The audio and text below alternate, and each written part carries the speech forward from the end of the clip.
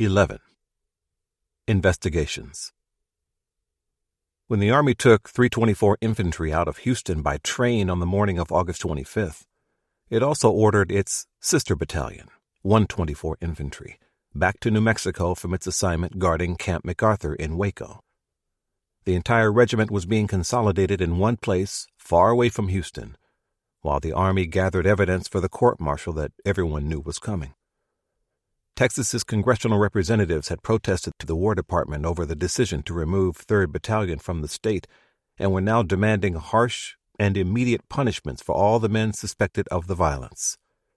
With pressure coming down from his superiors in Washington, D.C., Major General Parker telegrammed the commander of Fort Bliss to say, "In view of the gravity of offenses charged against rioters, it is believed best to take no chance of any of them escaping or of any collusion through sympathy on the part of other members of that regiment, hence instructions to have all guard duty done for the present by white soldiers."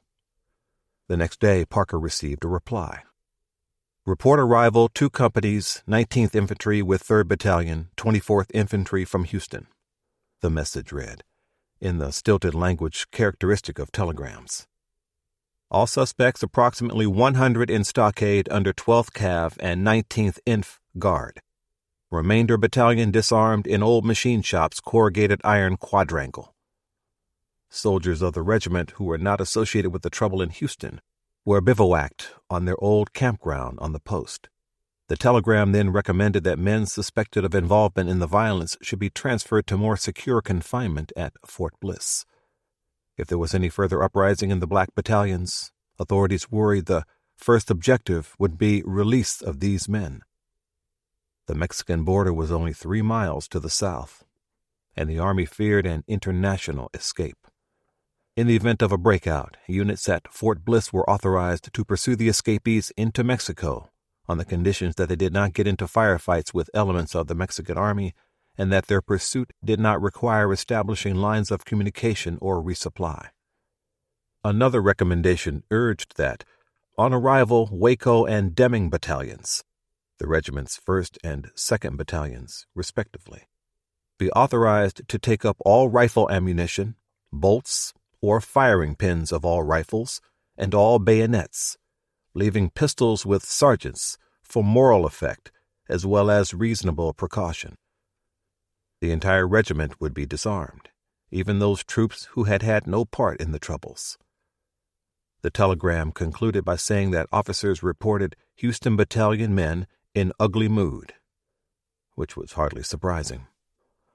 An internal investigation by a regimental board began at this point, building on the questioning that had begun on the train as the battalion traveled west across Texas. Each soldier of 324 Infantry who was thought to have participated in the violence of August 23rd, or who might have knowledge about the incident, was questioned by a board of 3 officers headed by Captain Homer Preston, an officer from the 2nd Battalion. By the time Preston finished his work about 6 weeks later, 380 soldiers of 3rd Battalion had faced his board under what can only be described as hostile conditions. Formal charges had not yet been preferred against any of those soldiers, but the word mutiny was already widely being used to describe the incident in Houston, and under military law there is no more serious offense than mutiny, at least in terms of how soldiers perceive it. Any man charged with mutiny faced the threat of the death penalty. The seriousness of the situation would normally have mandated that legal protections would be in place during the questioning, but the board seems to have quickly taken on the characteristics of an inquisition. Preston was soon sending enthusiastic, self-congratulatory reports back to Southern Department headquarters at Fort Sam Houston, telling of his success in obtaining evidence against the accused soldiers. Each week he added more names to the list of likely defendants. In one message to Colonel Kress, he said he had employed various and devious methods during his interrogations of soldiers, then hastened to assure the IG that his tactics were all proper, however. The methods Preston described as devious but proper included threatening men with heavy prison sentences if they refused to talk, or telling them they would be executed if they continued to stubbornly maintain their innocence. One accused soldier later said, "When I told them what I did, they told me I was lying and said I was going to be hung." and he was threatened that he might not leave the interrogation room alive unless he told the truth. Private Douglas Bolden said that Preston and the other two officers bulldozed you down there at the investigation. Under such a barrage of shouting and threats, you hardly knew what you had to say or what you said. Another soldier from India Company said, "They cussed me out because I said I didn't know anything about it, and they said they were going to see that I had a rope around my neck." Other soldiers reported the same sort of threats and intimidation. One of the officers on the board later admitted that whenever he thought soldiers were insolent or insubordinate during his questioning, he would tell them he would ensure they wound up with a noose around their necks, unless they cooperated and answered his questions. This type of language was an outright violation of the 1917 Manual for Courts-Martial, in which its military rules of evidence stated, "Voluntary confessions are those not induced or materially influenced by hope of release, fear of punishment or injury, or influenced by words or acts such as promises, threats of harsh treatment or the like, made by someone competent to effectuate the promise." The nature of the questioning conducted by Preston's board quickly became more of an interrogation than an interview. Military law recognized that even if a soldier was warned that a confession might be used against him, any coercive acts by investigators could still produce an involuntary, and therefore inadmissible, confession. That was the underlying problem with how Preston's board conducted its business.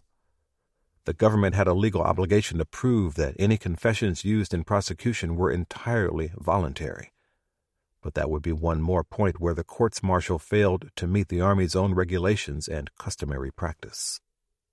While Preston was using his devious methods to extract information from the soldiers in the Fort Bliss stockade, Colonel Kress and Brigadier General Chamberlain traveled to Columbus to continue their separate investigations. They spoke with 3rd Battalion's officers, NCOs, and enlisted men in a markedly different tone than that Preston was using. But the objective was the same: to determine who had done what, who had been where that night, and why it had all happened in the first place. The effort to answer that last question repeatedly came back to the panic that overtook the battalion that night. The question would be critical to the accused mutineers' defense in the later court-martial. Did the men of 324 Infantry really believe that a civilian mob was coming to attack their camp? If such a fear really existed, then it might explain the degree of overwhelming panic and why that panic swept across the entire battalion, as well as the wild, uncontrolled firing that broke out in the camp. It could not have excused soldiers' loss of military discipline and any unlawful acts that followed, but it certainly could have been applied in their favor when the court considered possible sentencing. It might also have had a bearing on each defendant's relative degree of responsibility. From the outset, some investigators believed the cry that a mob was coming was just a carefully prearranged signal for mutinous soldiers to seize their weapons and start shooting, all part of an elaborate plan in which a large group of men would march into Houston to shoot up the town. Almost every military witness who was in any position of authority that night, however, whether officer or NCO, disagreed and insisted most of the men in the battalion sincerely believed that attack by a race mob was imminent in those chaotic moments. Sergeant William Fox was assigned to India Company, the unit most directly involved in the violence in town that night, but he had remained in camp after Sergeant Henry led most of the company out. When he was asked if Henry's action was all part of a pre-existing plot, Fox said, "I don't think there was any organized trouble. I think there was just a big scare and a stampede." Colonel Kress asked Lieutenant Snyder, commander of Kilo Company, how he would characterize the panic in camp that night. "From all accounts that I could get, it was because they were frightened and fired for protection," Snyder said. "Do you think your men were afraid of a mob from town?" "Yes, sir," Snyder said. "I think that was the cause of their excitement. And when that report came, 'Here they come, boys, get your rifles,' this was repeated throughout the different company streets." Kress then asked him the most important question, that of individual motivation among his soldiers. "In your opinion, did your company enter into the trouble Thursday night with a view to joining the rioters who left camp, or with the single purpose of protecting themselves?" Snyder thought carefully before he answered. "I think there was a few of them that entered into it," he said. "There were 3 of them who were arrested in town, and one of them, Corporal Edmonds, lived downtown. He stayed at his house, he tells me, until the next day." Snyder believed the men of his company who joined Henry's march into town were a distinct minority among his soldiers. "I think it was just to protect themselves," he said of the shooting in camp that night. "There was no intention to go to town. If there had been, they could have done so, that is, before I got them collected together.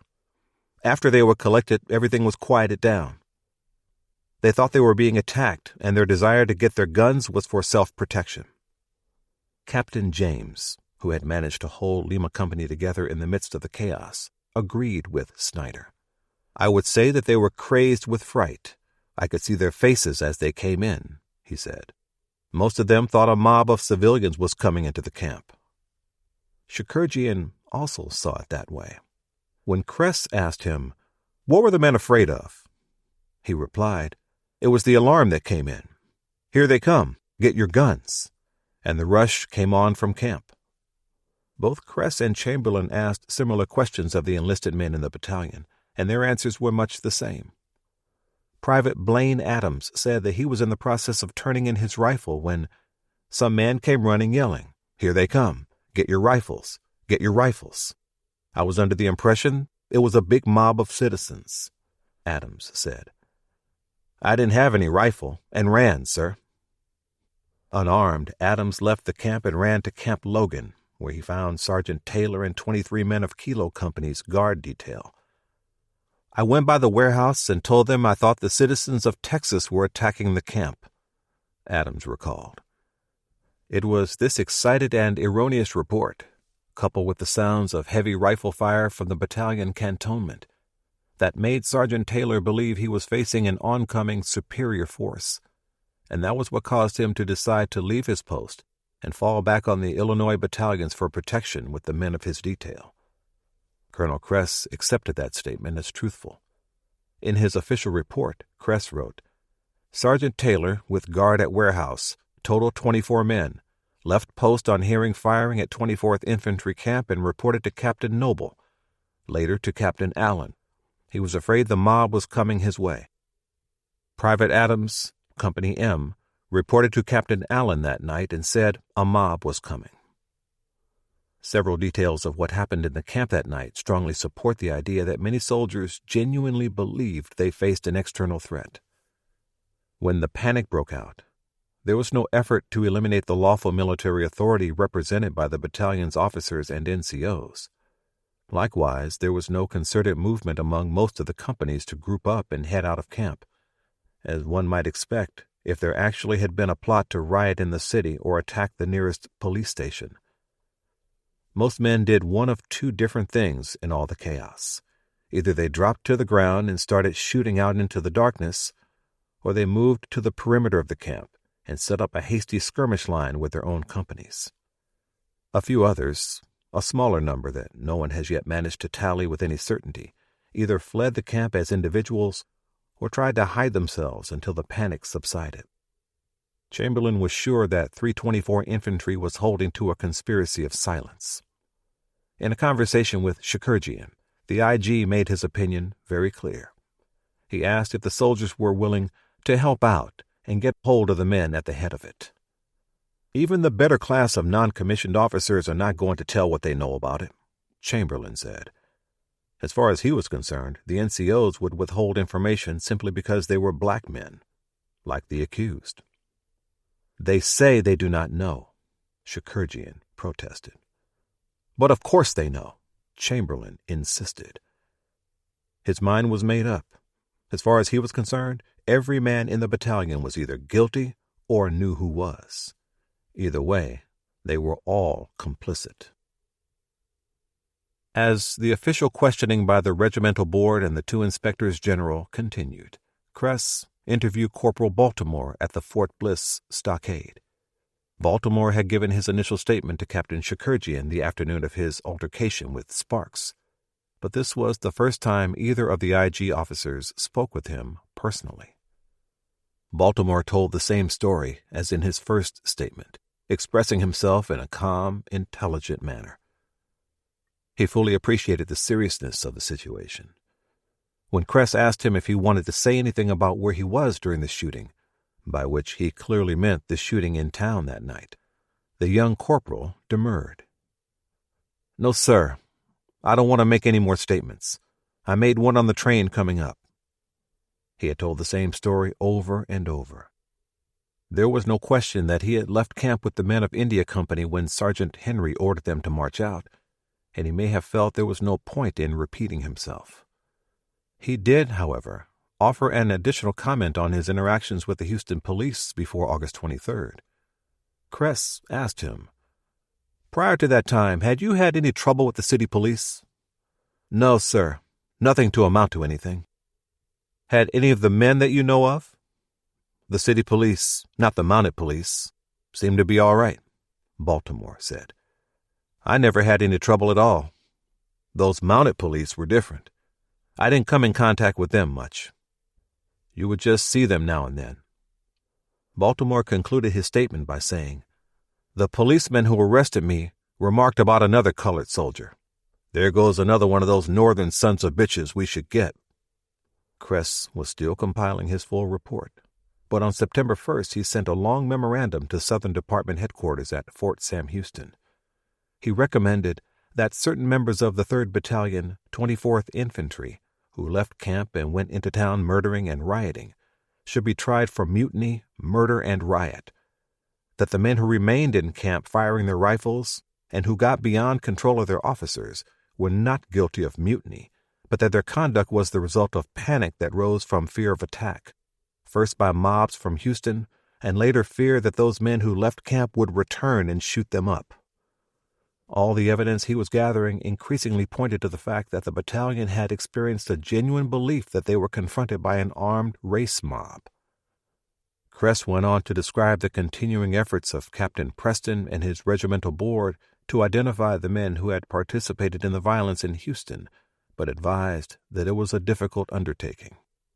The night of August 23rd, due to rain, was very dark and great difficulty will be experienced in getting names of individuals.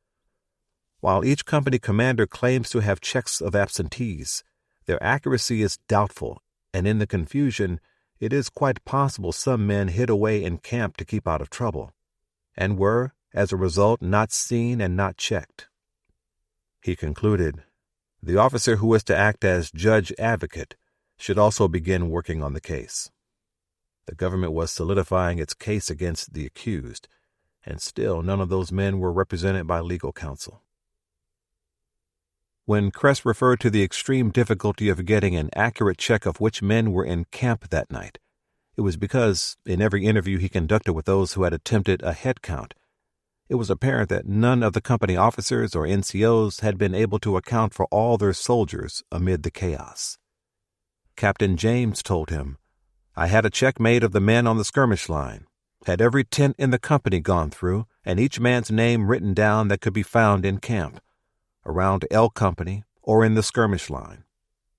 As thorough as that effort was, it was hampered by the fact that he could not be everywhere at once. At one point that night, James and Shakurjian had walked a short distance outside the camp perimeter, and when they returned a few minutes later, he said, "I was told by Private Good of L Company that Corporal Pico of India Company had come into camp from the direction of the railroad and brought about 40 men with him." "Did they get the names of those men?" Kress said. "No, sir, they did not." When General Chamberlain questioned Lieutenant Snyder about the head count, he asked, "The first time you took check, how many men were absent?" 3 men only, and they had gotten their passes in the afternoon," Snyder said, having granted those men prior authorization to be out of camp. "How about the second check?" That was the check made after the shooting erupted and was finally quieted. "About 20 men absent on the second check." "Did you take any more checks?" "No, sir," Snyder said. "Not that night because the company was split up then."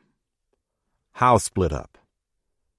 Snyder explained that some of his soldiers had mixed in with Lima Company's skirmish line, which both he and Captain James were aware of at the time. Kilo Company's men, with most of their unit on guard duty over at Camp Logan that night, had wanted the security of the greater numbers offered by Lima Company. "Were all those men absent on the second check confined?"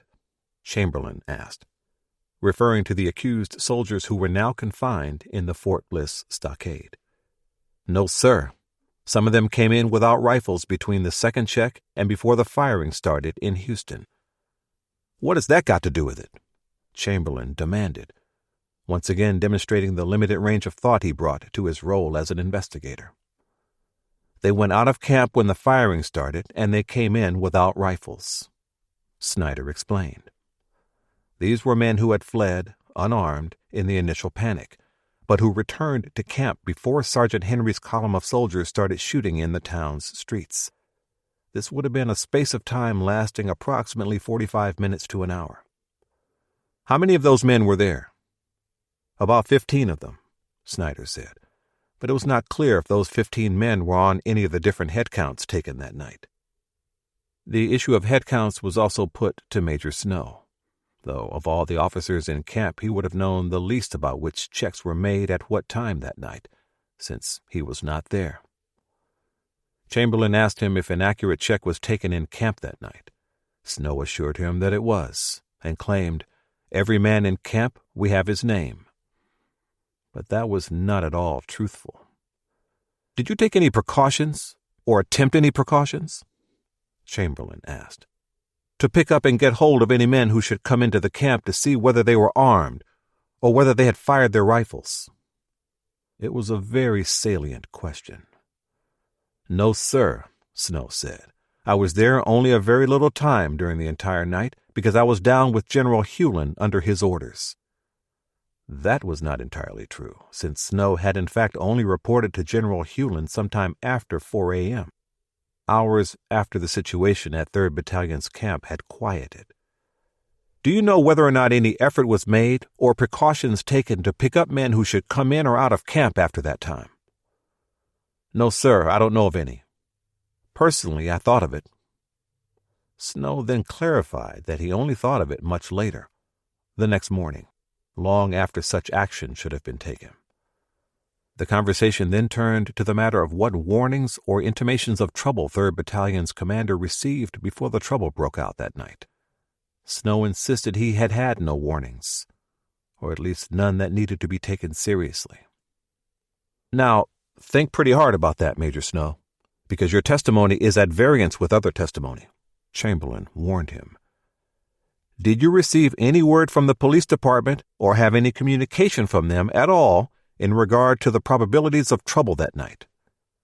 The police chief testifies, and other members of the force testify, that the question of danger or probability of trouble that night was discussed with you, that they anticipated or feared trouble, but that you assured them that you could handle the situation and that you would take every precaution and that there was absolutely no possibility of trouble. Do you recall that?" "No, sir, I do not," Snow said. In fact, he had received at least 6 such warnings from people who might be expected to be reliable sources. Despite what Snow claimed, the battalion never did get a total head count that night, and no one was certain which soldiers stayed in camp, which ones went out with Henry, and which of them fled or hid during the panic but never participated in the violence in the city. This problem was identified from the very beginning of the official investigations.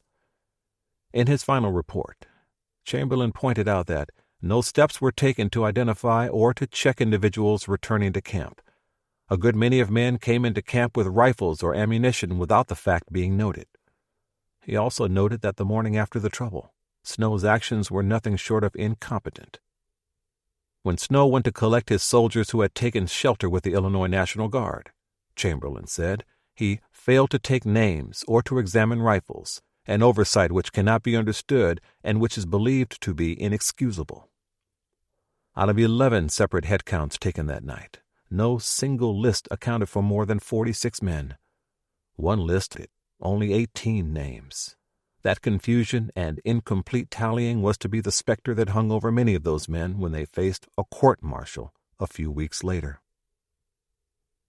The violence of August 23rd made headlines across the country, and continued to be widely reported in the weeks that followed as the Army carried out its investigations. Unfortunately, few facts were released for public dissemination because the Army had locked down the release of any information. As a result, most civilian commentators made statements on the case that were filled with conjecture and error. This was just as true in some of the nation's African American newspapers, which were writing for black readers desperately concerned over the welfare of the soldiers now accused of mutiny and murder. The Chicago Broad Axe got most of the details of the altercation between Corporal Baltimore and Lee Sparks correct and left no doubt as to what it believed led to the violence that night.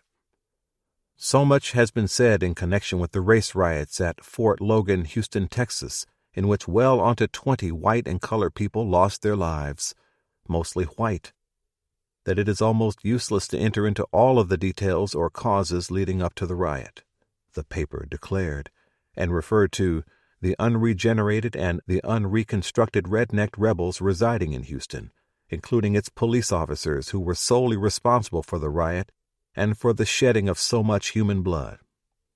The paper deplored the killing of Captain Mattis, but said that he would not have died had he not been in a car with the same policeman who had been so horribly brutal in his treatment of the colored soldiers. That was not correct, since Officer Meineke was not implicated in the confrontations between 3rd Battalion soldiers and city policemen.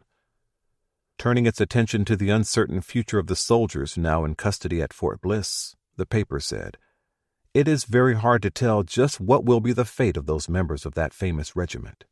Houston, the article concluded, was a 40th-rate town of people full of the most bitter race prejudice, that all white gentlemen have been created for the sole purpose of ruling over colored people. W.E.B. Du Bois expressed the feelings of many black citizens in a moving article he wrote for The Crisis a few weeks after the Troubles. He summarized the details of the matter to the best that he knew and said, "It is hard for one of Negro blood to write of Houston. Is not the ink within the very wells crimsoned with the blood of black martyrs? Do they not cry unavenged, saying, 'Always we pay, always we die, always whether right or wrong'?" Houston was a catastrophe born out of an entrenched societal injustice, Du Bois said. But it was very different from anything that had ever happened before. "This, at least, remember, you who jump to judgment," he wrote. "Houston was not an ordinary outburst." Du Bois did not try to excuse the killing of policemen and civilians that night, which he recognized as criminal, but he could still see the provocations, the insults, and the ultimately unbearable abuses that had ignited the whole bloody affair. "We ask no mitigation of their punishment," he wrote of the soldiers. "They broke the law. They must suffer. But before Almighty God, if those guiltless of their black brothers' blood shot the punishing shot, there would be no dead men in that regiment." White Southern society, he believed, needed to consider its own responsibility for creating the intolerable situation that brought about this tragedy. Some African American observers were deeply conflicted over what had happened in Houston. They condemned the Southern racism that had brought matters to such a bloody clash, but they also worried about the damage the incident might do, not just to the reputation of the 24th Infantry Regiment, but also to that of black soldiers in general. The shooting up of the town in Texas by Negro troops of the regular army is one of the most serious of misfortunes. A black educator named Dr. Charles Purvis wrote to a friend the week after the news of the incident appeared in the newspapers. "No matter how badly treated the soldiers have been, they should know that any overt act on their part increases the prejudice that exists against the colored citizen. I do not believe there is moral courage or enough of a sense of justice to secure for the black soldiers an unbiased investigation. Ignorance and rum, I fear, are at the bottom of the trouble." The charge that many of the men of 3rd Battalion were drinking that night was being frequently repeated in the white newspapers and fervently claimed by the Houston Citizens Commission, but it was a lie.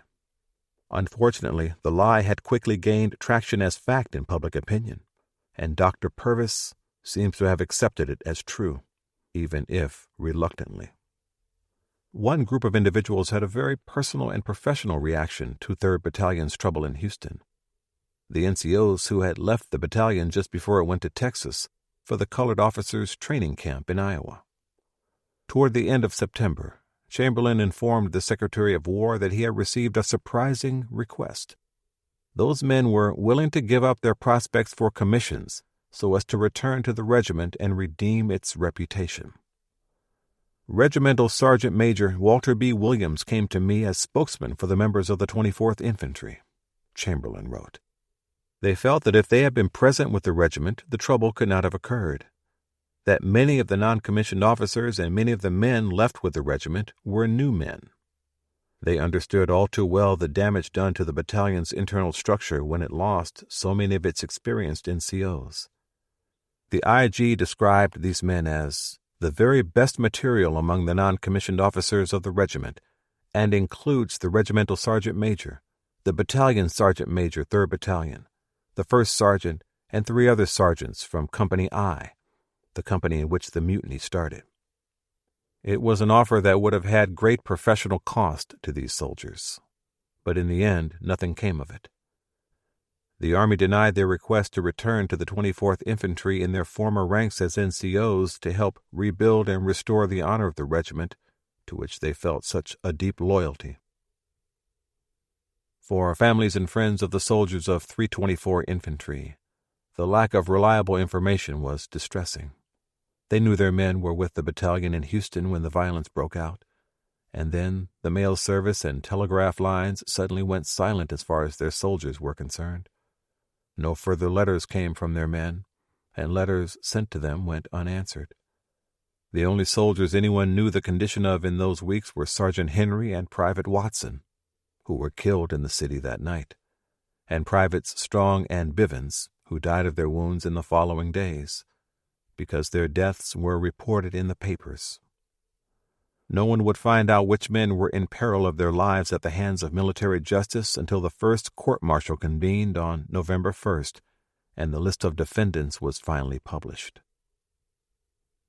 In the first week of September, a change of command took place at Fort Sam Houston that was to have far-reaching consequences for the coming courts-martial, and for the men who would shortly be on trial for their lives. Major General James Parker was posted to a new assignment, and Major General John Ruckman took over the position of Commanding General, Southern Department. John Wilson Ruckman was 59 years old, originally from Sidney, Illinois, and a West Point graduate in the class of 1883. Ruckman's West Point tenure was less than stellar. In his second year at the academy, he was suspended after he accumulated 143 demerits and had to restart within the next year's second-year cadets. His troubles apparently were not academic in nature but stemmed from behavior and conduct issues. As a result of this interruption in his West Point education, he graduated a year later than expected. An artillery officer by branch who spent most of his service years in coast artillery assignments, Ruckman's career was marked by 2 distinct characteristics. He demonstrated a considerable talent for the science, theory, and doctrinal applications of artillery, and he was extremely ambitious.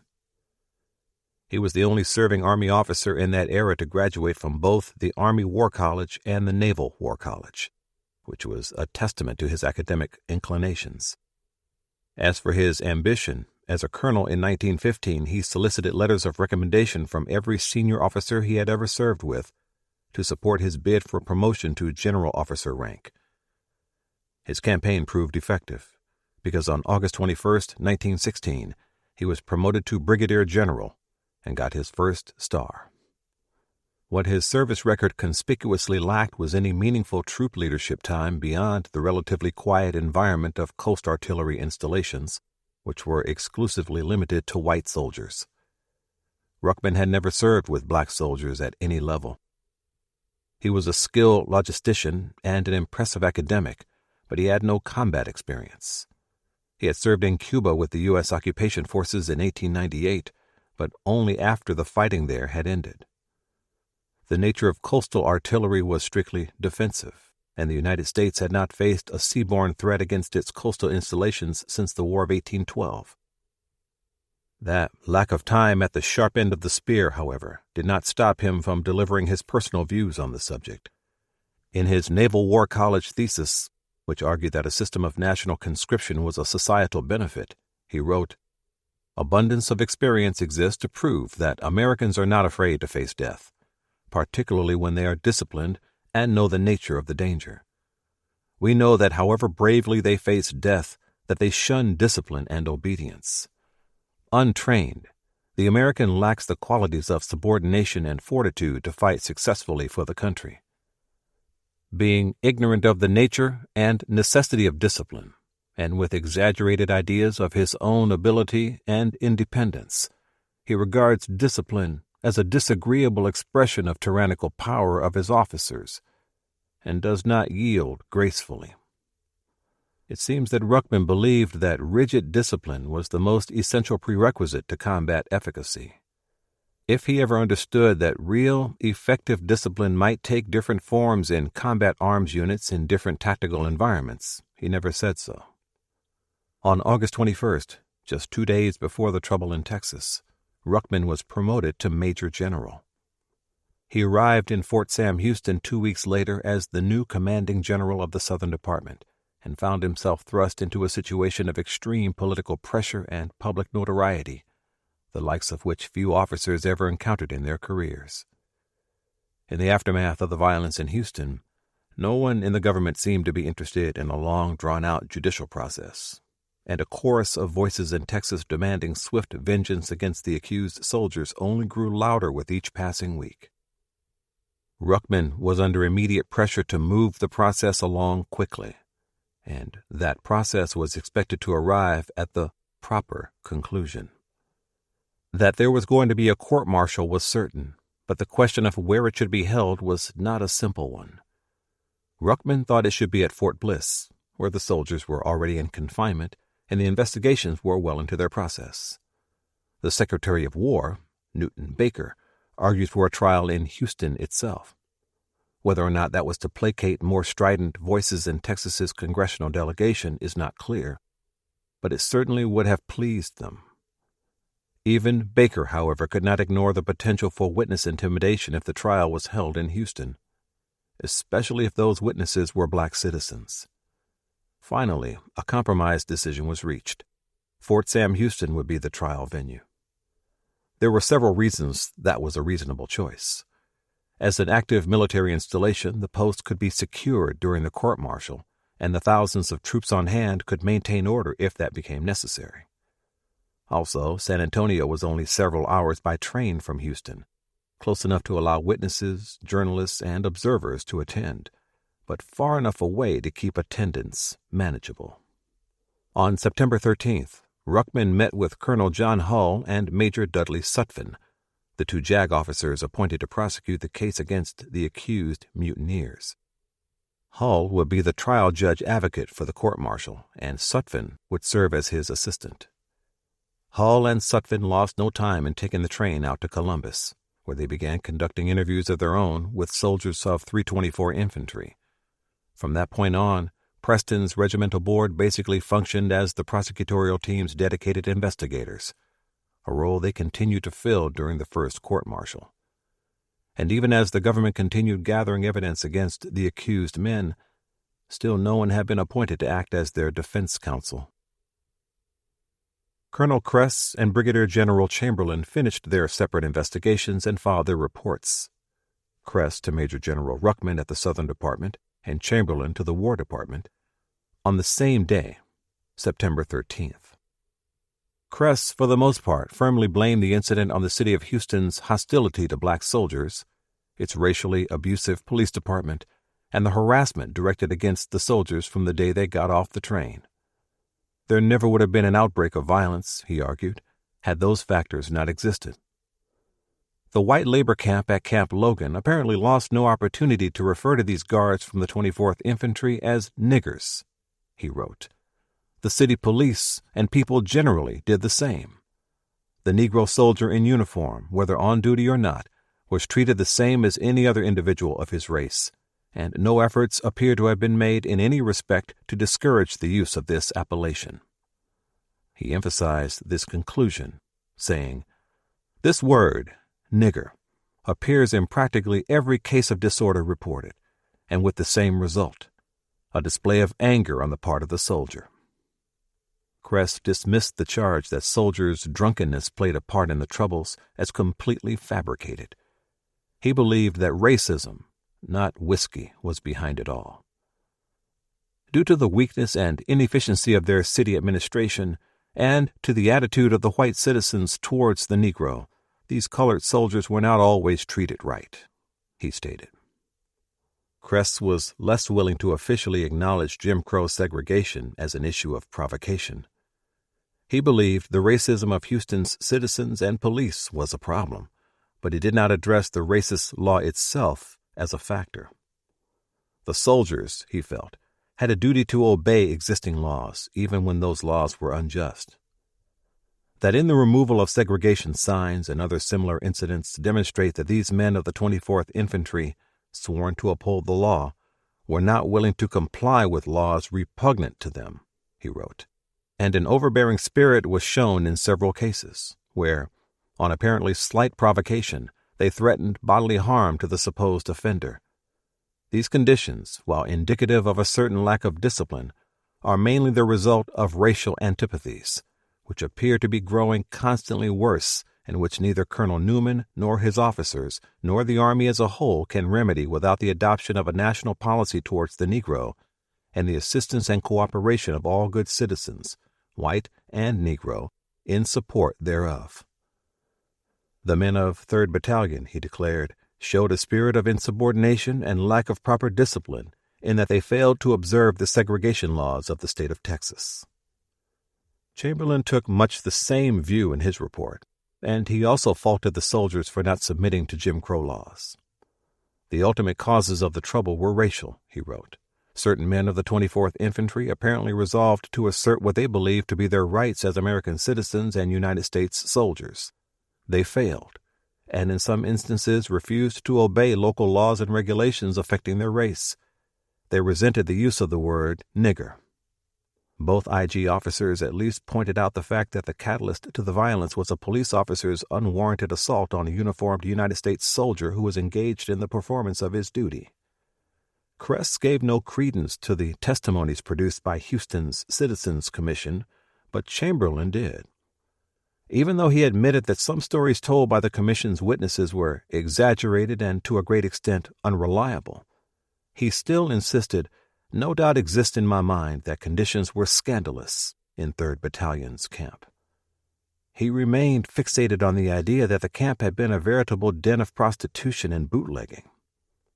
Kress never accepted this as fact, but Chamberlain all but shouted it from the rooftops. Both IG officers agreed the panic that swept over the battalion that night was real, and that soldiers sincerely believed an armed mob was moving on them. However, each also accepted the idea that a pre-existing conspiracy to mutiny must have been behind Sergeant Henry's sortie into the city. Kress wrote, "There was a prearranged plan for revenge, in all probability conceived in I Company, and assisted by a few men from each of the other companies, and that the alarm was part of the plan, made with a view to involve the entire command." On the question of which men in 3rd Battalion were guilty of mutiny and murder, Chamberlain threw the net very wide. "There are doubtless several not at present in the stockade who are guilty, and against some of whom convincing testimony will be discovered," he wrote in his report. As to just how many will be discovered against whom guilt can be fastened cannot at this time be stated. Up to the time that I left Columbus, the attitude of the men of this battalion generally was to know nothing, to say nothing, and to protect the guilty ones. Chamberlain was still convinced 3rd Battalion was maintaining a conspiracy of silence. "I called together about 25 of what was believed to be the most reliable non-commissioned officers of the battalion," he wrote, "and endeavored to make them understand that not only the 24th Infantry, but the entire colored race was on trial. That if the innocent men of the battalion persisted in protecting the men who had deliberately mutinied against the authority of the United States and indulged in riot and murder, that it would tend to destroy faith in the colored man as a soldier. Whether or not this talk had any effect, I do not know. I have little hope that it did. Both IG officers thought Captains Shakurjian and James conducted themselves well that night. Kress called their actions very commendable, and Chamberlain said they were beyond criticism, and he lauded Lieutenants Snyder and Jack in that praise. Major Snow and Captain Sylvester, however, were an entirely different matter. While the testimony given before the Citizens Commission evinces cowardice on the part of Major Snow, Chamberlain wrote, "Other and more reliable testimony to my mind entirely repudiates such charge. That he lost his head, I believe, but that he showed cowardice, I do not believe."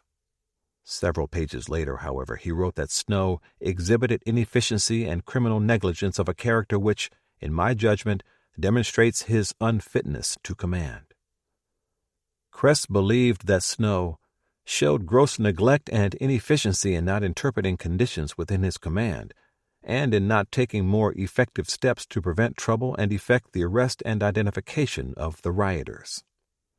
In Chamberlain's opinion, Sylvester was guilty of inefficiency and criminal negligence, while Kress described Sylvester as neglectful of his duties.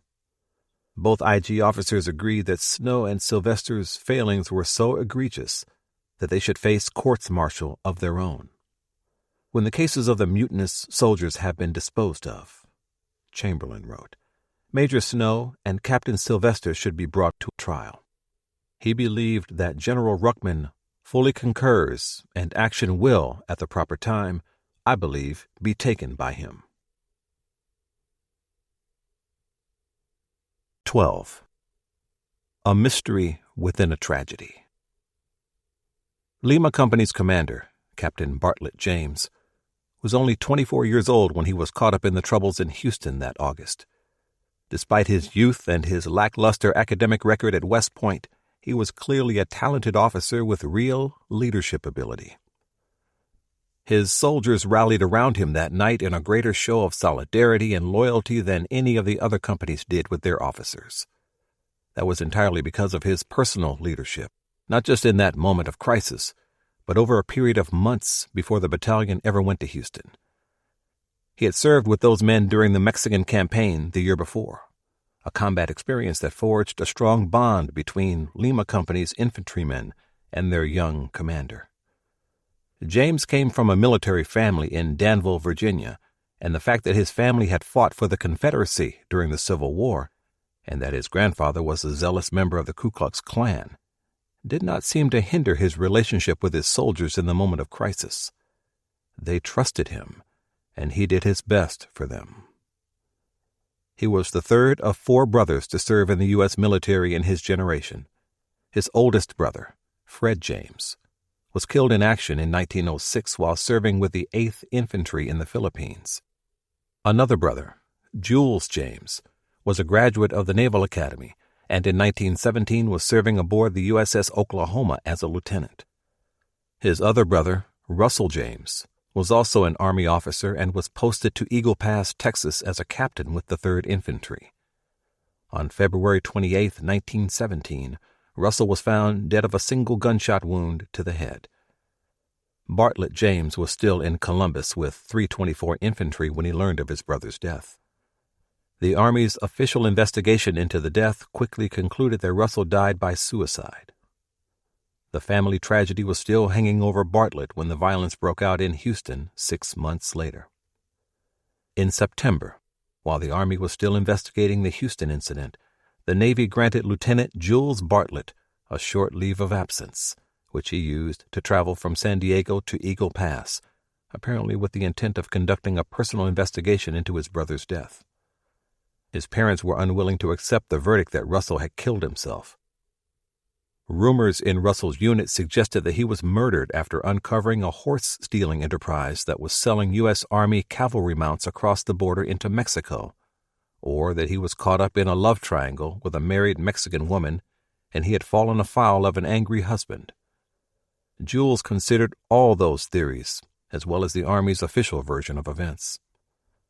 Before he left Eagle Pass to begin the long train journey back to San Diego, he wrote home and told his mother, I am more firmly convinced than ever that he was murdered. Whether that was what he truly believed, or he was only trying to spare his parents' feelings, is uncertain.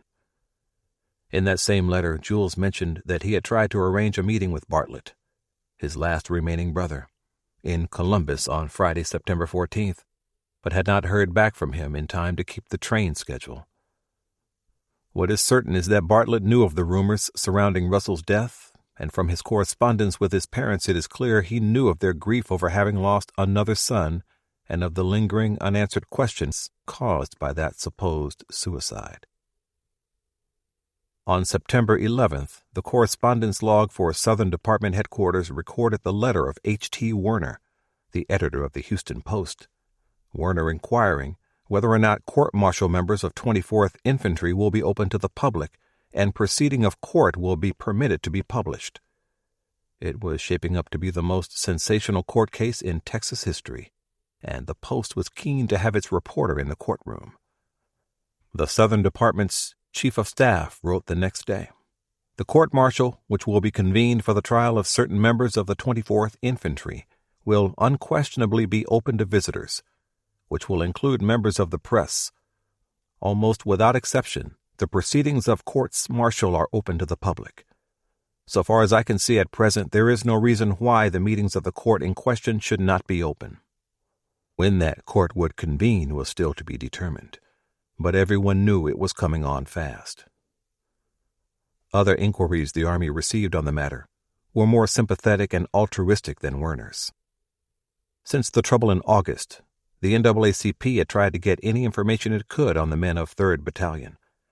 Throughout the month of September, the general public knew almost nothing of those soldiers' situation beyond the fact that they had been returned to New Mexico, and that the Army was in the process of gathering evidence to be used in the upcoming court-martial. African-American community leaders, academics, clergymen, and private citizens from all over the country wrote to the NAACP, asking for information and urging a concerted effort to help the men of 324 Infantry. In the midst of that effort, the NAACP continued its business on the national level, advocating not just for the men of 324 Infantry, but also for all members of the race throughout the nation. A particular concern in those weeks was the welfare of African American men affected by the ongoing nationwide military mobilization as the summer turned into fall.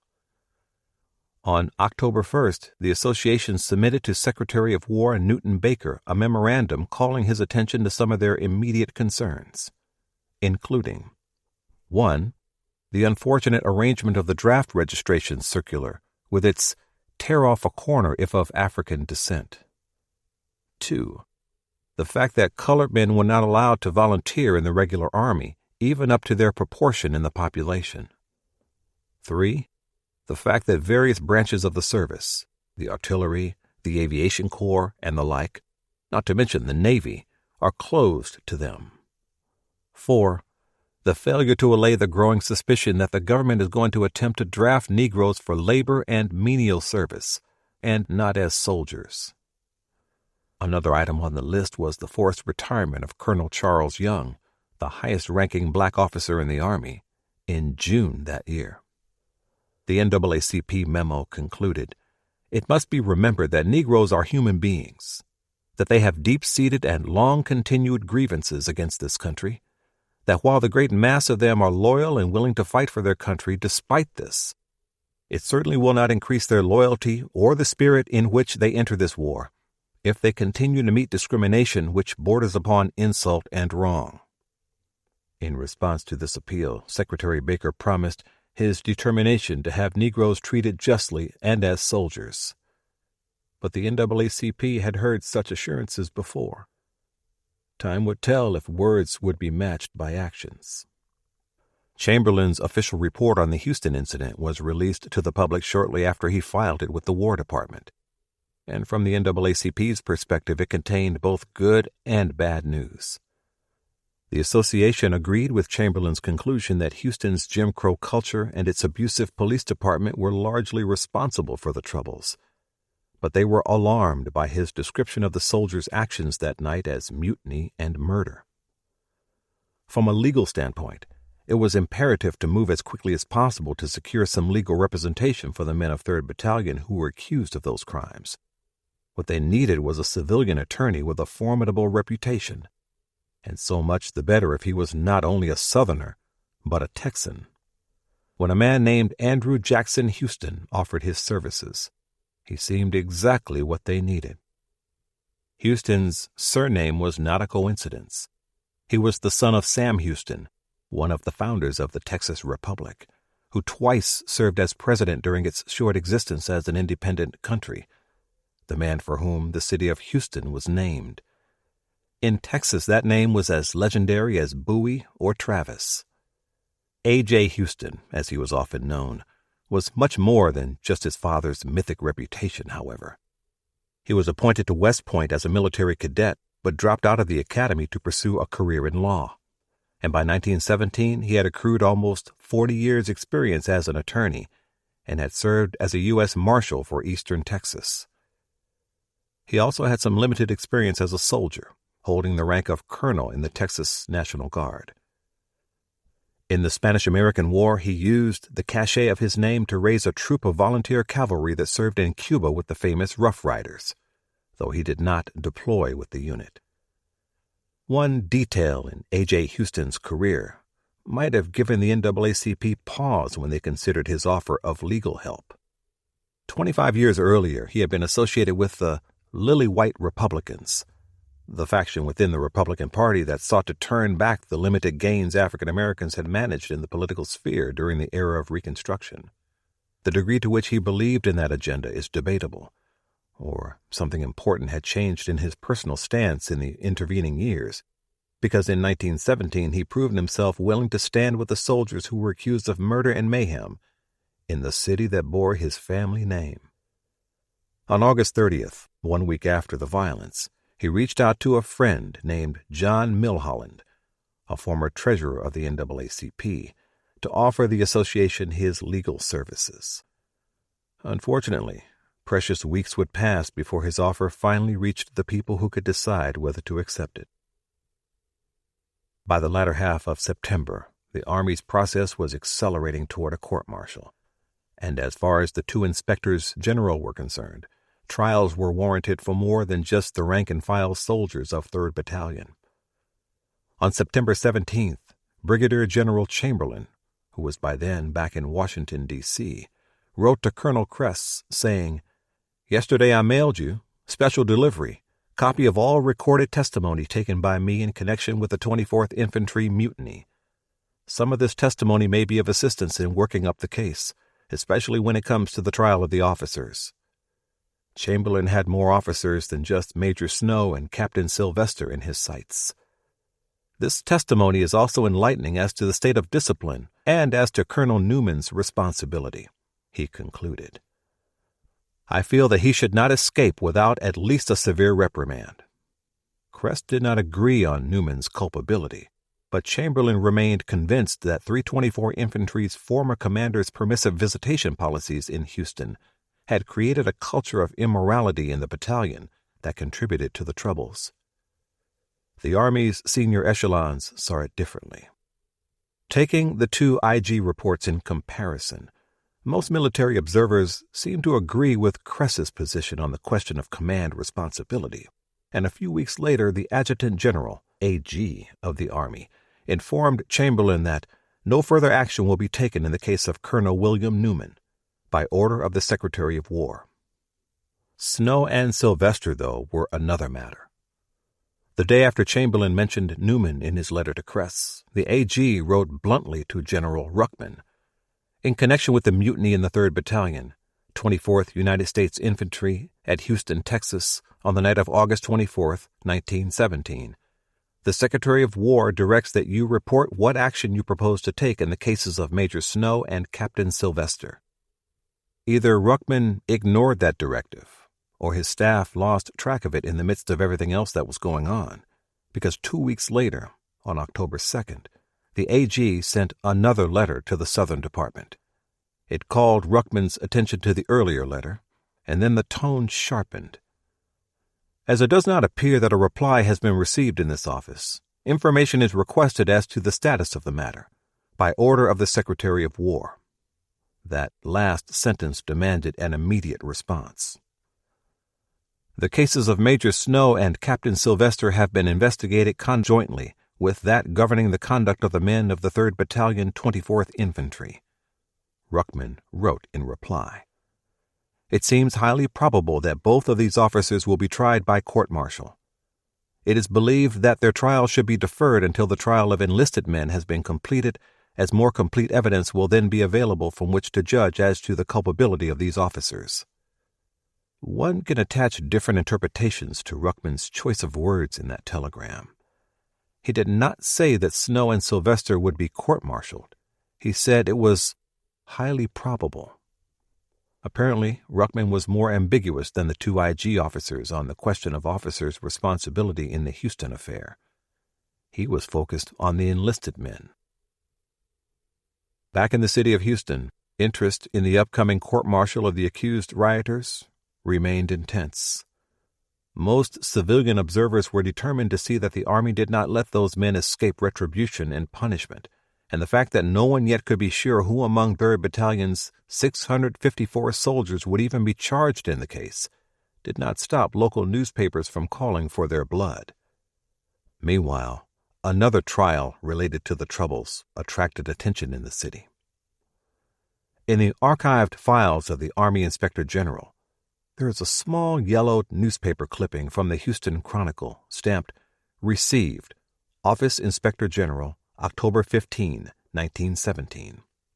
The clipping reported the indictment of police officer Lee Sparks for 2 incidents: his assault on Corporal Baltimore the afternoon of the Troubles, and his killing of Wallace Snow Williams a few days later. The clipping reads, "Indictment by the Harris County Grand Jury of Lee Sparks, member of the Houston Police Department, for aggravated assault on Sergeant Baltimore, is an echo of the mutiny by Negro troops in Houston on the night of August 23rd. There is absolutely no neutrality in the Chronicle's reporting. From start to finish, the article touted Houston's moral superiority and defended the city's Jim Crow segregation. Action by the grand jury typifies complete accord by the people of Houston to law and order," the article declared. Not only did this community refuse to be guided by the mob spirit in dealing with the most outrageous situation that ever arose in the community life of the nation, but it has also set in motion the machinery of its own laws to punish its own official, if convicted of having in any manner transcended his authority, or been guilty of conduct unbecoming an officer and a gentleman. In what other American community can there be found a parallel case representing the forbearance of red-blooded Americans in the fact of a murderous assault by savages wearing the uniform of their common country?" the writer declared, which may have been one of the few times in that era that the Chronicle ever in print acknowledged black men as fellow American citizens. Those who seem to favor the reestablishing of the Mason-Dixon line in connection with the locating of Army camps have been given their answer by the people of Houston and the governing powers of Harris County. They are yet to be answered by the military authorities in the execution of the Negro regulars, whose murderous assault on Houston resulted in the killing of 17 and the wounding of 21 persons. Such executions will put an end forever to running amok by Negro troops. The Chronicle was casual in its facts, since by that point the casualty list of the violence was clearly established and well known. 19 people were killed and 13 wounded, and it was far too quick to congratulate Houstonians on their city's commitment to law and order. The Houston Press soon reported that the all-white jury in Sparks's trial deliberated for only 1 minute before acquitting him on all charges. For black Houstonians, the acquittal was hardly surprising. It was just one more item in the growing ledger of evidence proving that Texas courts did not offer any meaningful justice for them, and the law did not regard them as equal when their lives were weighed in the balance. Under segregation, white people had justice, black people had the law, and the law was written to keep them under Jim Crow's heel. With each passing week, newspapers across the country continued publishing statements by Army officers using language that increased concern in African American communities that soldiers of 324 Infantry were not going to receive any measure of justice. The Washington Evening Star printed a story in which members of the Houston Citizens Commission referred to comments by Brigadier General Chamberlain in which he agreed with allegations of a mutinous conspiracy within 3rd Battalion. The committee says that the undisputed and convincing testimony of witnesses prove that the Negro soldiers went forth to slay the white population indiscriminately, the paper reported. This testimony and the testimony of numerous other circumstances in the record convince us, and our opinion is shared by Inspector General John L. Chamberlain of the United States Army, who so expressed himself to us, that the prior conflicts with the police were mere incidents of the riot, that the riot was unquestionably contemplated prior to that date. Once again, such reporting drew the attention of James C. Waters, Jr., the African-American attorney in Hyattsville, Maryland. Waters fired off 2 more strongly worded letters to General George Bell, who was still the senior regular Army commander in Houston. I am advised that many accused men of the 24th Infantry are to be tried for their lives for what took place at Houston, Waters wrote. Is Inspector General Chamberlain to be a witness? Is anything he said or written to be received at the trial to be used against the men? I wonder. At all events, it seems to me as a lawyer, the position of General Chamberlain and all other Army officers was such that they had no business to rush into print condemning the men of 24th Infantry. In his second letter to Bell, posted the same day, Waters wrote, No man deplores more than I what took place at Houston. I am as sorry as I would be had some relative of mine been concerned in it. I am, both by training and inclination, an uncompromising defender of law and order. I am equally loyal, however, to fair play. And it seemed to me, as I wrote, that if the unfortunate men of the 24th Infantry were to receive anything like a shred of a fair trial, it was as little as Army officers could do to keep silent and do nothing or say nothing to make a fair trial more difficult to procure. The same day that Waters posted his letters, Colonel Kress updated Brigadier General Chamberlain on the status of the interrogations still being conducted among the soldiers confined in the Fort Bliss stockade. Captain Preston's Regimental Board of Inquiry, he reported, has progressed apparently very satisfactorily in their investigation. Colonel Hull and his assistant expressed themselves as being highly pleased with the results obtained. The board has had 4 confessions and has the identity pretty well established of about 60 men, about the same number of men besides who are unable to account for themselves on the night of August 23rd.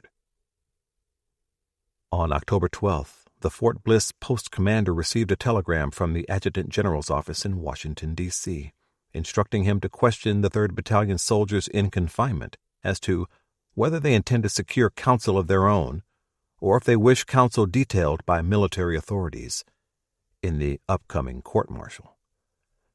This was the first time in any of the Army's official communications that any mention was made of defense counsel for the accused soldiers. If latter method is followed, it is proposed to secure services of 2 competent lawyers, probably from National Guard regiments, the telegram concluded.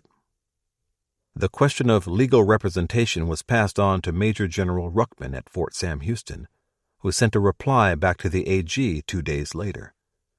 In it, he asked that Major Harry S. Greer, G-R-I-E-R, whose name he misspelled as G-R-E-E-R, then posted to Fort Worth, Texas, to report to Southern Department headquarters to serve as defense counsel for the accused soldiers. The reasons for Greer's selection, as Ruckman explained, were that he had ample legal knowledge and experience to fill this position, has served with 24th Infantry and is well known by the men of that regiment. He also said that Greer was more available than any other officer, which suggests that his selection was at least as much a matter of convenience as from any real notion that Greer possessed any notable skill as a legal advocate. Ruckman informed the AG that the order for court will be issued as soon as counsel is consulted as to time he requires to prepare case. A 1903 graduate of West Point, Greer was originally from Pennsylvania. By that point in his career, he had indeed served with both black infantry regiments, the 24th and 25th Infantry. But that did not mean that the accused soldiers knew him either by name or by reputation, as Ruckman claimed, since Greer had never been assigned to 3rd Battalion of the 24th Infantry. It is even more unlikely that he knew any of the accused soldiers. The accused and their appointed counsel were complete strangers to each other. The official claims about Greer's legal qualifications are another matter that do not hold up under scrutiny. One newspaper said of him, although a graduate of law, and at one point instructor of law at West Point, he is not a judge advocate, a description that contained 2 correct details and 1 glaring error. It was true that Greer was not a member of the Judge Advocate General's Corps.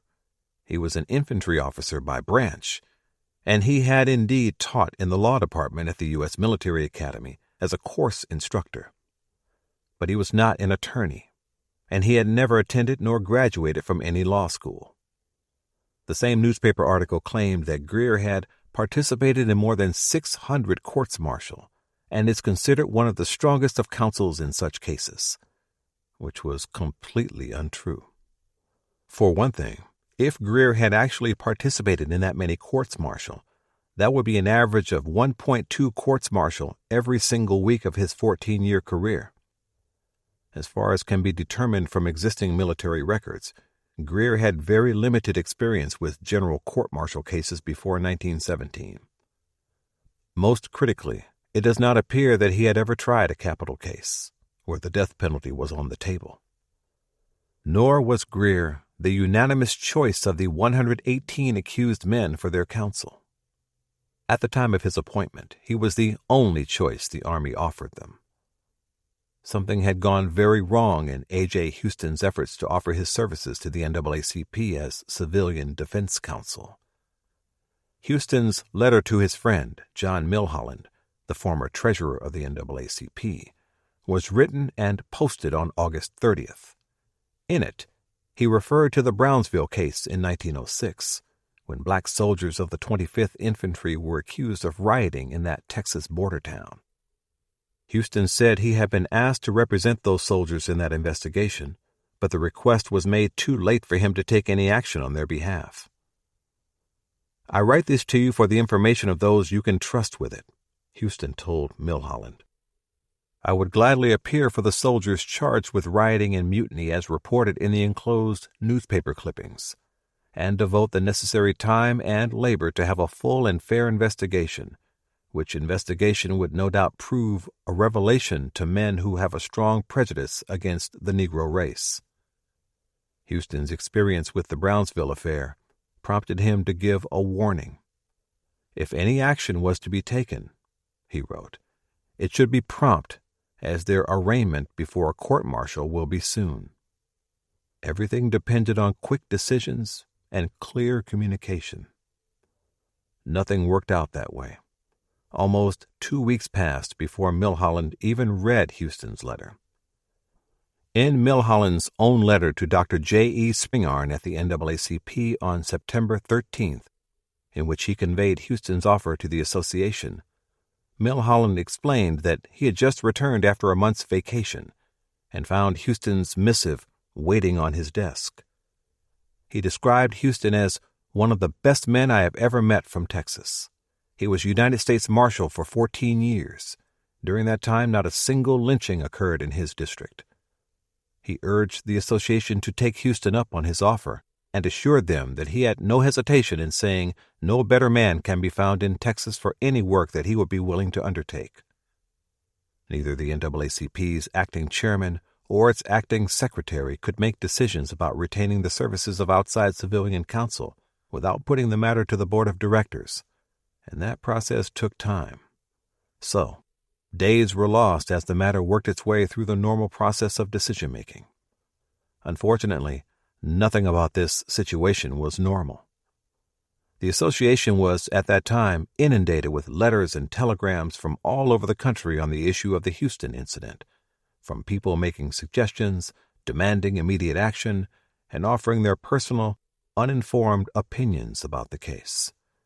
The association's officers needed to carefully vet Houston's proposal before making their response. Tragically, no one in the NAACP's headquarters in New York realized how fast the Army was moving to bring the accused mutineers to trial. Sometime in late September or early October, the NAACP's acting chairman, Mary White Ovington, wrote to A.J. Houston to ask if he would consider defending the soldiers of 324 Infantry, and if he thought there was anything he could do on their behalf. It seems that his initial offer to help was not clearly understood as already having been made.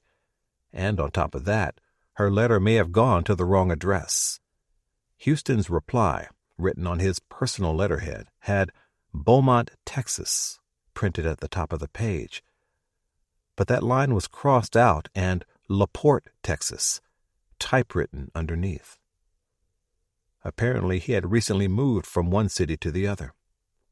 Compounding the problem, he was away from LaPorte when the NAACP letter finally reached his office, and that added even more delay to an increasingly urgent matter. Houston already understood the urgency. He had pointed it out to Milholland when he first offered his services, and when he finally received the association's letter, he quickly replied to say yes, he was willing to take the case. On October 10th, Ovington wrote back to him, saying, "Your letter has just reached us. Kindly send us a detailed telegram if, in your judgment, there is anything you can do regarding Houston affair." Houston replied, "The trial is very near, therefore any action along the line of our correspondence must be soon, if at all. You will observe that the court-martial, if it appoints counsel, will appoint another officer, who would naturally be prejudiced." In fact, the time that he feared was slipping away was already gone. Houston's letter was dated October 16th, 2 days after Major Greer was appointed as military defense counsel, and a full week after the trial judge advocate, Colonel Hull, informed Major General Ruckman that he had completed his pretrial investigation and was preparing to submit names of accused and witnesses for court-martial. At the same time the NAACP was communicating with A.J. Houston, W.E.B. Du Bois wrote directly to the Adjutant General of the Army, asking when the trial might convene and what options there were for defense counsel. The AG replied by telegram on October 22nd.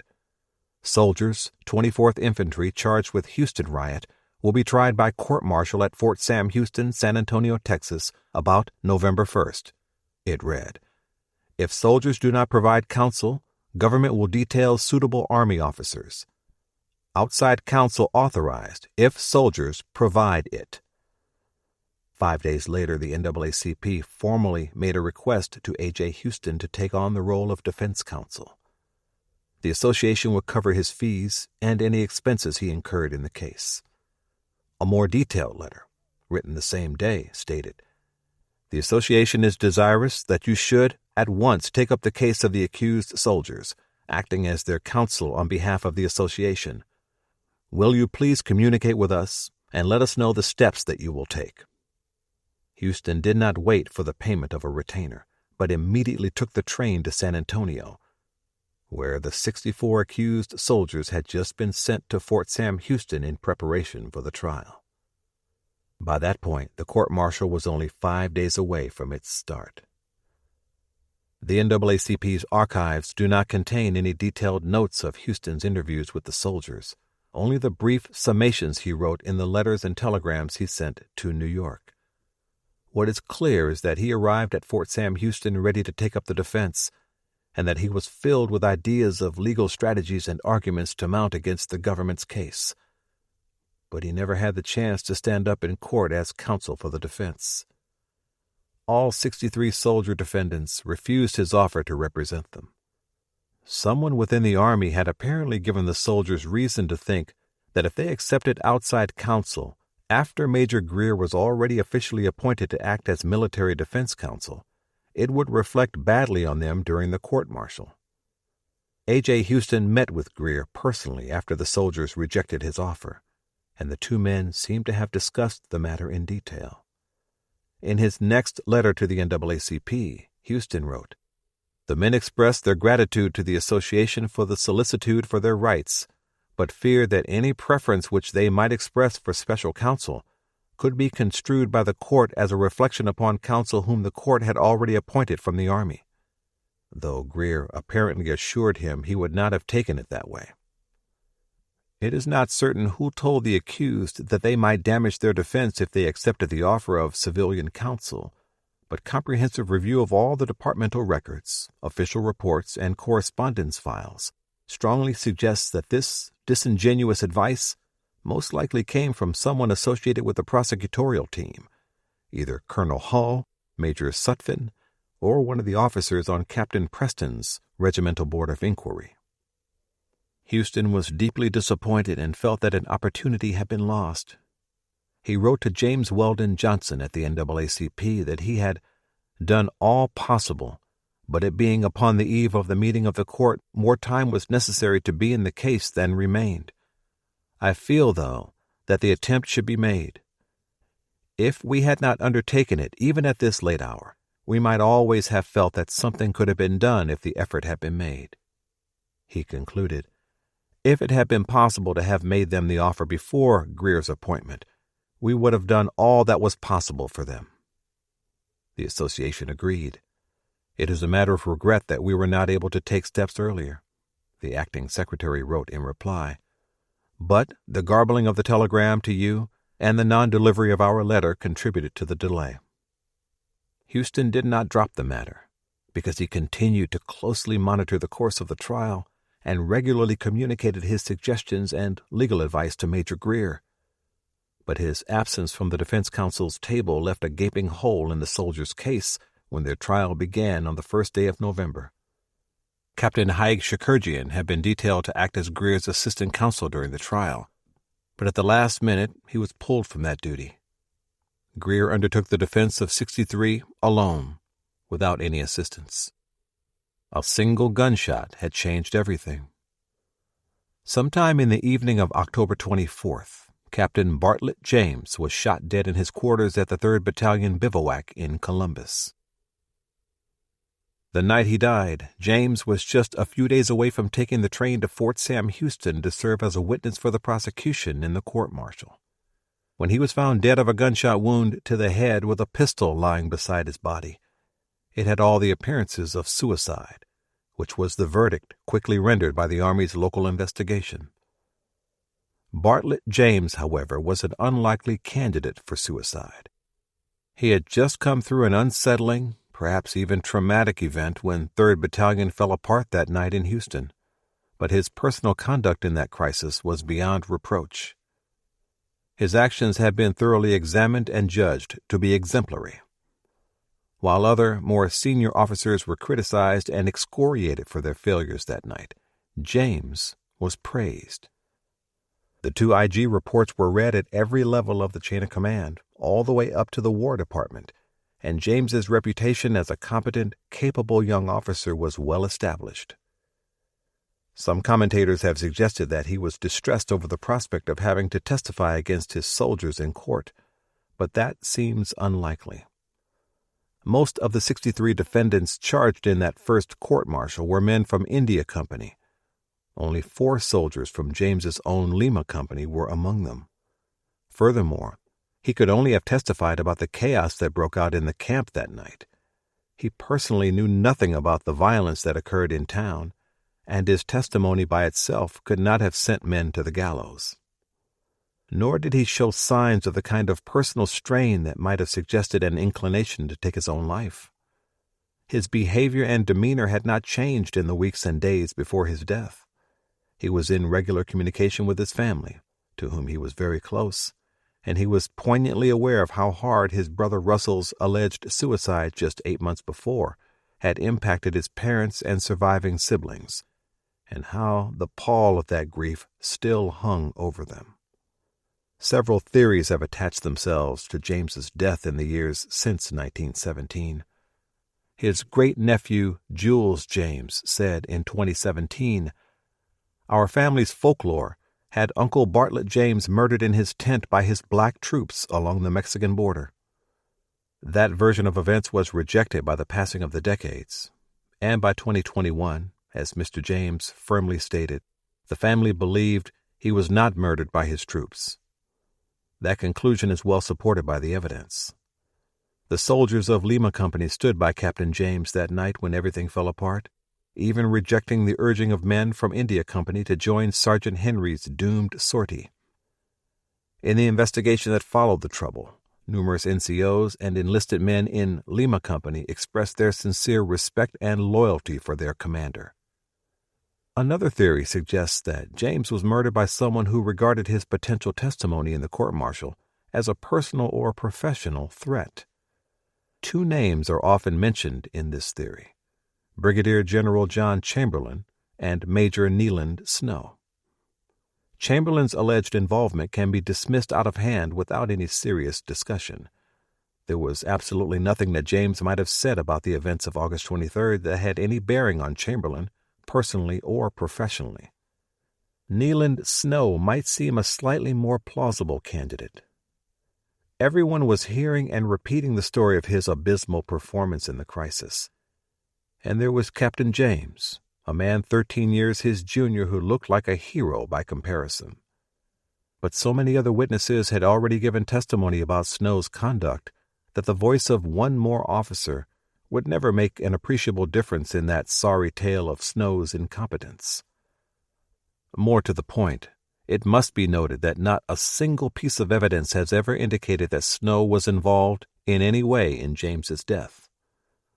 By that logic, if Snow had plausible reason to silence James, then so too did Captain Lindsay Sylvester, who was James's peer as a fellow company commander, and who also was pilloried for his unprofessional conduct on August 23rd. No evidence has ever emerged to implicate either Snow or Sylvester. The problem is that no answers satisfy the questions surrounding the lingering mystery of Bartlett James's death. His mother lost another of her 4 sons. The Army lost a promising officer with real leadership potential. His soldiers lost one of the only officers in the battalion who seemed to sincerely care about them as men. It seems very unlikely that he died by suicide. But if he did not die by his own hand, the mystery of who killed him will probably remain unsolved. James's death had an immediate and far-reaching impact on the trial of the 63 soldiers accused in the Houston troubles. The defense, represented by Major Harry Greer, was already operating at a disadvantage. Greer was not a qualified attorney, but he faced a full prosecutorial team of 2 experienced JAG officers and an Army investigator. Greer was allowed a mere 10 days to prepare his case, but the prosecution had been compiling their case for more than 2 months. The only assistance Greer had going into the trial was from Captain Haig Shakurjian. 3rd Battalion's adjutant was appointed to act as the defense counsel's assistant during the court-martial. James was scheduled to be a primary witness for the prosecution, since he was considered one of the 2 most knowledgeable officers who could speak to what happened in the camp when panic broke out that night. Shakurjian was the other most knowledgeable officer, and with James's sudden death, Shakurjian was called to replace him as a primary witness for the prosecution. The defense of 63 men thus fell upon Major Greer alone, without co-counsel or assistance from any other officer. 13. United States v. Nesbitt. The largest court-martial in American history began on Thursday morning, November 1, 1917. Known as United States v. Nesbitt et al., it was named for the lead defendant, Sergeant William Nesbitt, who was the senior non-commissioned officer in the group of 63 defendants. It was also the largest conjoined murder trial ever held in the United States. The court-martial was held in Fort Sam Houston's main post chapel, an elegantly domed building known as the Gift Chapel. Its construction was a gift from the city of San Antonio a few years earlier. The choice of the chapel as the venue for the trial was a matter of practicality. It was the only building on the post large enough to handle the expected numbers of spectators and newspaper reporters, as well as the large group of defendants.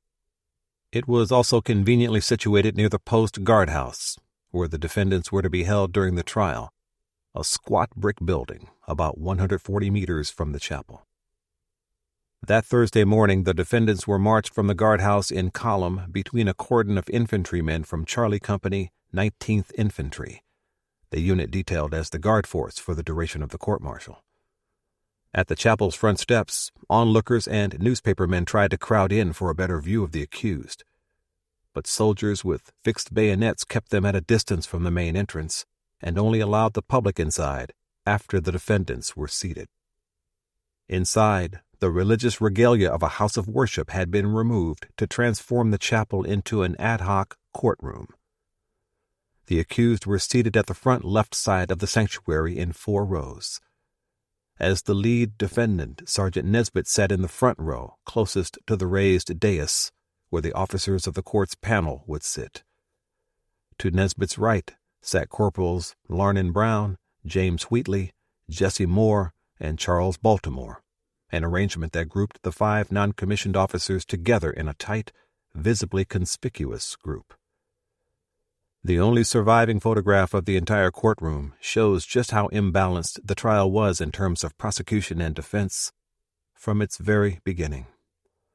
A long table just in front of the defendants was Major Greer's position as defense counsel, and the size of that table only underscored the fact that he sat there alone. No other officer to assist him in the defense, no civilian attorney as co-counsel, no investigator to help his case. When Captain Shakurjian was shifted over to the prosecution's side of the trial, the Army took no steps to give Greer another assistant in the defense. Perhaps more damning, there is no indication that Greer ever requested a replacement officer to fill that critical role. To the right of the defense table were 2 tables housing the trial judge advocate team of Colonel Hull, Major Sutphin, and Captain Tom Fox from the Regimental Board of Inquiry. The 4th man at their tables was a surprising addition, none other than the Harris County District Attorney from Houston, John Crooker.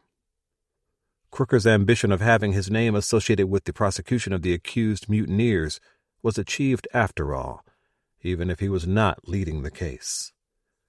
On the raised dais at the front of the courtroom, the chaplain's pulpit and choir pews were replaced by tables arranged in a U-shape for the 13 officers of the panel who sat in judgment of the case. The panel consisted of 3 brigadier generals, 7 colonels, and 3 lieutenant colonels. 7 of them were cavalry officers by branch. The others came from the infantry, field artillery, or medical corps. In terms of their regional backgrounds, 5 officers were from northern states, 4 were Southerners, and the remaining 4 were Westerners. Brigadier General George Hunter, who was senior among the general officers by his date of rank, served as president of the panel. The court convened at 10 a.m., when the 4 charges were read aloud with their specifications, in accordance with military trial procedure. The defendants were charged with violating, in time of war, 4 separate articles of the Articles of War. 64th Article. Willfully disobeying orders, specifically Major Snow's order that soldiers were to remain in camp the night of August 23rd, with a separate specification of willfully disobeying the order to turn in their arms and ammunition. 66th Article. Mutiny, in that the defendants did forcibly subvert and override military authority and break out of camp with the intent of marching upon the city of Houston, Texas, to the injury of persons and property. 92nd Article. Murder, in that the defendants, acting jointly and in pursuance of a common intent, with malice aforethought, willfully, deliberately, feloniously, unlawfully, and with premeditation, murdered 14 people by shooting them with U.S. rifles loaded with powder and ball. 93rd Article. Felonious assault, in that the defendants unlawfully and feloniously assaulted 8 other persons by shooting at and upon them with U.S. rifles. Each soldier was required to stand and state his plea in response to the charges. All 63 men pled not guilty to all charges and specifications. Major Greer then commenced the proceedings by reading to the court a joint statement previously agreed upon by Colonel Hull and himself. This statement, or stipulation, basically listed the facts of the case to which both the defense and the prosecution agreed and would therefore not contest in court. Most critically for the defendants, it minimized the incidents of racist harassment the soldiers endured in Houston. By agreeing to this stipulation, Greer weakened one of the most important arguments in the defendant's case. There are certain underlying contributing causes which, although neither pertinent nor strictly material to the issue about to be tried, nevertheless serve to place the court in possession of more accurate information. Greer read from the stipulation. That slightly convoluted wording meant that Hull and Sutphin had insisted the events leading up to the night of trouble should not be considered as germane or relevant to the case. The weeks of racist insults, harassment, and physical abuse were not going to be presented in a fulsome way for the panel to consider when deciding the fates of the accused. Rather than a comprehensive presentation of all the antecedents, the defense agreed to submit only this bland summary to explain what precipitated the final outbreak of violence. Whether out of loyalty to the Army or because he accepted the prevailing racial views of the time, Greer chose not to raise factors that every impartial observer recognized as highly relevant. By doing so, he allowed the prosecution to cut the legs out from under one of the defense's strongest arguments before he even made it. Once that stipulation was entered into the record, he never raised the issue of causative factors in his client's defense in any effective way. Whether the list of stipulations that Greer presented to the court was written in consultation with the judge advocate, or whether the judge advocate wrote it and Greer agreed to it after the fact, is unknown. Standard legal practice in military trials in 1917 was much the same as today. The prosecution would never allow the defense counsel to set the scope and tone of the court-martial by letting them write the stipulations. One does not easily give up a tactical advantage, so it seems likely that in the United States v. Nesbitt court-martial, the prosecutor wrote the stipulation and Greer acquiesced to it. From the first day of the trial, some observers noted the Army seemed to have stacked the deck against the defendants in almost every way that mattered. The prosecution consisted of a team of experienced trial lawyers, while the defense was in the hands of an officer who was not a qualified attorney. Under American military law in 1917, that was not just legal, even in capital cases, but normal. The JAG Corps was very small in the years before the First World War, and there were never enough military attorneys to provide representation to soldiers tried in courts-martial. While the U.S. Army had a total manpower strength of 108,399 men the year before the war, the entire JAG Corps at the time was composed of only 17 officers who were qualified military attorneys. The vast majority of all courts-martial in that era were conducted without any trained lawyers in the room. Standard practice was for a soldier to be defended by an officer appointed to that duty, who was expected to mount a pragmatic, common-sense defense based on the two guiding regulations of the service, the Articles of War and the Manual of Courts-Martial, MCM. A court-martial was still completely legal, even if the defense counsel was not a qualified attorney. The MCM, however, required that any officer acting as a defense representative perform such duties as usually devolve upon the counsel for a defendant before civil courts in criminal cases. The trial judge advocate, who is usually the only legal professional in the courtroom, was supposed to ensure that the defendant's legal rights were protected under the law, even as he prosecuted the case against him. The inadequacies of that system are self-apparent, and the inherent conflicts of interest are obvious. Nonetheless, while such practices might seem egregiously unfair today, nothing about it was illegal or out of character for courts-martial of that era. It is worth noting on this point that Ruckman had specifically requested that Hull and Sutphin be assigned to the prosecution of the Houston case, thereby assuring that he had professional attorneys, not amateurs, to represent the government's case against the accused. Hull and his investigatory team came to the proceedings with nearly 2 months of preparation behind them. But Greer had had less than 2 weeks in which to interview all 63 of his clients and construct some semblance of a defense. Major General Ruckman had promised him all the time he needed, to prepare his case, but Ruckman also made it clear he was keen for the trial to begin as soon as possible, and that was the only priority that seemed to matter in the rush to convene the court-martial. If Greer ever protested the lack of time to prepare, no such objection appears in the record. Furthermore, Greer was never given a copy of the reports that Captain Preston and the two IG officers had compiled in their separate pretrial investigations, so he did not know what statements his clients might have made when they were interrogated without the protection of counsel. The prosecution had all the available information. Greer had almost none. At the very least, Greer should have requested a delay or continuance to better prepare his case. He had both the moral and legal responsibility to do so, and even in that era, military law offered numerous precedents that supported such an action. Just a year earlier, Major General Enoch Crowder, the Judge Advocate General of the Army, had testified before the U.S. Senate that continuances were granted liberally in military trials, for we are a little bit chary of denying applications of an accused.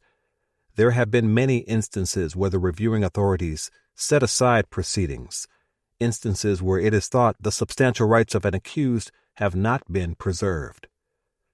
The Articles of War stated that continuances ought to be granted for such time and as often as may appear to be just. After all, the purpose of a trial was supposed to be the pursuit of justice, a tenet that applied to courts-martial as much as to civilian trials. But, as has frequently been noted since the 19th century, courts-martial often seem to exist only to convict, and right from the beginning the court in United States v. Nesbitt appeared willing to tilt the field to secure convictions. Greer perhaps did not ask for a continuance because he assumed such a request would be denied. The 13 senior officers serving as the panel for the court-martial were all on their way to pressing wartime assignments and were appointed because they were available for temporary duty in the trial. Even so, Greer was responsible for making every effort that might benefit his clients.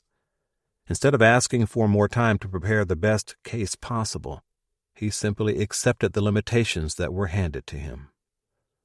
Colonel Hull opened his prosecution by calling his first witness, Major Neeland Snow. Snow described the night of August 23rd as a chaotic scene where lawful military authority in his unit was usurped by soldiers acting in accordance with a prearranged plan to seize weapons and mount an assault on the city. He testified he heard soldiers shouting, "Let's go," and "We've got a job to do," and claimed they egged each other on and tried to persuade others to join in their mutiny. Snow described it as exactly that, a mutiny, and insisted he had personally done everything he could to prevent it. When Greer cross-examined, he did not seize the opportunity to cast doubt on Snow's credibility as a witness as forcefully as he might have. Instead of zeroing in on Snow's questionable conduct that night and highlighting the fact that Snow's testimony could legitimately be described as self-serving, Greer let him off relatively easy. He tried to get Snow to acknowledge that soldiers might have seized their weapons out of legitimate fear of an approaching mob.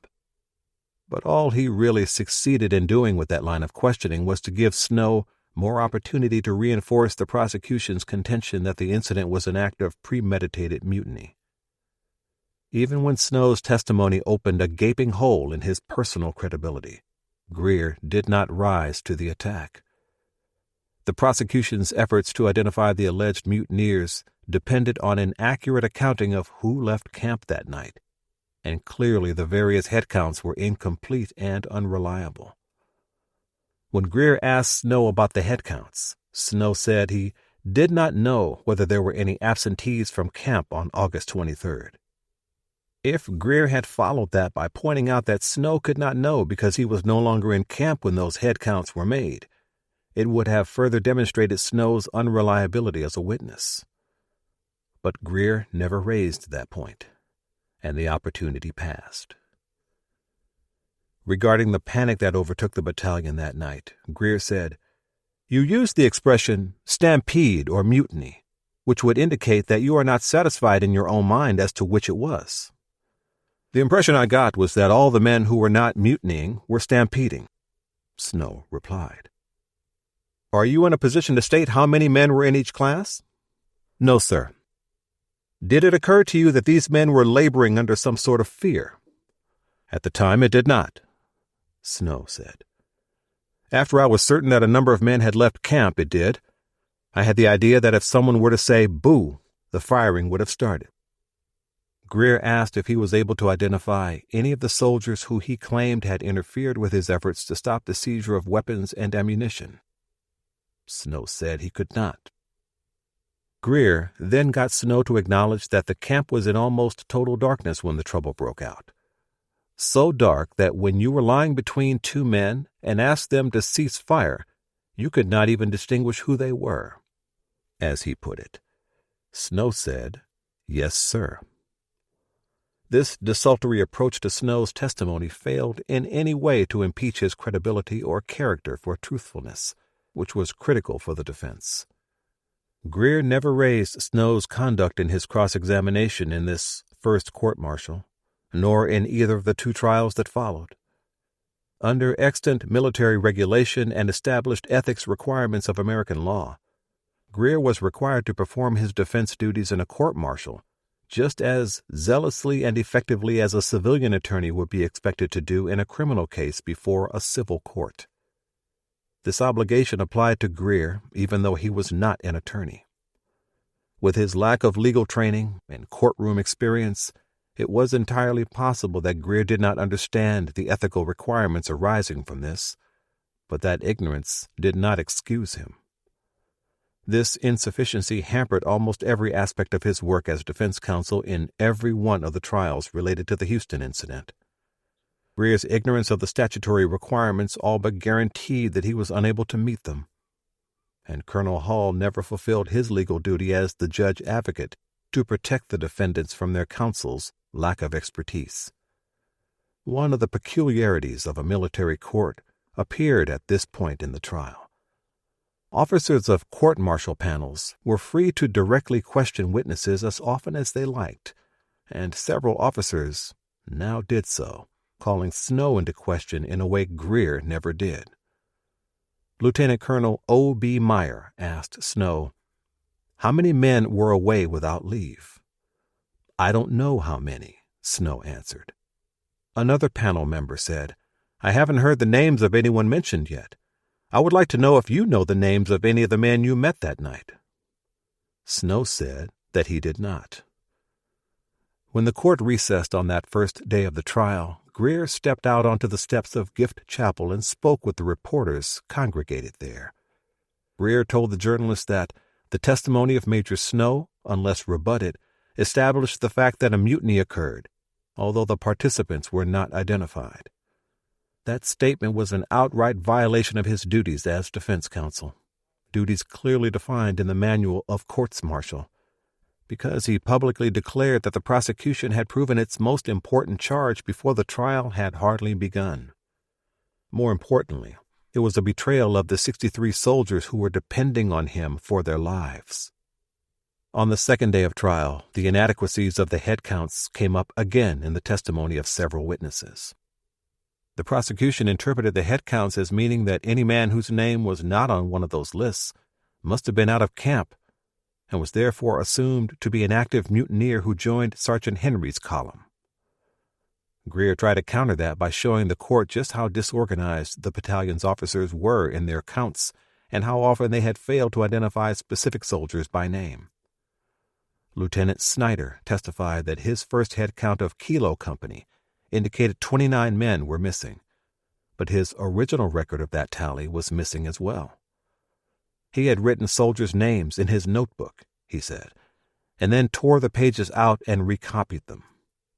He had since lost those notes, but he said he was confident that the paper he displayed to the court, a paper on which he had written the names he remembered from the original list, was accurate. Greer never challenged him on that assertion. When Lieutenant John Jack took the stand, he said 5 soldiers were turned over to his custody after they were arrested in town the morning after the violence. He had not bothered to write down their names, he said, and he did not know any of them by sight. Now, 2 months after the event, he had no idea who those men were. Another problem with the head counts, one that Greer never brought up as clearly as he should have, was the profusion of similar names in the battalion. India Company had 4 men named Johnson, 4 Jacksons, 5 named Davis, and 3 Browns. Kilo Company had 6 men with the surname of Jones, 4 who were named Williams, and 4 Smiths. Mike Company had 4 more Jacksons and another 4 Smiths. 3 more Jacksons, 3 more Johnsons, and another 4 men named Davis were in Lima Company. Even the relatively unique name of Hawkins appeared twice. Thomas C. Hawkins and James R. Hawkins, both assigned to India Company. At different points in the trial, men with the same last name were repeatedly confused with each other. Since in both written records and witness testimonies soldiers were often referred to by their last names only, identification was repeatedly uncertain and inaccurate. When Captain Shakurjian took the stand as a primary witness for the prosecution, Hull asked if he could remember the name of any soldier who came to your attention that night, whether favorably or unfavorably. Shakurjian testified that Sergeant William Nesbitt had warned him, "Lie down, Captain, they're shooting all over," rendering a positive statement about the trial's lead defendant. During the following days, several names came up in testimony that would prove particularly significant. A few days before the violence broke out in Houston, Private Pat McWhorter had gotten himself into trouble over his hot-tempered outburst when an automobile bumped into a boy at Camp Logan. Now, in the courtroom, the testimony of several witnesses put him squarely in the middle of the troubles. Captain Sylvester told the court that at about 1 a.m. that night he had found McWhorter in his tent with a bullet wound in his leg. McWhorter, he said, had apparently just returned to camp. Did it ever occur to you that McWhorter's injuries might have been contracted in the same manner as Private Strong's? Greer asked him.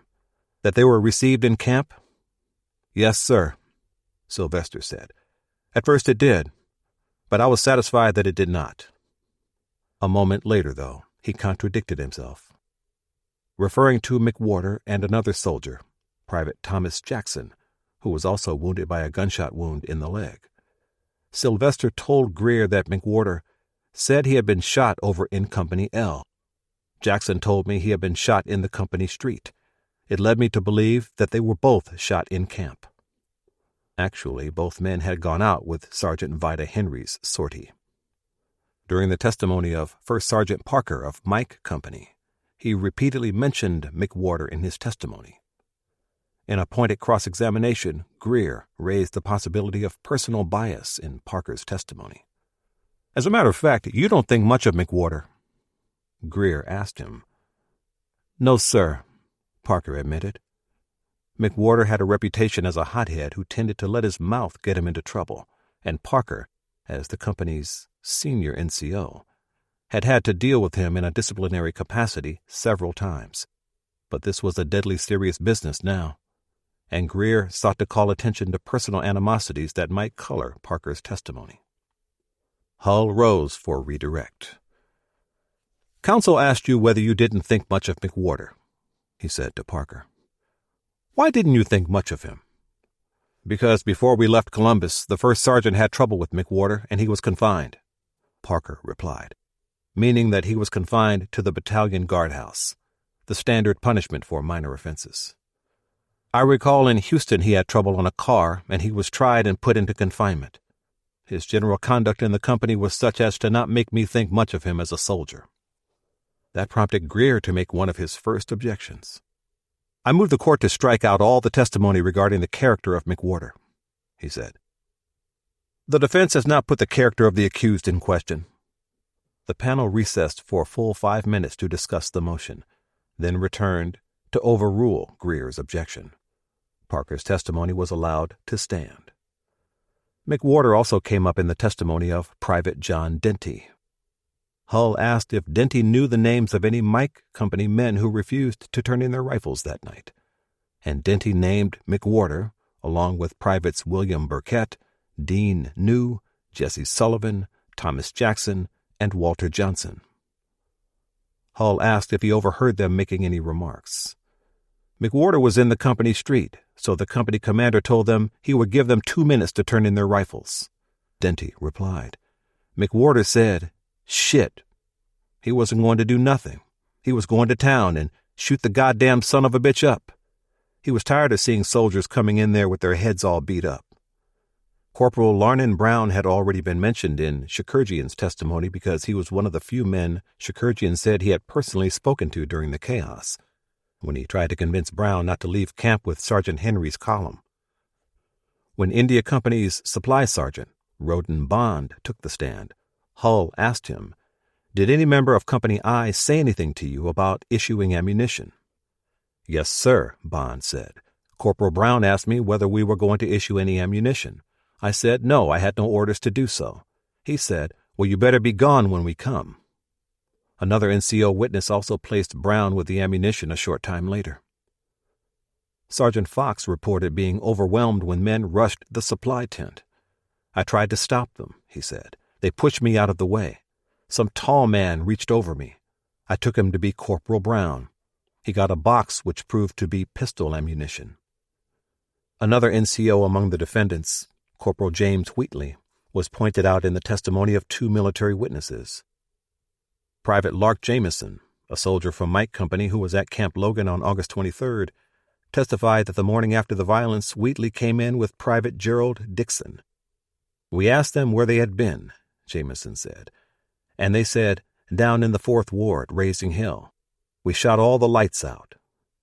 When asked if he could identify Wheatley and Dixon among the defendants, he did so. Another witness, Private George Burris from India Company, testified that shortly after rumor reached 3rd Battalion's camp that Corporal Baltimore had been shot, he overheard Corporal Wheatley tell a group of soldiers something should be done about this. Private Robinson, who was on duty in India Company's supply tent when the trouble broke out, said that when the tent was rushed in the panic, he recognized several voices, notably those of Vida Henry, Frank Johnson, and James Divins. "What did they say?" Hull asked. "I heard Sergeant Henry tell them to save their ammunition and not waste it," Robinson said. "He said, 'Hurry up, the mob is coming.'" Robinson also testified that Sergeant Henry had threatened to shoot any man who did not go out with him. "Did you believe a mob was coming?" Greer asked on cross-examination. "I don't know," Robinson said. "I knew the police had been beating the soldiers, so I didn't know what they were likely to do. The men had no guns, and I thought that made them that much afraid." "Well, what had the soldiers done to make them think the mob was coming?" Greer asked. "The soldiers didn't believe they had done nothing," Robinson answered. "The police had beat up one man, Baltimore.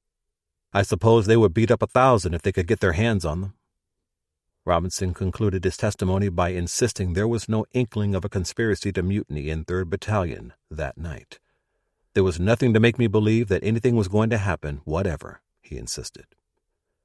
The last witness of that day was Private Good from Lima Company, and his testimony returned to the difficulties encountered in conducting accurate head counts in the camp. He testified he was ordered to search all the company area, not just the skirmish line where most of the soldiers were.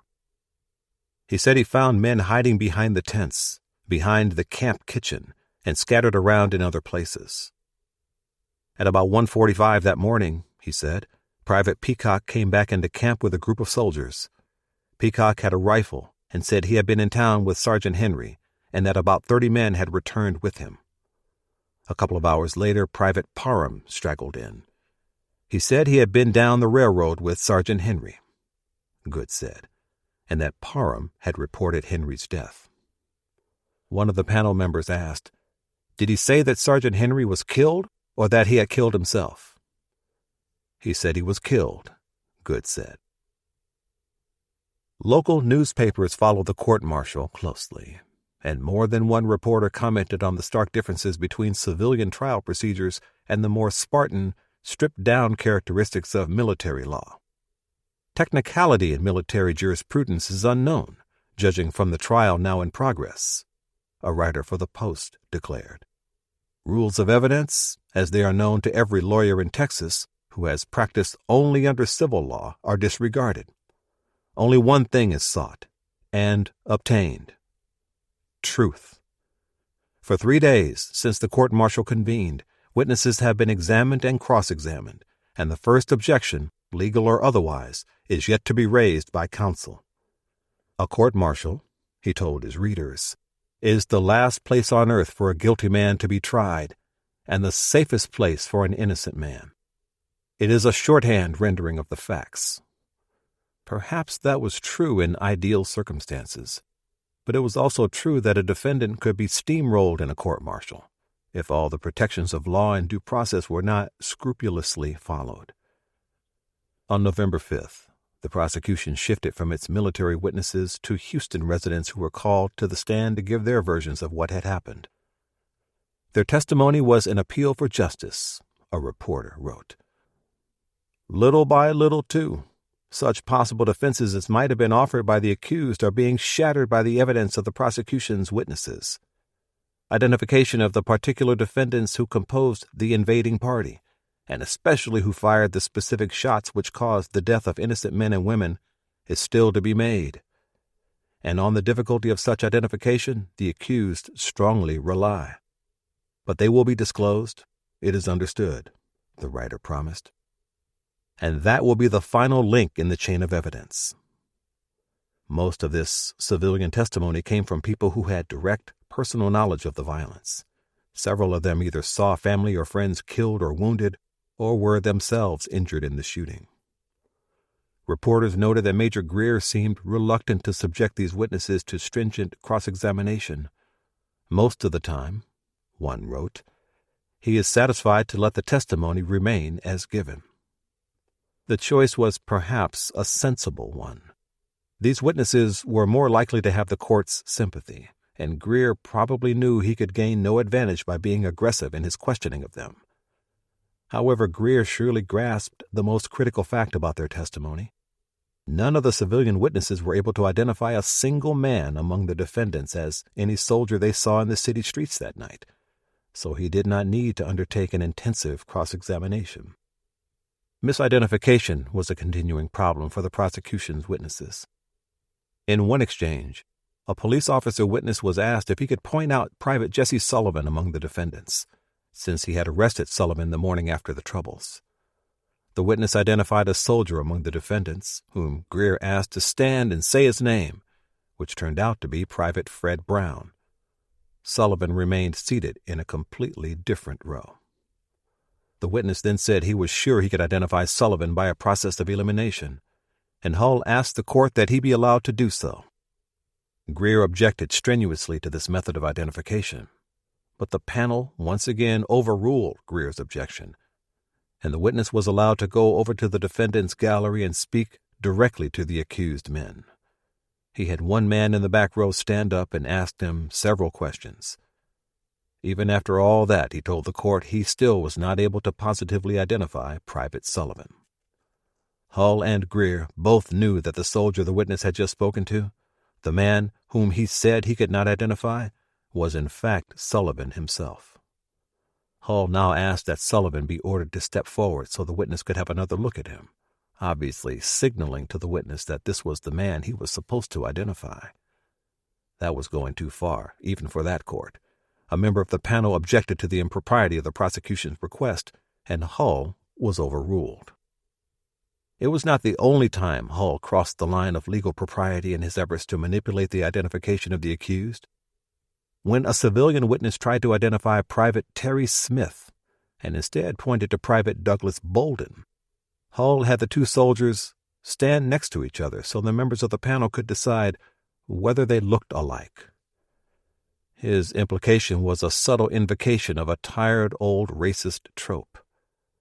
The witnesses could be excused for being unable to make accurate identifications when so many of the accused black men looked so similar, according to white observers. The court did not object in this instance, and Greer once again did not protest as he should have. Knox Polk, a sergeant in the Houston Police Department, took the stand and testified that he had been on duty as the desk sergeant the morning after the riot, and that he wrote the names of several soldiers into the police blotter when they were brought to the station. Among the names he read aloud to the court were Private Risley Young, Corporal Larnon Brown, and Private William Breckinridge. All three men were reported as having been detained in town in the hours after the troubles. Young and Brown were unarmed when they were arrested, but Breckinridge was described as practically being a walking arsenal when he was taken into custody, having an Army-issue M1903 Springfield rifle, a Model 1911 Colt .45 pistol, a .32 pocket pistol, and 3 belts of rifle ammunition in his possession. That profusion of weaponry alone should have made him easy to remember. When Polk was asked if he could identify any of these men, he said he was pretty sure he could pick Breckinridge out of the crowd. He pointed to one of the defendants and said he thought the man looked like Breckinridge. Greer immediately informed the court that the man Polk singled out was not Breckinridge. It was one more embarrassing misidentification added to the prosecution's tally.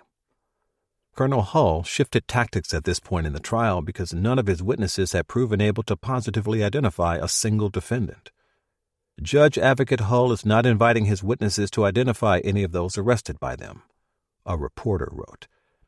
It is contended by the prosecution that the giving of a name by one of the accused at the time he was arrested or registered at the police station is prima facie evidence as to his identity. The prosecution does not want to assume the burden of picking out the particular man from among the accused. The problem was more serious than that. The fact was that not a single witness had yet managed to positively identify any defendant as a participant in the violence.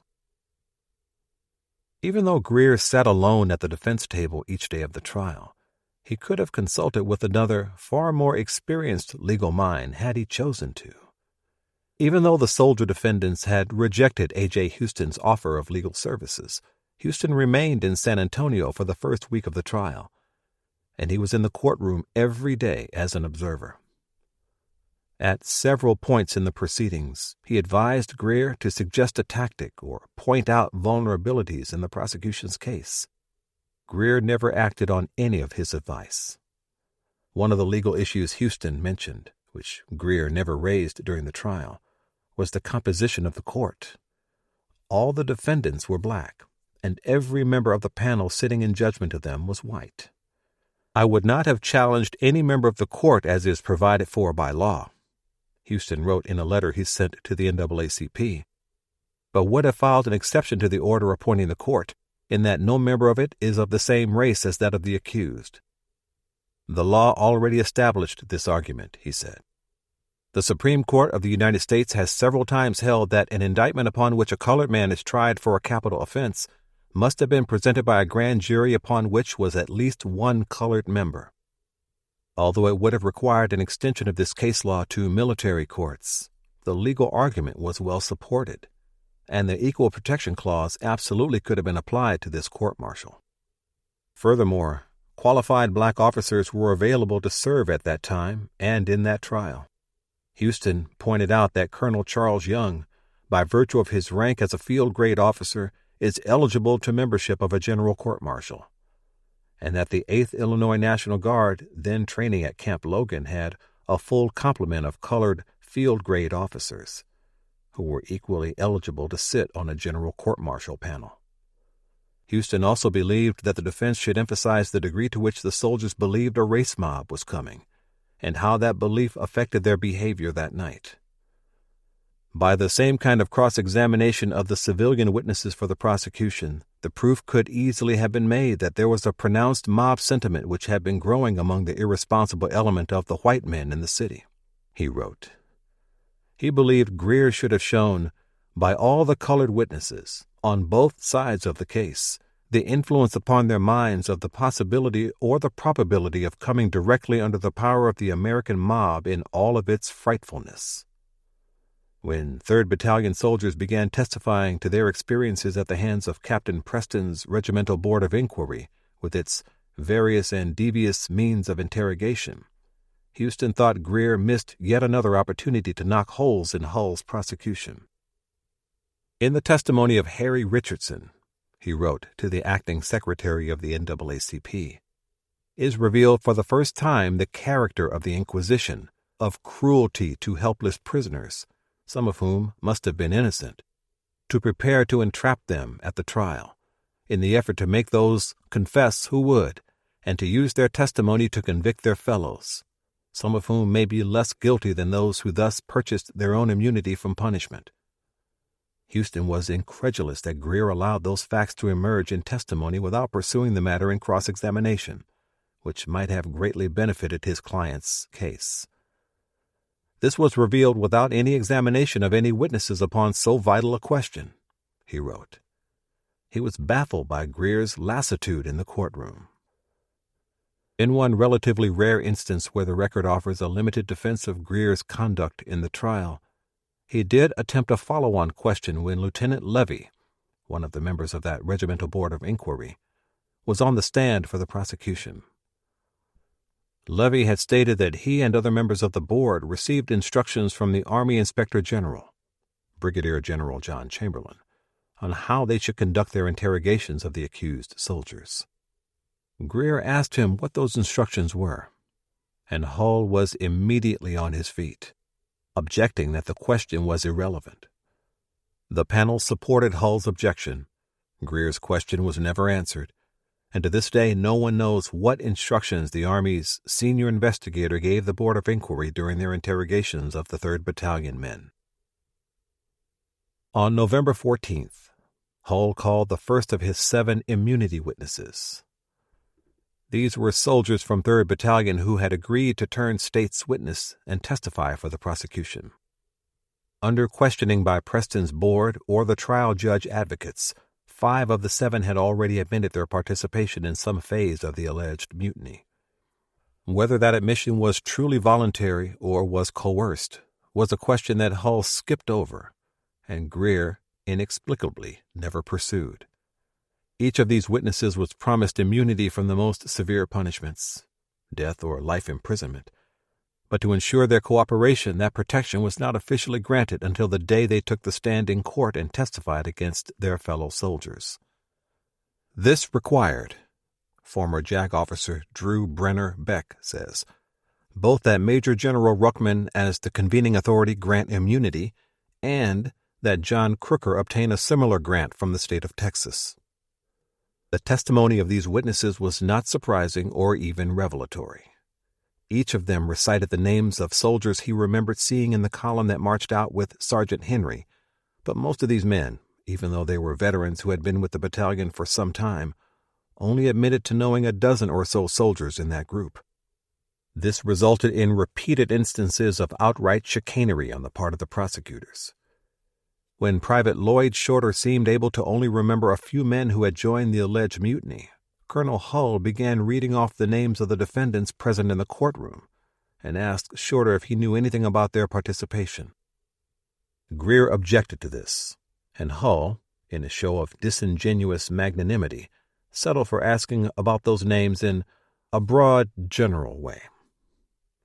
But the damage was already done. By that point, the witness had been led to say what the prosecutors wanted, and Shorter was suddenly able to remember 21 names he had previously been unable to recall. Hull and Sutphin repeatedly asked their witnesses leading questions, steering them through their testimony by phrasing their inquiries in such a way that the prosecutors' versions of events entered the record in their words, rather than that of the witnesses. Greer rarely objected to this irregularity, and what objections he did raise were tepid at best. The officers of the panel allowed the prosecution to lead the witnesses again and again, while defendant's counsel simply sat there at his solitary table, silent and acquiescent to the trampling of his client's rights. Even with those perfidious tactics, the inherent weaknesses of the prosecution's immunity witnesses were plain to see. Private Joseph Alexander was only able to name 15 men out of the more than 100 who were in the column. Private Elmer Bandy remembered just 17 of them. Private First Class Henry Peacock identified 20 men, but all of the names he provided had already been given by at least one of the prosecution witnesses who preceded him. Peacock did, however, admit to clubbing police officer John Richardson with his rifle so hard that he broke the stock. He told the court, "I was very sorry I did that. I have been worrying more about that than anything else since it happened. Hull's star witness was Private Cleta Love, a recruit in India Company who had only joined the battalion 3 short months before the Troubles. Nonetheless, Love recited the names of 41 men who he claimed were active participants in the violence that night. His memory, as one commentator noted, was nothing short of incredible. Incredible can mean very different things, not all of them complimentary, and Love's testimony was demonstrably unreliable. 5 of the men he said he saw in Henry's column were soldiers who either could conclusively prove they had never left camp that night, or were picked up in town the day after because they had already been in the city and had nothing to do with Henry's sortie. Greer challenged Love's testimony more aggressively than he did that of any other witness, and cross-examined him on the stand for more than an hour. Besides being a newcomer to 3rd Battalion, and therefore still something of an outsider, Love had somehow managed to make himself unpopular in his unit almost from the first day he joined it. The soldiers in his own company disliked him on a deeply personal level, and Greer used that fact to question whether this astonishing feat of recollection and damning testimony was driven by Love's desire to get back at men who had made it clear they detested him.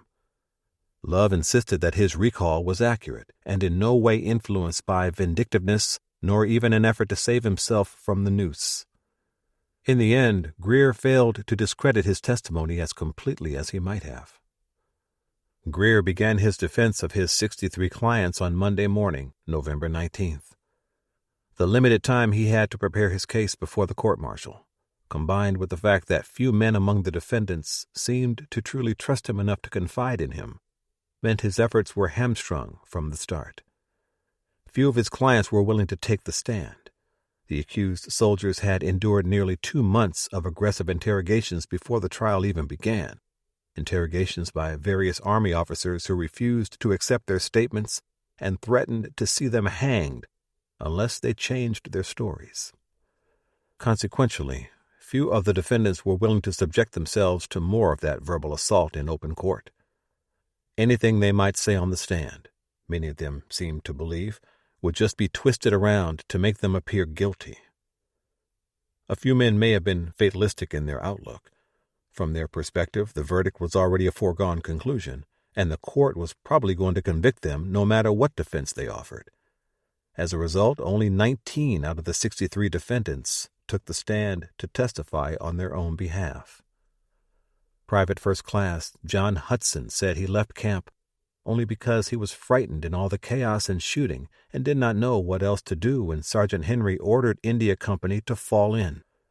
If he had heard any officer countermand that order, he said, he would never have marched out that night. I didn't hear any officer's command of no kind, he said. I didn't know what to think. If I could have heard any officer's voice, I would never have been here now. Several of the prosecution's immunity witnesses identified Private Grover Burns as being one of the soldiers who marched out with Henry's column, but Greer produced 3 alibi witnesses to corroborate Burns's testimony that he had remained in camp with Lima Company's skirmish line. When Burns took the stand to testify in his own defense, General Hunter pointedly asked him why so many witnesses claimed to have seen him with Henry's group. Burns replied that those men were doing that to save their lives. They would do anything the investigation board told them to do, even if they would have mentioned men in the 10th Cavalry. They would have said they were there too. That was a more effective refutation of the prosecution's witnesses than any argument Greer offered. Private Douglas Lumpkins told the court that he did not have a weapon when the shooting broke out, so he ran to his tent and hid under his cot. He remained there for several hours, he said, and that was why his name never got on any of the head counts. Anyone who checked the tent would not have seen him under his bunk in the darkness. A brief interlude of legal theater ensued when the prosecution insisted that a grown man of Lumpkin's size could never have gotten himself under a military-issue cot far enough to be hidden from view. And Greer had a cot brought into the courtroom and assembled in the middle of the floor. Lumpkins then crawled under it, demonstrating to the officers of the panel that he could indeed fit. Private Douglas T. Bolden's testimony was particularly important because he alibied several of his fellow defendants, specifically Private First Class Thomas C. Hawkins. Bolden said that he saw Hawkins in the skirmish line of soldiers who had taken up defensive positions on the camp perimeter, and he had a clear memory of that because he had stepped on Hawkins's foot in the darkness and the two men exchanged words. Private Roy Tyler testified that he had not gone out with Sergeant Henry's column because he was suffering from an infected foot and was on limited duty. He was able to show that he had attended sick call for the ailment earlier that day, and that Lieutenant Chafin, the battalion medical officer, had placed him on profile, meaning he was limited to light duty because of a medical issue. Other soldiers testified that they never got on the head count lists because they had hidden and not come out until long after the chaos. One man said he spent the night in the drainage ditch that bordered the camp. Another told of hiding between the kitchen tent and a large icebox. The prosecution had argued that because the soldiers who left camp with Vida Henry moved out in an orderly, organized column, this should be taken as proof of a pre-existing conspiracy among men who seized the opportunity to wreak their unlawful vengeance on Houston's defenseless population. Greer argued it was nothing of the sort. The fact that the soldiers who marched out did so in column, with an advance party and a rear guard of NCOs, actually demonstrated that those men were acting under the leadership of the senior military authority present at that time, he insisted. They went out as an organized unit, not as a riotous mob or rabble. And if they obeyed the wrong orders, the fault for that lay with Sergeant Henry, who gave those orders. The fact that at least two of the civilians killed or wounded that night, G.W. Butcher and A.R. Karstens, were initially shot on streets that were not part of that column's route of march, added some weight to Greer's argument that the prosecution had still not proven that any individual defendant could be shown to have killed any particular victim. There was also the matter of the ambush of the Jitney near Camp Logan that resulted in the death of E.M. Jones and the wounding of Charles Clayton. None of the soldiers who went out with Sergeant Henry had been implicated in that incident, and they were nowhere near it, a fact that Greer pointed out to the court. Greer also tried to gain some traction from how inconsistent the prosecution witnesses had been in their widely varying estimates of just how many men were in Henry's sortie. If they were so unsure of that basic fact, Greer argued, and if Hull and Sutphen had found it necessary to so egregiously coach and lead them through their statements on the stand, surely that cast the accuracy of their testimony in serious doubt. The prosecution's case was built on assumption, not evidence. It was an absolutely valid argument, but those were points that Greer should have raised in forceful objections and cross-examination when those witnesses were testifying, not days later as rebuttal against testimony that he had already allowed into the record unchallenged. The inadequacies of the defense Greer mounted were self-apparent, but it was also true that he was in an impossible situation. As counsel for the defense, a basic strategy would be to establish an alibi defense for each of his clients. But as the single officer tasked with representing 63 men simultaneously, he was handicapped by a fatal conflict of interest. He was duty-bound to defend each soldier equally well, but one soldier's defense could easily implicate a fellow defendant. That was a scenario that could play out dozens of times if he tried to build a case in defense of individual men. If, for example, he attempted to show the court that Abner Davis was mistaken for Ira Davis, both of whom sat among the defendants in the courtroom, he might alibi Abner Davis by dooming Ira Davis. If he had had enough time before the court-martial began, and if he had been given the support of an investigator, Greer might have been able to build individual defenses for many of his clients.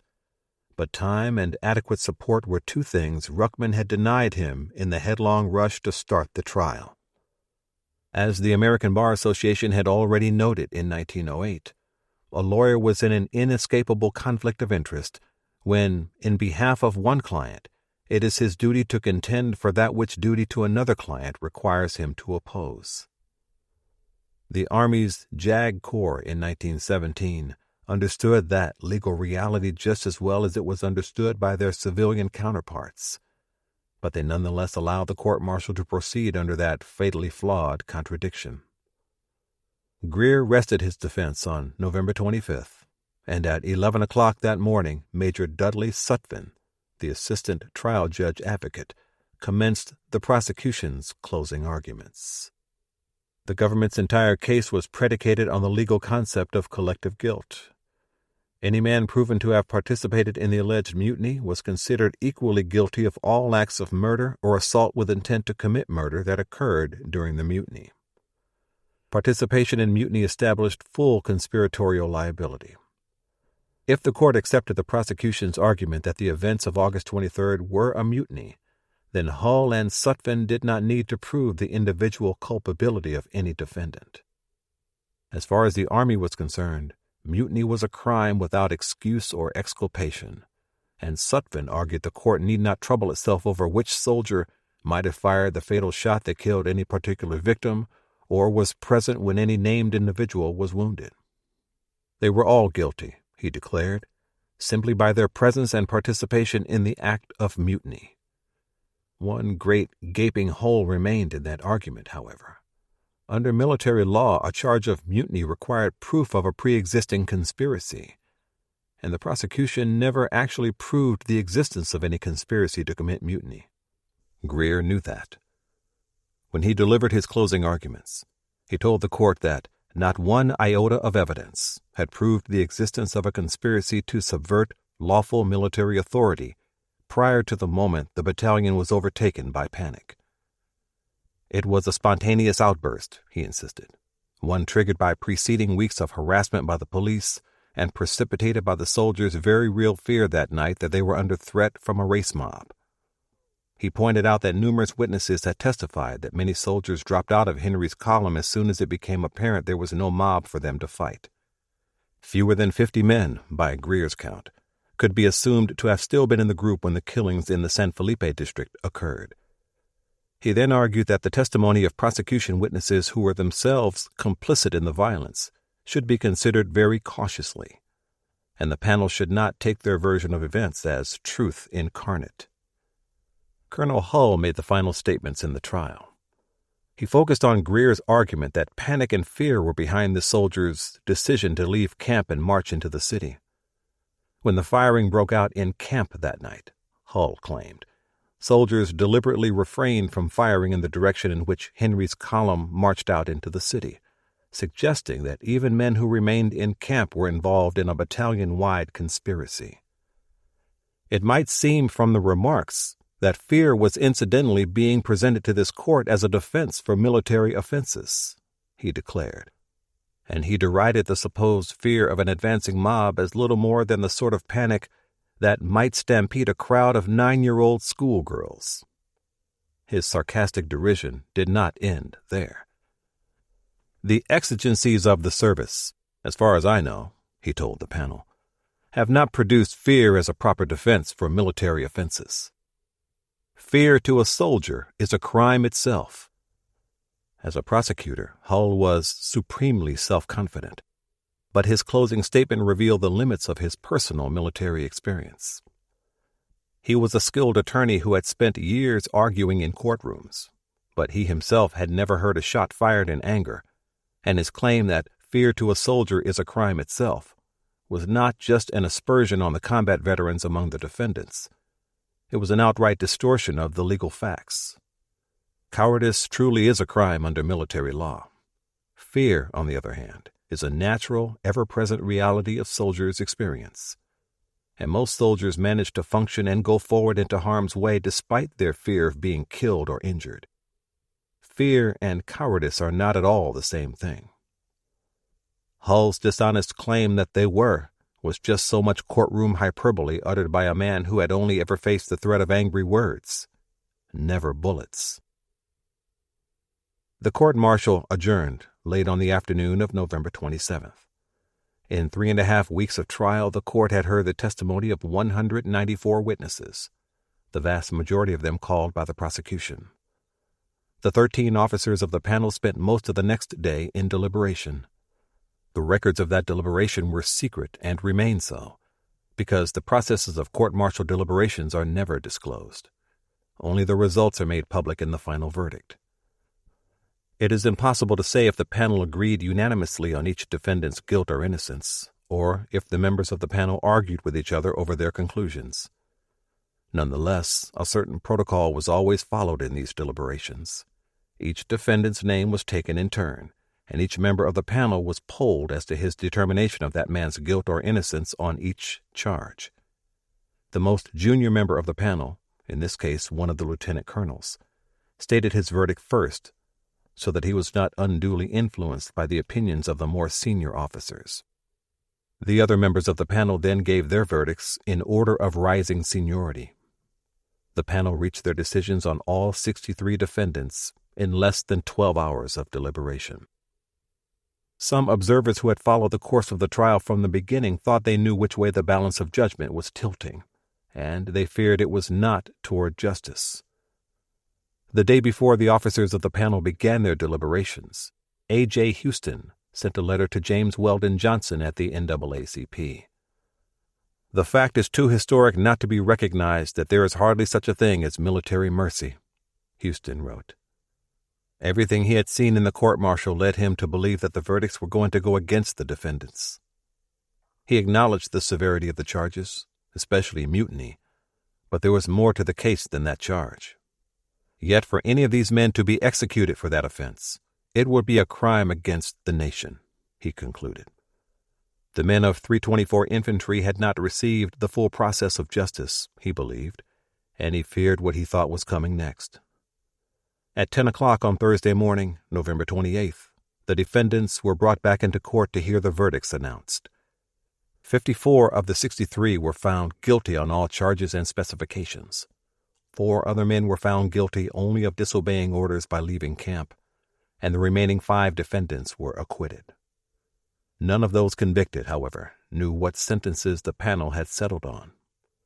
All defendants were then removed from the courtroom, and in their absence, Brigadier General Hunter announced the sentences.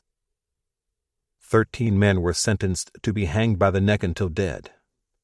The other 41 who were found guilty of mutiny and murder were sentenced to life imprisonment at hard labor for the term of their natural lives. The 4 men convicted of disobeying orders were sentenced to prison for terms ranging from 2 to 2.5 years. One recurring question is why the court decided that the 13 men whom it sentenced to death were deserving of that harshest punishment.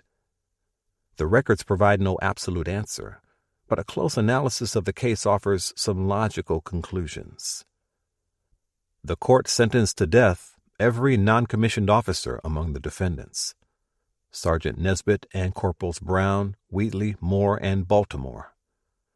They were seen as having more responsibility for what happened that night on account of their rank and roles as leaders.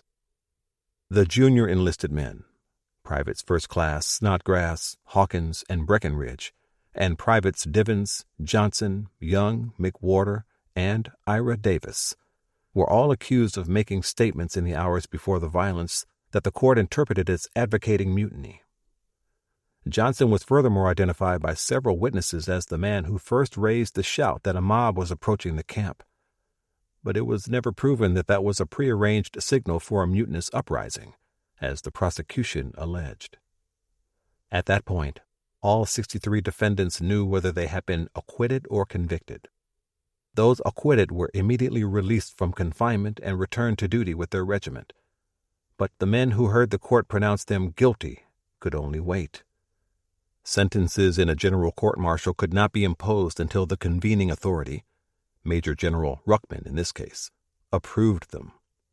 Ruckman would not render a decision until his staff judge advocate, SJA, the senior legal advisor on his command, read the entire record of trial and made his recommendations on the sentences.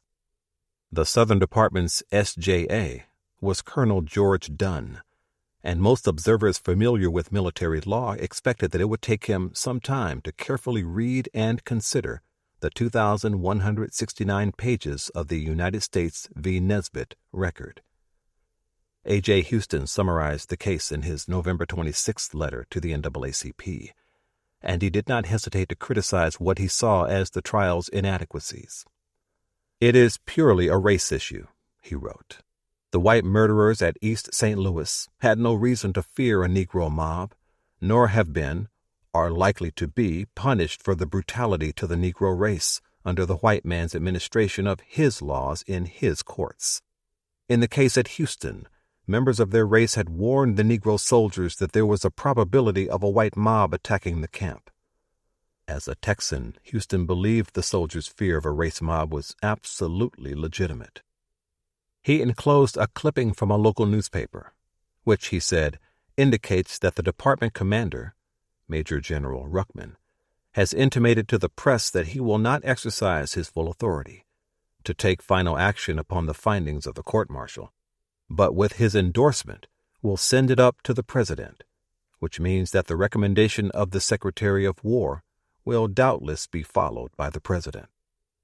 That was the only note of hope Houston could find in the situation, as the nation waited to learn the decisions of the court. The wheels of justice, the old cliché says, grind slowly, but nothing about this trial had been characterized by a slow, careful quest for the truth. The Army had moved with precipitous haste almost from the beginning of the judicial process, and now that headlong rush continued as 58 men waited to learn if they were going to live or die. Contrary to expectations and regulatory guidelines, Colonel Dunn was not conducting a careful, methodical review of the record of trial. His mind was already made up, and he was taking inexcusable shortcuts in the review process. He already knew what recommendations he would make to General Ruckman. 14. Gallows. In Henderson, North Carolina, the Hawkins family were anxiously waiting for news from Texas. Coleman and Cassie Hawkins had 2 sons then serving in the Army.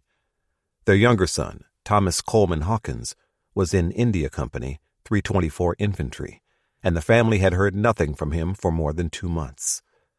That was highly unusual. Hawkins had always written home regularly, even when he was posted overseas in the Philippines. He had returned to the United States a year earlier in time to serve in the punitive expedition into Mexico, and that July he had arrived in Houston with 324 Infantry. Suddenly, at the end of August, there were no more letters, and his parents lost contact with him. In mid-October, Cassie wrote to the War Department asking for information on her son. The only reply she received was a terse, officious note informing her that he was on duty with his unit. She was not told her son was, at that time, confined in the guardhouse, facing a court-martial on the capital charges of mutiny and murder. T.C. Hawkins had originally enlisted on October 19, 1914. Joining the Army was not a spontaneous decision. His older brother, Lewis Henry, was already a soldier, serving in the 10th Cavalry Regiment. In September 1914, Lewis wrote home to encourage his younger brother to enlist in the Army. It was the manly thing to do, Lewis said, and the Army offered the sort of health and education benefits hard to come by in rural North Carolina. In addition to the material advantages, Lewis told his brother, a young black man was far safer in the Army than he could ever be in a southern state.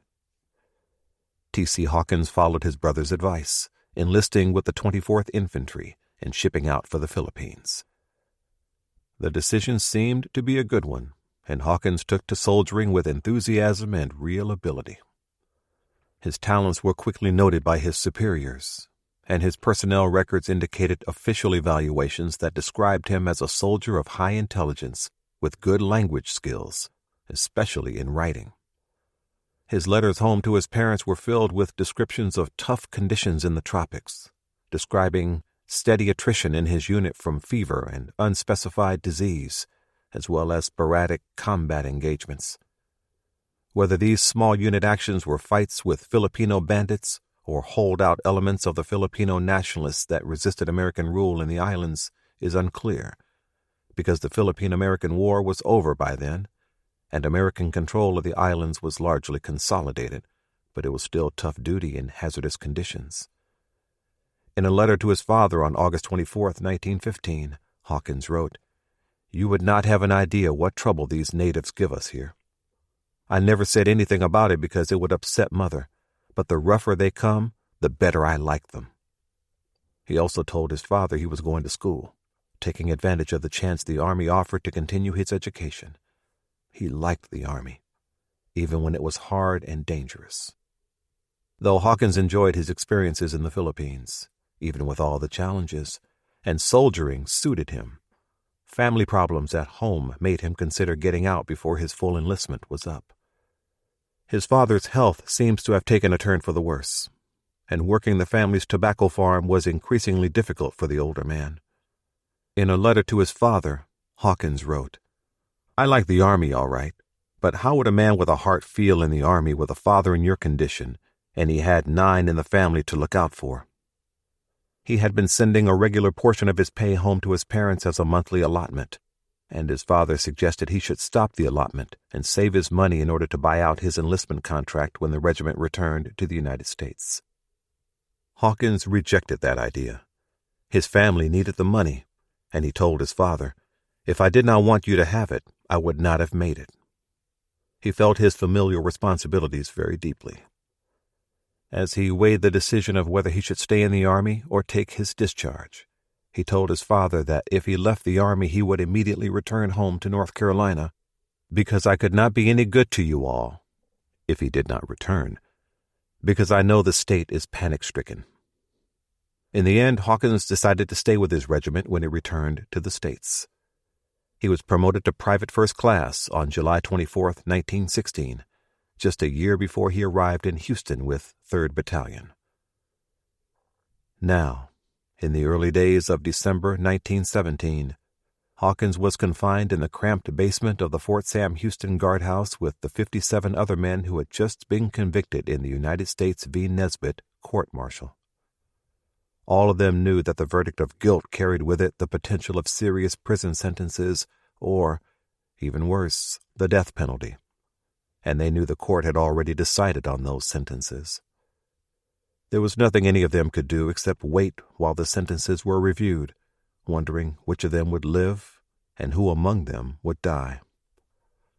They were under no illusion about the danger looming over them, and they made a request to the court that if they were sentenced to death, they would be permitted to die by firing squad rather than be executed by hanging. In military culture, facing a firing squad was considered a more honorable way for a soldier to die. Hawkins's parents back in North Carolina knew nothing of this. As the silence drew out and their anxiety deepened, they continued hoping for news of their son, and they waited for letters that did not come. Newspaper reporters who had followed the course of the trial lost no time filling their dispatches with their guesses as to the possible outcome of Colonel Dunn's review of the case. Many of them had repeatedly written wild speculations whenever they had no concrete details to report on, and they continued to do so. Many commentators took it as a given that the death penalty would be imposed on the convicted men. It only remained to be seen how many of the defendants might be executed, and what method of execution the Army would use. As the reporter for the Houston Post pointed out, Ruckman could not increase the severity of any sentence, but he was fully empowered to mitigate the court's decisions to less severe punishments if he chose to do so. "A sentence of death by hanging is subject to change to sentence of death by shooting," he wrote. But a sentence of death by shooting could not be changed to one of death by hanging being held a more severe penalty. The reporter did not bother to mention that Ruckman also had the power to commute any sentence of death to a prison sentence. The Post's correspondent may not have considered it a possibility, or he may have thought such a detail would not be well received by his Houston readers. At any rate, he concluded his piece by pointing out one detail of military law that was to cause intense controversy and outrage a few days later. "No appeal will be possible from the findings and approval of General Ruckman," he wrote. "Ordinarily, approval of the President would be required if a death penalty were called for. In time of war, it is said that is not required." In December 1917, the United States was in a state of war. Army chaplains and representatives of the military chapter of the YMCA visited the guardhouse several times to minister to any of the prisoners who wanted religious support. Most of the men responded to the opportunity. 50 of them made professions of faith and signed pledge cards. "I hereby pledge my allegiance to the Lord Jesus Christ as my Savior and King," each card read, "and by God's help will henceforth fight the battles for the victory of His kingdom." Corporal Larnan Brown and Private James Divins did not make any such declaration. Private Frank Johnson said that since he had no particular interest in religion and espoused no religious faith, it would be hypocritical of him to make such claims now. But the sources describe him making that statement in an affable sort of way, his tone not at all bitter or anti-religious. In addition to the military chaplains, the Army permitted a local African-American clergyman, Reverend L. H. Richardson of the Methodist Episcopal Church in San Antonio, to visit the guardhouse and talk with the prisoners. As the Southern Department's staff judge advocate, Colonel Dunn had a critical part in the process of military justice. Major General Ruckman was no more of a trained lawyer or a legal expert than was Major Greer. And though Ruckman had the authority to approve the court's verdicts and sentences in the court-martial, it was expected that in making that decision he would rely on the professional advice of his staff judge advocate. Dunn was perhaps the last person a soldier convicted by court-martial would want to have as the reviewing officer of his case, particularly if that soldier was black and innocent of the charges. Dunn had come into the Army during the Spanish-American War, more on the basis of his personal connections than because of any innate talents or qualifications as a soldier. He was a personal acquaintance of Theodore Roosevelt, who in 1898 was Assistant Secretary of the Navy. When Roosevelt resigned his political office to form the Rough Riders, Dunn secured a commission as a staff officer and accompanied the future president during the campaign in Cuba. After that short, confused farce of a war, Dunn retained his commission and stayed on in the regular Army as a JAG officer. His fellow military attorneys were less than impressed by his legal skills. When Dunn was sent to Europe to observe the functioning of the legal branches in the British and French armies, a senior officer in the JAG Corps wrote that he seemed to spend more time patronizing the tailors of London and Paris than he did performing any military duties. He was also on record as a committed proponent of racial segregation, and he repeatedly espoused conspiracy theories about the unreliability of black soldiers. Now he was tasked with conducting a close legal review of the voluminous transcripts of the Nesbitt court-martial. Dunn did not approach that duty with the degree of professional thoroughness that one might expect when men's lives were in the balance. Colonel Hull later testified that at the end of each day of the trial he had sent Dunn a copy of the transcript of that day's proceedings so that he might review it as the trial went forward. It is unclear if Dunn ever actually read the daily record. What is certain is that once the court-martial was over and the review process began, he never read the complete record of trial. Instead, Dunn detailed a junior officer in his section, a lawyer from civilian life, to review the record of trial. It was an appalling dereliction of his duty that he would delegate this vital task to a newly commissioned officer who had almost no experience with the unique peculiarities of military law. As a result, the sentences of the largest court-martial in American history were in the hands of a racist staff officer and an inexperienced lawyer who was still learning to find his way through the Articles of War and the Manual of Courts-Martial. Dunn declared his review of the case completed on December 3rd, just 3 days after he received it, and he passed it on up to Ruckman with the recommendation that the court's verdicts and sentences should be accepted and executed without any alteration. Ruckman, for his part, made only one decision contrary to the court's recommendation. The court had convicted Private First Class John Hudson and sentenced him to life imprisonment at hard labor, but 11 of the 13 members of the court panel recommended clemency for him. Ruckman rejected the clemency. He approved all findings and sentences adjudged by the court-martial and ordered the 13 death sentences carried out as soon as gallows could be constructed. No one outside of his immediate command knew of his decision, or that he was arranging a hasty, secret execution. The soldiers in the post guardhouse did not know of it until Saturday evening on December 8th. The guard detail from Charlie Company, 19th Infantry, came into the guardhouse and read out a list of names. Sergeant William Nesbitt, Corporals Larnon Brown, James Wheatley, Jesse Moore, and Charles Baltimore.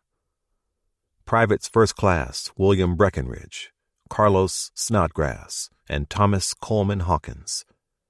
And Privates Ira Davis, James Divins, Frank Johnson, Risley Young, and Pat McWhorter.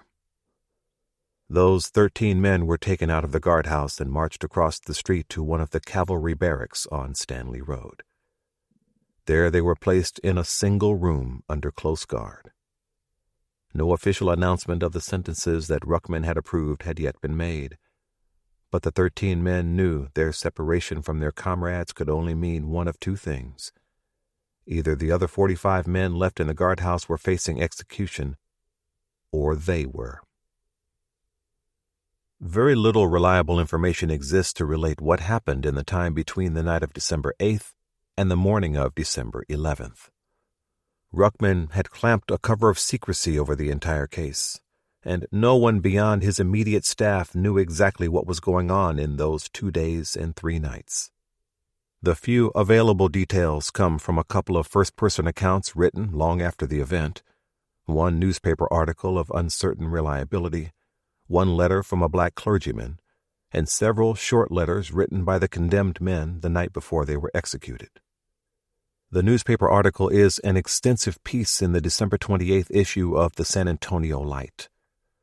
Some of its details are supported by other accounts, but too much of it takes a highly imaginative tone, invoking familiar racist tropes to allow a researcher to place too much confidence in its accuracy.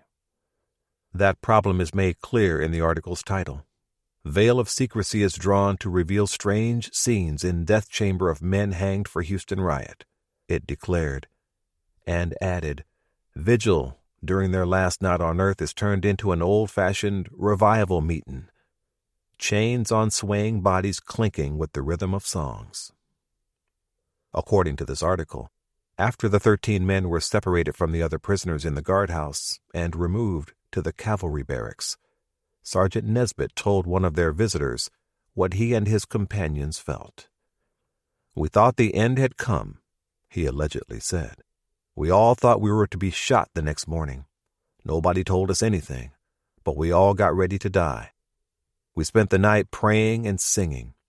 We got a lot of comfort out of the meetings that had been held with us by the YMCA men. Morning came. That was Sunday morning, and they didn't shoot us. Our spirits rose, and we got hopeful that our lives were spared. We thought maybe the others had been shot, and we had been separated from them to be given jail sentences or set free." On Sunday morning, an Army chaplain named B.W. Perry came to minister to the prisoners. Something in his solicitude for their spiritual welfare and the soberness of his message to them, the newspaper declared, brought intimations of something other than prison sentences and freedom. Sunday night passed without incident, and Monday dawned with the prisoners daring to hope they had gained a new lease on life. Those hopes were extinguished shortly before noon when Chaplain Perry returned, accompanied by another chaplain, R.R. Fleming, who had been tasked with informing the prisoners they were sentenced to death, and they would be executed in the morning. "I come to bring you news of your fate," Fleming told them. "I have been told by the commanding officer that each of you will be hanged tomorrow morning at sunrise." There was no right way of telling them, Fleming later said. Any way I tried to shape the announcement beforehand, it seemed to be all wrong. I decided to tell them frankly and briefly, and as simply as I knew how. It was the right decision. None of the condemned men reacted to that grim announcement with shock or protestations. It was as if they had expected it and had already prepared themselves for it. Nesbitt's and Larnon Brown's only reaction was to light cigarettes, coolly and indifferently, it seemed, and have a quiet smoke. The newspaper writer claimed that Risley Young spoke up to encourage his fellow condemned, but the degree to which the writer claimed Young supposedly asserted that they had received a fair trial and that there had been no effort to railroad them rings a bit false. That he tried to encourage his comrades is entirely plausible, but that he enthusiastically exonerated the judicial process that had condemned him and his fellows seems highly unlikely. The chaplains asked the prisoners if there was anything they wanted in their remaining hours. Most of the men asked that messages be conveyed to their families and took the opportunity to write their last letters to friends and family. Charles Baltimore's parents had died some years earlier, so he wrote to his brother Frederick in Chambersburg, Pennsylvania. "Dear brother," he wrote, "I write you for the last time in this world. I am to be executed tomorrow morning. I know this is shocking news, but don't worry too much, as it is God's will. Meet me in heaven. I was convicted in the general court-martial held here last month, was tried for mutiny and murder.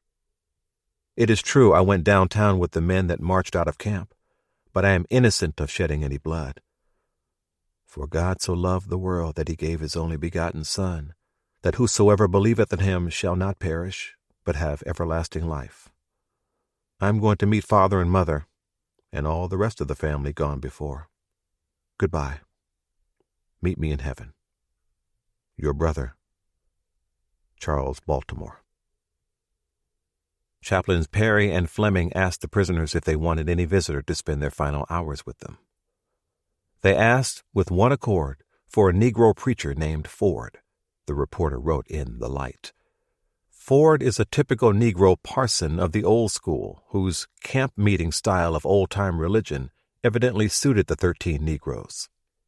Unfortunately, Reverend Ford was not in San Antonio that night, so Reverend Richardson came to Fort Sam Houston to spend a few hours with the condemned men.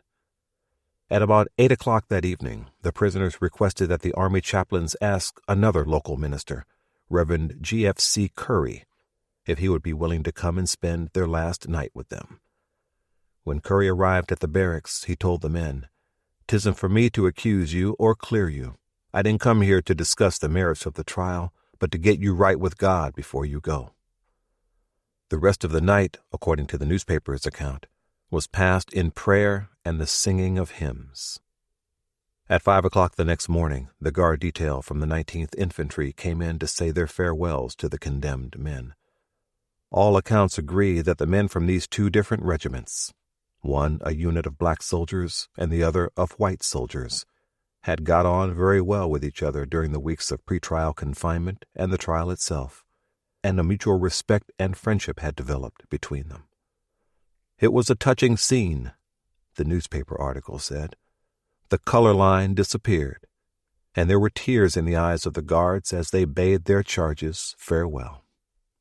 At 6 o'clock, Sergeant Nesbitt and the other 12 prisoners were taken out of the cavalry barracks and driven out to the spot on the edge of Camp Travis where the post engineers had worked all night, building a large gallows not far from Salado Creek. The engineers had worked by the light of several large bonfires, and the execution site was secured by a cordon of mounted cavalrymen and the 19th Infantry's Charlie Company.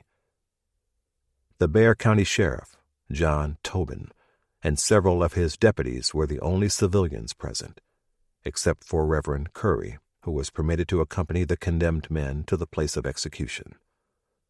The civilian lawmen were asked to attend because they had one particular skill that the military personnel lacked. Apparently the Army had no one at Fort Sam Houston who knew how to tie hangman's knots for the nooses, so the sheriff's deputies tied the knots in the ropes that were draped over the crossbar of the gallows. When the condemned men arrived at the execution site, Chaplain Fleming mounted the steps to stand with them in their final moments, but Reverend Curry remained below the scaffold, bearing witness to it all and praying as the eastern sky tinted with the approaching dawn. The 13 prisoners were seated in chairs arranged along a single large trapdoor, 7 on one side and 6 on the other. The soldiers detailed as executioners placed the nooses over their heads and tightened them around their necks. One prisoner supposedly thought the rope around his neck was a bit too loose and asked for it to be tightened just a little, smiling as if his request was of no particular consequence. The 13th Infantry's regimental commander, Colonel Millard Waltz, was assigned the grim duty of overseeing the execution. Waltz was the same officer who had gone into 324 Infantry's camp in Houston the morning after the trouble to disarm the battalion. 13 of the soldiers who had looked up at him that morning as he stood on an ammunition box to talk to them could not have known that they were seeing the man who, 15 weeks later, would be ordered to preside over their deaths. At precisely 7:17 that morning, as the rising sun touched the eastern horizon, the trap was sprung, and the 13 men dropped to their deaths. After half an hour, the bodies were taken down from the gallows and placed in plain pine coffins. They were not buried with their identification tags, as military custom dictated, but were identified only by slips of paper on which were written their names and date of death. These were inserted into glass soda bottles that were placed in the coffins before the lids were nailed shut.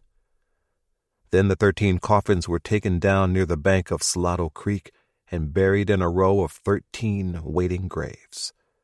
The graves were marked by small, numbered blocks at the head of each mound of earth. Charles Baltimore's grave was number 1. Jesse Moore was interred in grave number 7. William Nesbitt was placed in grave number 10, and T.C. Hawkins was buried in grave number 11. By noon, the gallows had been disassembled, and all traces of the hanging were eradicated. Only the cold ashes of bonfires, 13 mounds of freshly turned earth, and the presence of a military guard indicated that something tragic had happened in the first light of dawn. No one in the public, the press, the government, or even the army knew that 13 soldiers had been put to death in Texas without any chance of appeal or higher review. No one knew anything about it until later that day, when Ruckman sent a terse telegram to Washington announcing that he had ordered the execution of the men condemned in the Nesbitt trial. It is not certain how most of the families of the executed men first learned of their deaths. Some of them may have read of it in one of the newspapers that rushed to print the news after Ruckman's telegram was released to the public. At least 2 families only found out when their soldiers' final letters arrived in the mail. T.C. Hawkins's parents knew nothing of what had happened until a small box arrived at their home in North Carolina a few days later. The parcel contained his personal effects, the charge sheet from the court-martial, and his last letter, which is reproduced here with its original punctuation. "Dear Mother and Father," he wrote, "when this letter reaches you, I will be beyond the veil of sorrow. I will be in heaven with the angels. Mother, don't worry over your son, because it is heaven's gain. Look not upon my body as one that must fill a watery grave, but one that is asleep in Jesus. I fear not death. Did not Jesus ask death, 'Where art thy sting?' Don't regret my seat in heaven by mourning over me. I now can imagine seeing my dear grandmother and grandfather, and the dear girl, Miss Bessie Henderson, that I once loved in this world, standing at the river of Jordan, beckoning to me to come. And oh, Mother, should they be sensitive of my coming? Don't you think that they are anxious for tomorrow morning to come when I will come unto them? I am sentenced to be hanged for the trouble that happened in Houston, Texas, although I am not guilty of the crime that I am accused of. But, Mother, it is God's will that I go now and in this way. And, Mother, I am going to look for you and the family. If possible, I will meet you at the river. Come unto me, all ye that are heavy laden, and I will give the rest." Bless his holy name. This is the happiest day I met with since Jesus spoke peace to my soul in Brookstone Church. From my promise to God I have strayed away, but I am with him now. Send Mr. Harris a copy of this letter. I am. Your son, T.C. Hawkins. P.S. Show this to Reverend Shaw. Reverend Shaw, I am with Jesus, and I will look for you in that great morning. That was how Cassie Hawkins learned that her son would never come home. 15. outrage.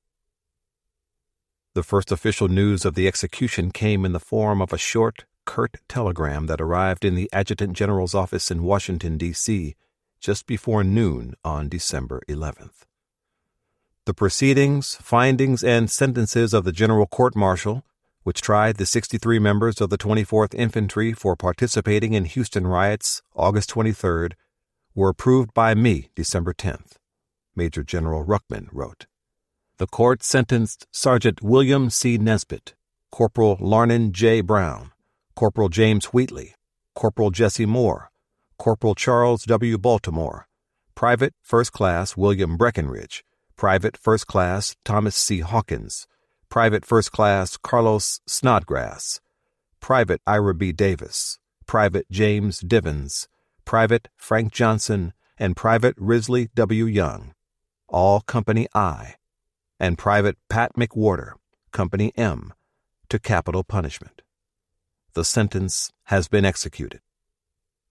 From the very beginning of the affair, given the racial and political climate of the era, most black citizens had expected that some of the men accused of involvement in the Houston incident would face severe punishment.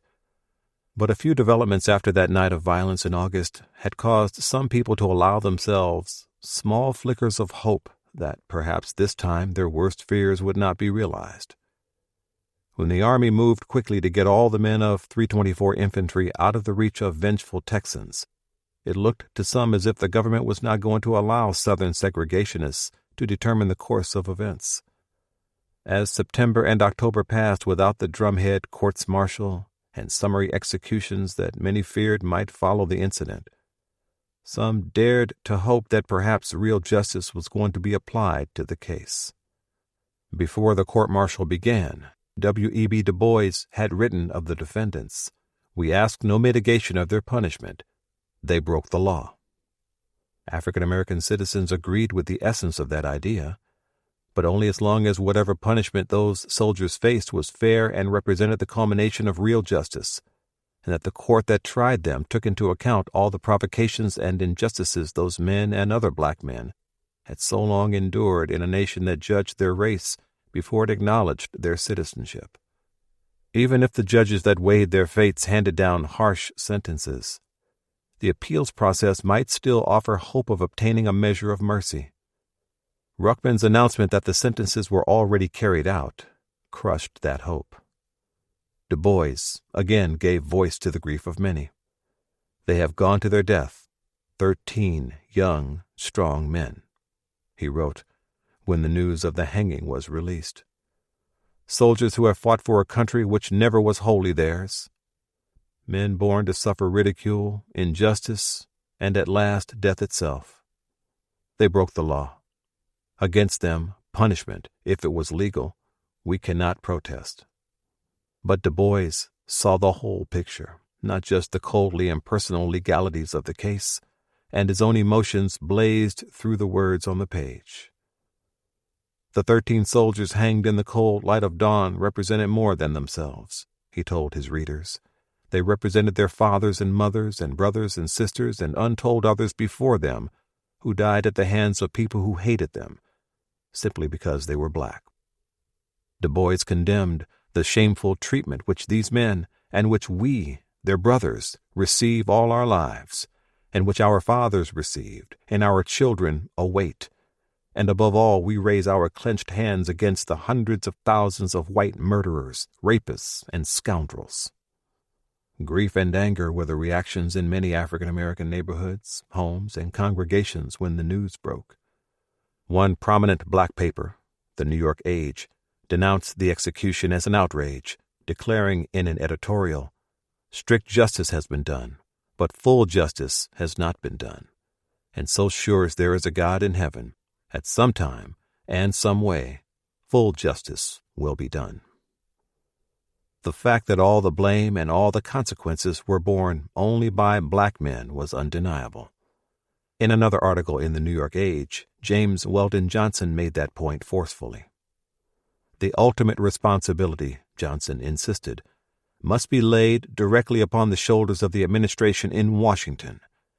If in the beginning an authoritative and definite order had gone out from Washington that every man in the service of the Army should receive the same treatment as every other man of like rank, and that the government would not tolerate anything else, none of the serious troubles, including the affair at Houston, would ever have happened. A week after the hangings, the Baltimore Afro-American reported on a sermon delivered by Reverend George Fraser Miller in St. Augustine's Episcopal Church in Brooklyn, New York. Reverend Miller referred to the soldiers executed as the 13 martyrs, and intimated that their sacrifice to appease the people of Houston would undermine the patriotism of American Negroes. Miller went on to denounce Ruckman's handling of the case. The military commander who carried out that order was guilty of military lynching, he declared from the pulpit. The commander took advantage of the state of war situation. If this thing had been reported to Washington, we in this country would have had a chance to plead for mercy. 13 men of the United States Army were denied the right of appeal, which is accorded to any criminal.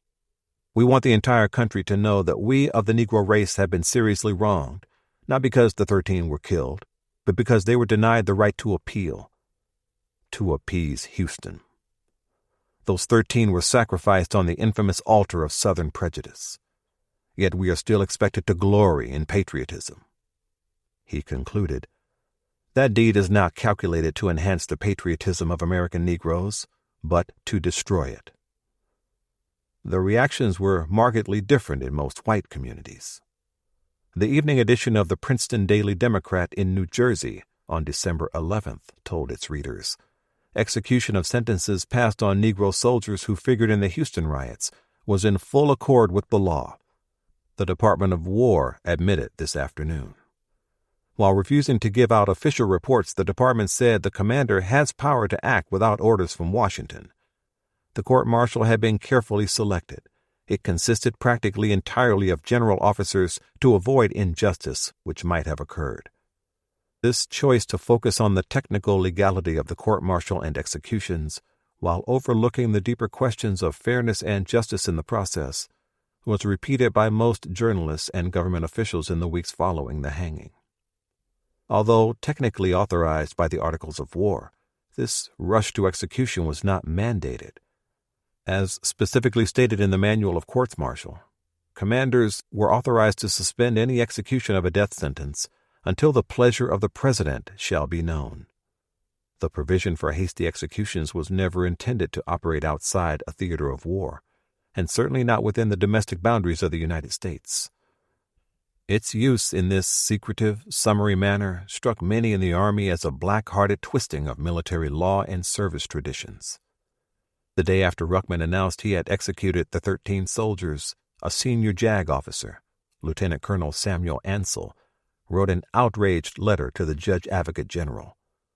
Ansel held nothing back in castigating General Ruckman and Colonel Dunn and what he regarded as their indefensible mishandling of the case.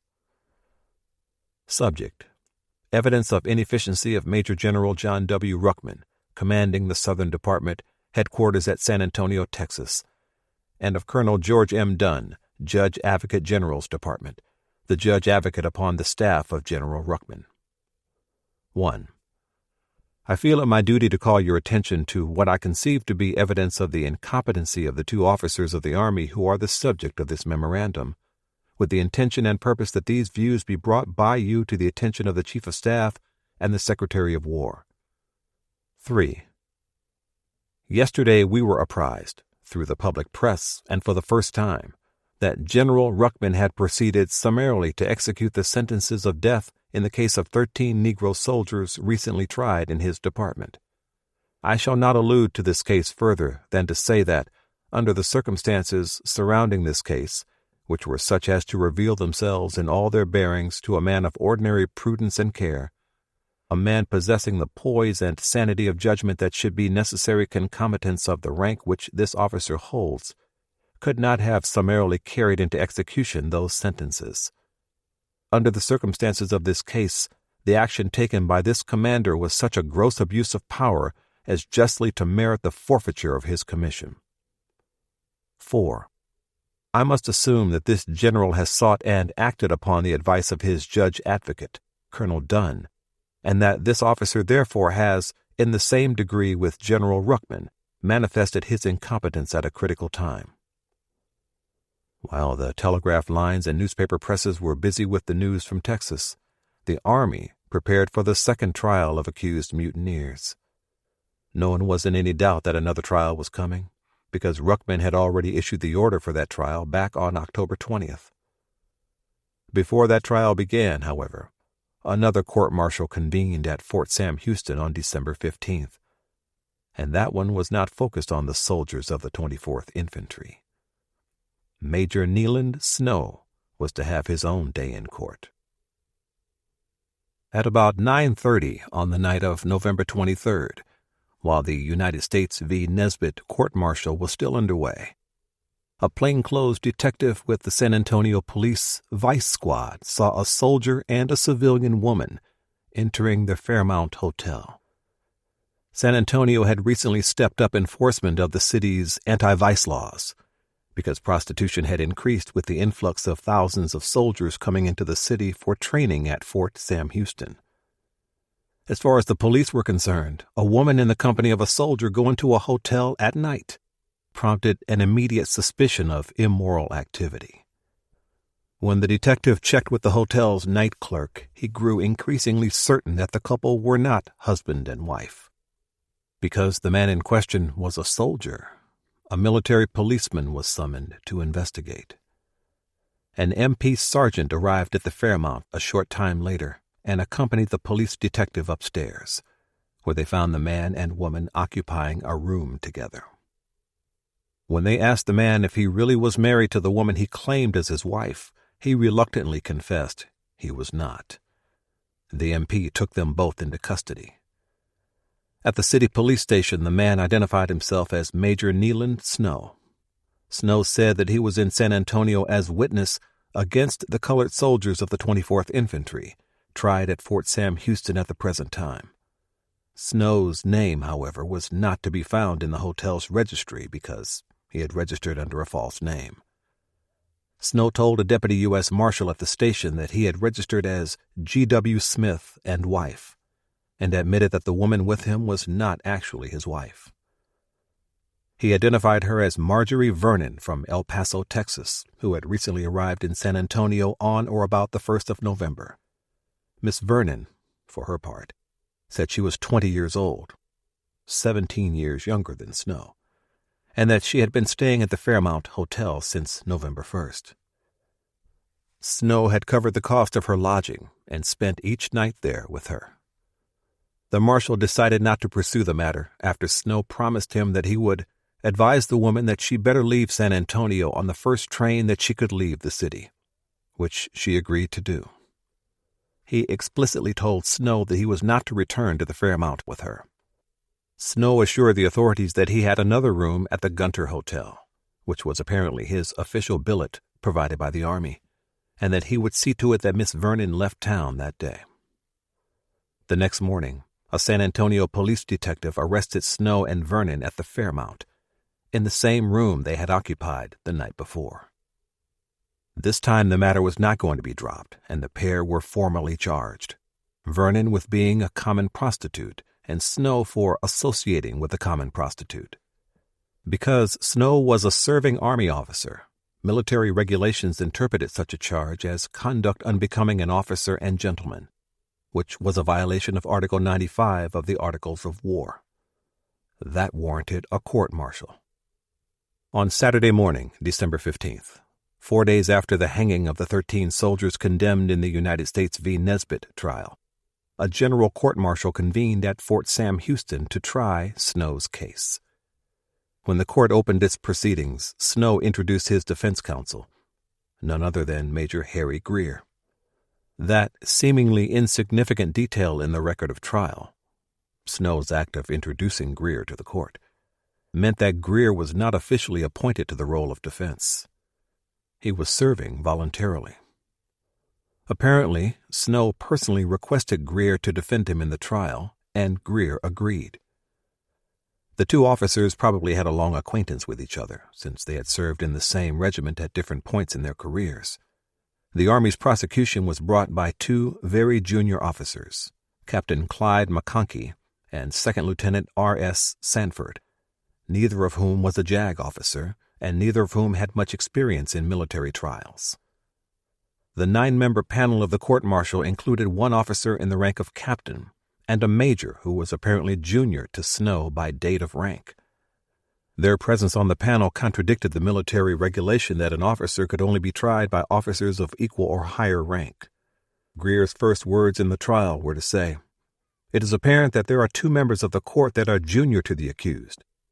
Nevertheless, with the view of serving the interests of the government and with proceeding this case, the accused waives his objections to those members and goes to trial."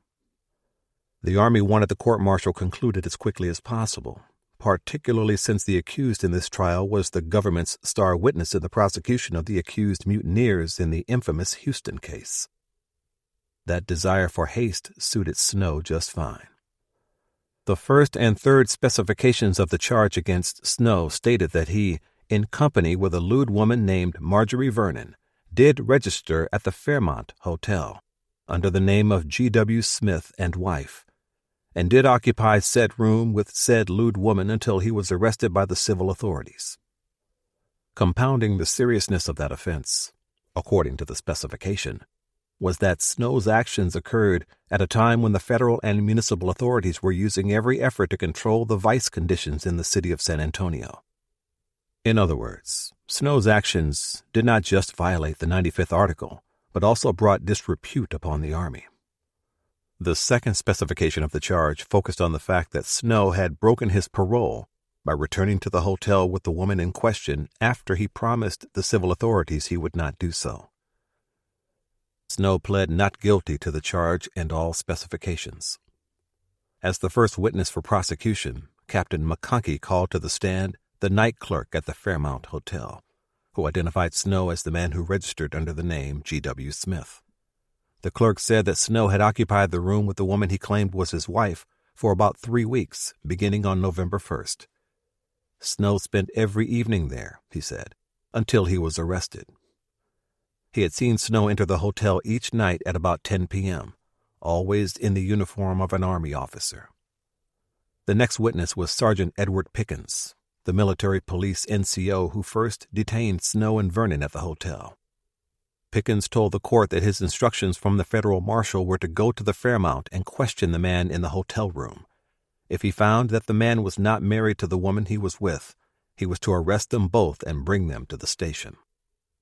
"I asked him if he was married, and he did not make any answer at all, right then," Pickens said, and added that when he pressed Snow on the question, Snow only said that his intentions were good. After 3 or 4 minutes, Snow finally admitted he was not married to the woman with whom he was sharing the hotel room. The court discussed this for several minutes, debating what Snow's prevarications really meant. A member of the panel asked Pickens, "Was the object of your question to ascertain if he was married to this woman?" "Yes, sir," the sergeant replied. "If he was married, I had no right to arrest him, but if he was not, I did." When the federal marshal, A.E. Farland, was called to the stand, Greer pressed him on whether he had thought Marjorie Vernon was a good woman or bad. Farland said he thought she was a good woman. Why then, Greer asked, had he ordered Snow to get her out of town? "You stated that you thought she was a good woman, and yet you wanted to get her out of town," he said. "You must have been satisfied in your own mind that she was not a pretty good woman."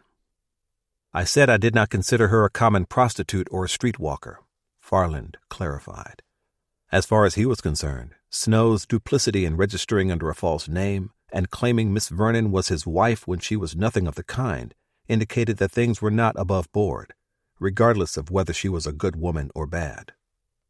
J. Edward Wilkins, a judge of the Corporation Court of the City of San Antonio, testified that on November 26th he had presided over the trials of several cases, one of which accused a Marguerite Vernon of vagrancy, to which a plea of guilty was entered into the record and a fine of $25 imposed.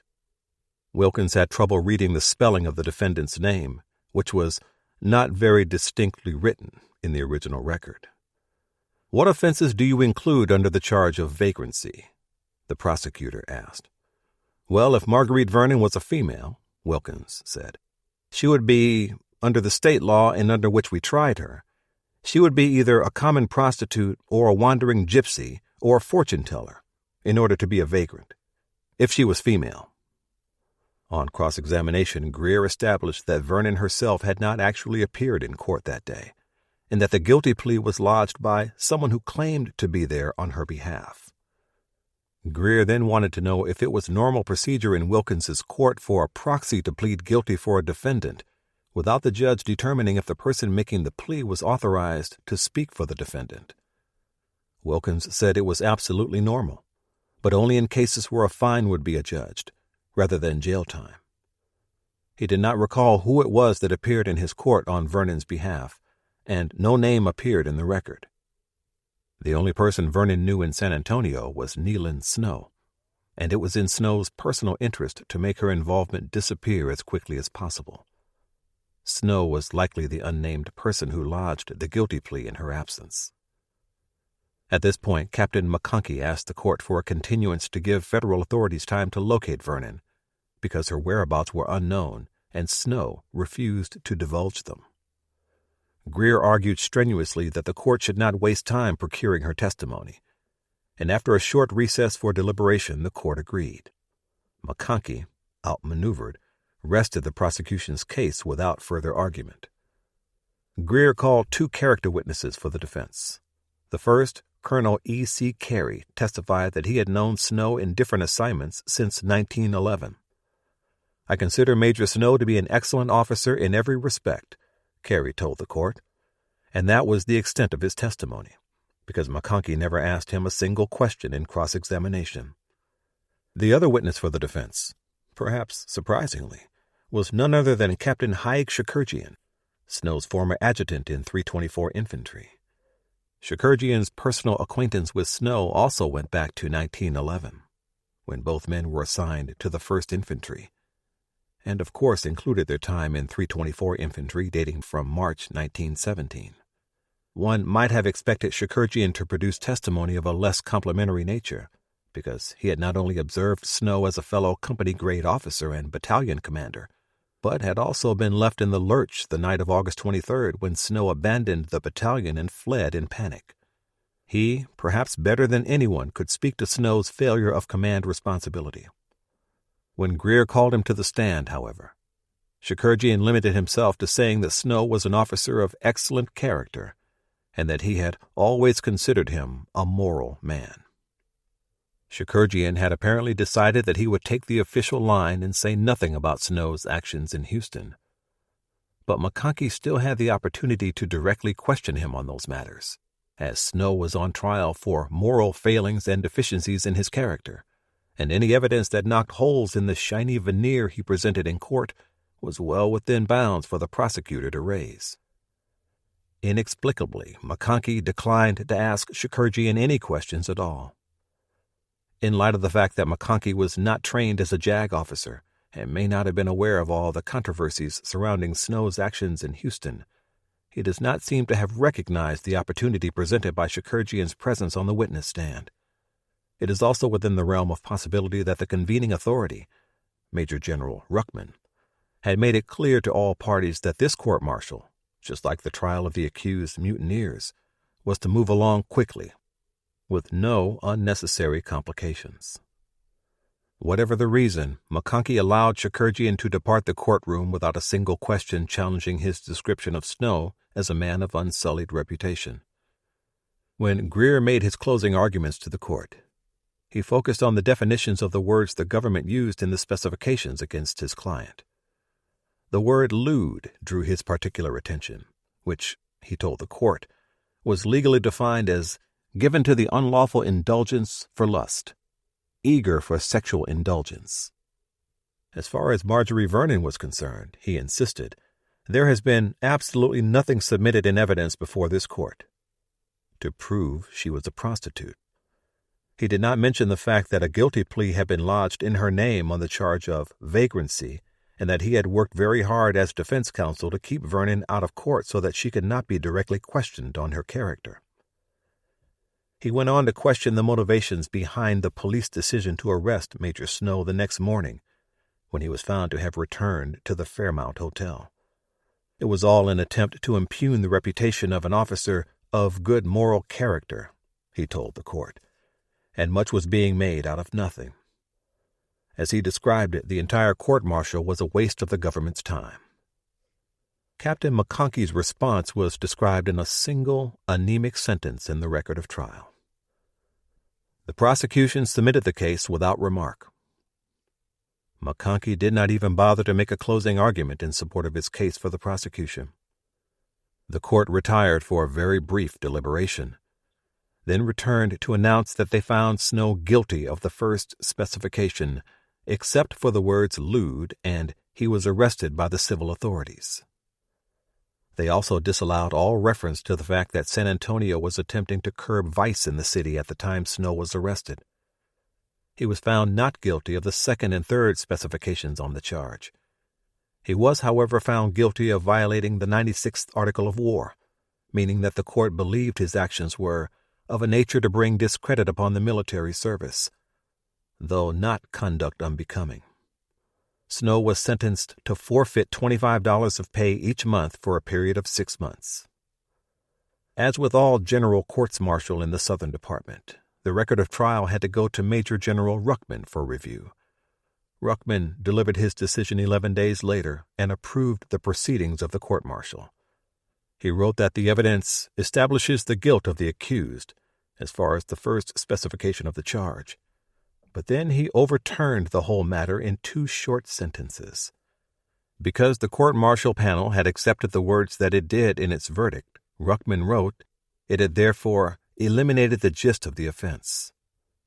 Ruckman summarily disapproved the court's verdict of guilty on the first specification and the sentence of a fine. Major Snow was returned to duty as if the trial had never taken place. It bears noting that the perfunctory, blink-and-you-miss-it nature of Snow's court-martial was problematic for another reason. Military regulation and practice required the bringing together of all known charges for a single trial. 2 separate inspectors general had recommended that Snow should be charged with dereliction of duty in the August 23rd incident, and Ruckman had told the Chief of Staff of the Army that Snow would be tried on those charges. This never happened.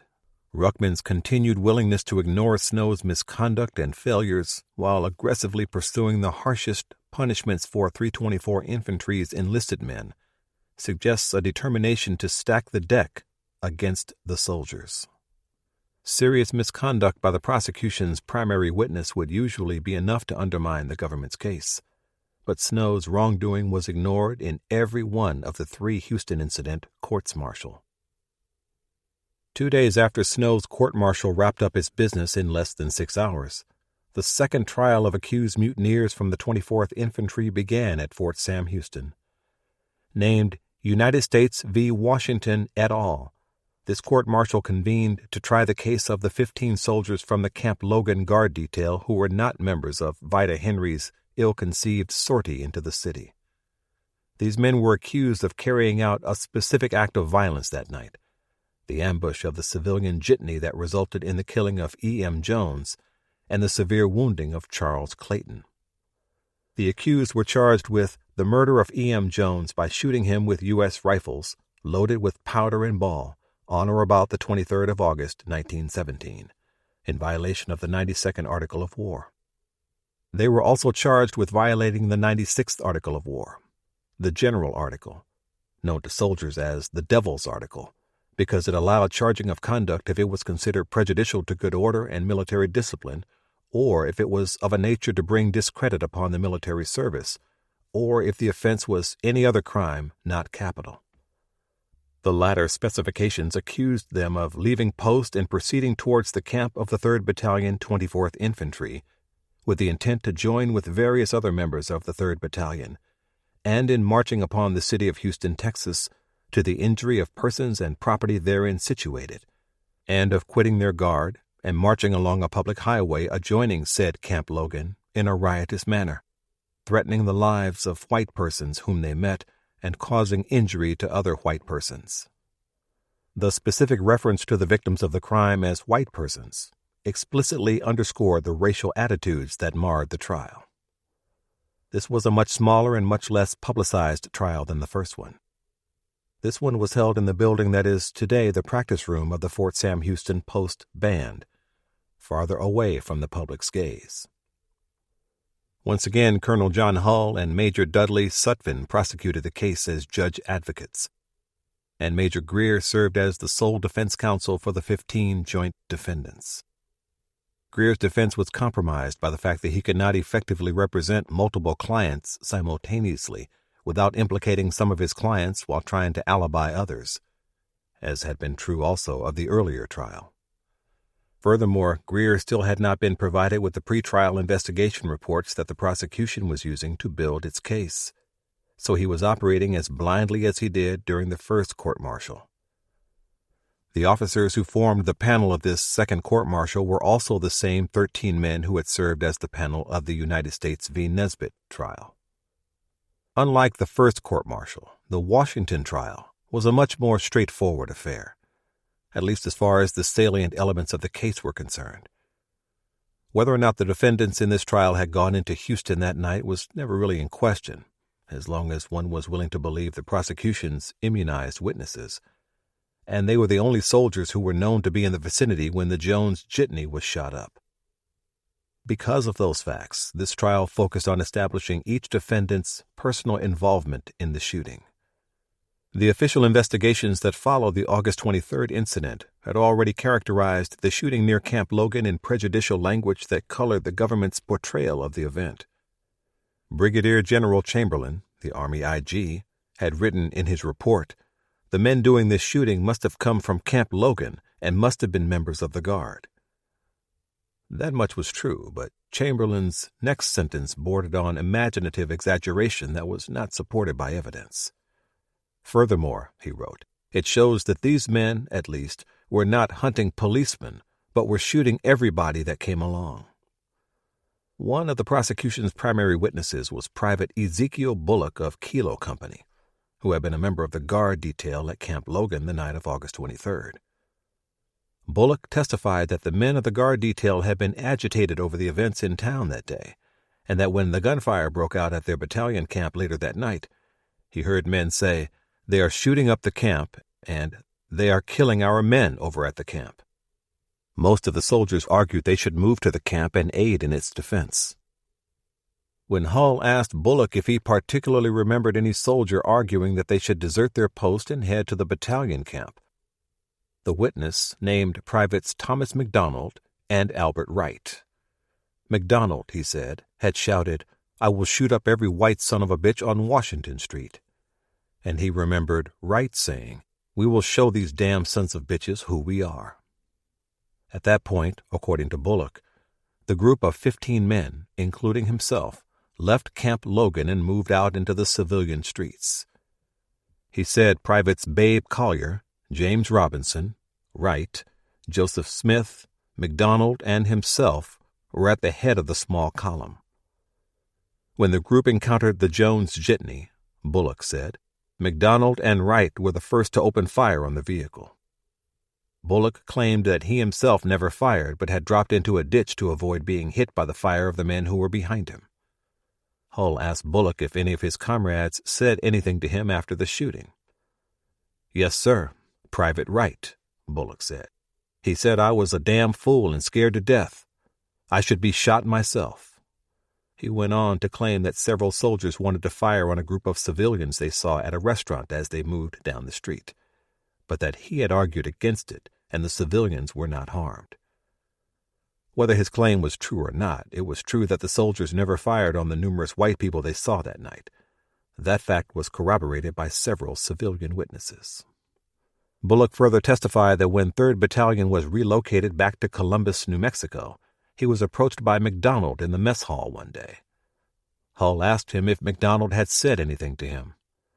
"He asked me had I been doing any talking to the investigators, and I told him no," Bullock said. He said, "Well, if you haven't done any talking, we won't get any time out of this. We will only get about 2 months, probably discharged or restored to duty." Another prosecution witness, Private Willie Blunt of India Company, testified that while they were confined at Fort Bliss, McDonald said, this damn stool pigeon got me in trouble like I am in now." "Did McDonald say anything to you about not telling what happened that night?" he was asked. "All I heard said was nobody ought to have any big mouth," Blunt said. The trial proceeded quickly, and it did not take the prosecution very long to identify who did what and the degree of individual culpability, at least to the court's satisfaction. And Greer's efforts in the defense were as uninspired and lackluster as they had been in the first trial. When the court-martial adjourned after 5 days of testimony, the panel found all 15 defendants guilty as charged. 5 men, Privates Babe Collier, Thomas McDonald, James Robinson, Joseph Smith, and Albert Wright, were sentenced to death by hanging. The other 10 soldiers were sentenced to imprisonment at hard labor for terms ranging from 7 to 10 years. At this point, the apparently repetitive patterns of the Nesbitt court-martial took a turn in a different direction. Ruckman's secretive, hasty execution of the death sentences in that first trial was not going to be allowed this time. The hanging of the first 13 men without allowing them any chance for outside review or an opportunity to appeal for clemency had so infuriated senior officers in the War Department that they had quickly issued orders that henceforth no death sentences were to be carried out without being sent up the chain of command for review by the Secretary of War and the approval of the President of the United States. Never again would any American soldiers be put to death without the explicit approval of the National Executive Authority. This was made immediately clear in written orders and reiterated more than once. In January 1918, the Army Adjutant General sent a telegram to Ruckman. The Secretary of War wanted it clearly understood, the AG said, that there must be no exceptions made to the rules prescribed by the President. In the cases of the members of the 24th Infantry lately tried at Fort Sam Houston, no part of the sentence will be executed until notification from the Judge Advocate General that there is no legal objection to the execution of the sentence. These restrictions applied not only to the soldiers condemned by the Houston courts-martial, but also to the entire Army. The 2 general orders issued in January 1918, which prohibited any executions or dishonorable discharges without review by the Judge Advocate General, would be incorporated into the post-World War I Articles of War and form the basis of the first military appellate procedure in American military law. The 5 condemned men remained in confinement in the Fort Sam Houston guardhouse while they waited to learn if President Woodrow Wilson would commute their sentences to imprisonment, or if they too would die on a gallows in the dawn of a morning yet to come. 16. The Last Court-Martial. As 1917 turned over to 1918, much of the public's attention on the Houston case was beginning to fade, as American involvement in the Great War occupied even more inches of newsprint. Young Americans were fighting and dying in France, and that seemed a far more immediate and pressing matter than the Houston incident, which, as far as most people knew, had been concluded by the second court-martial.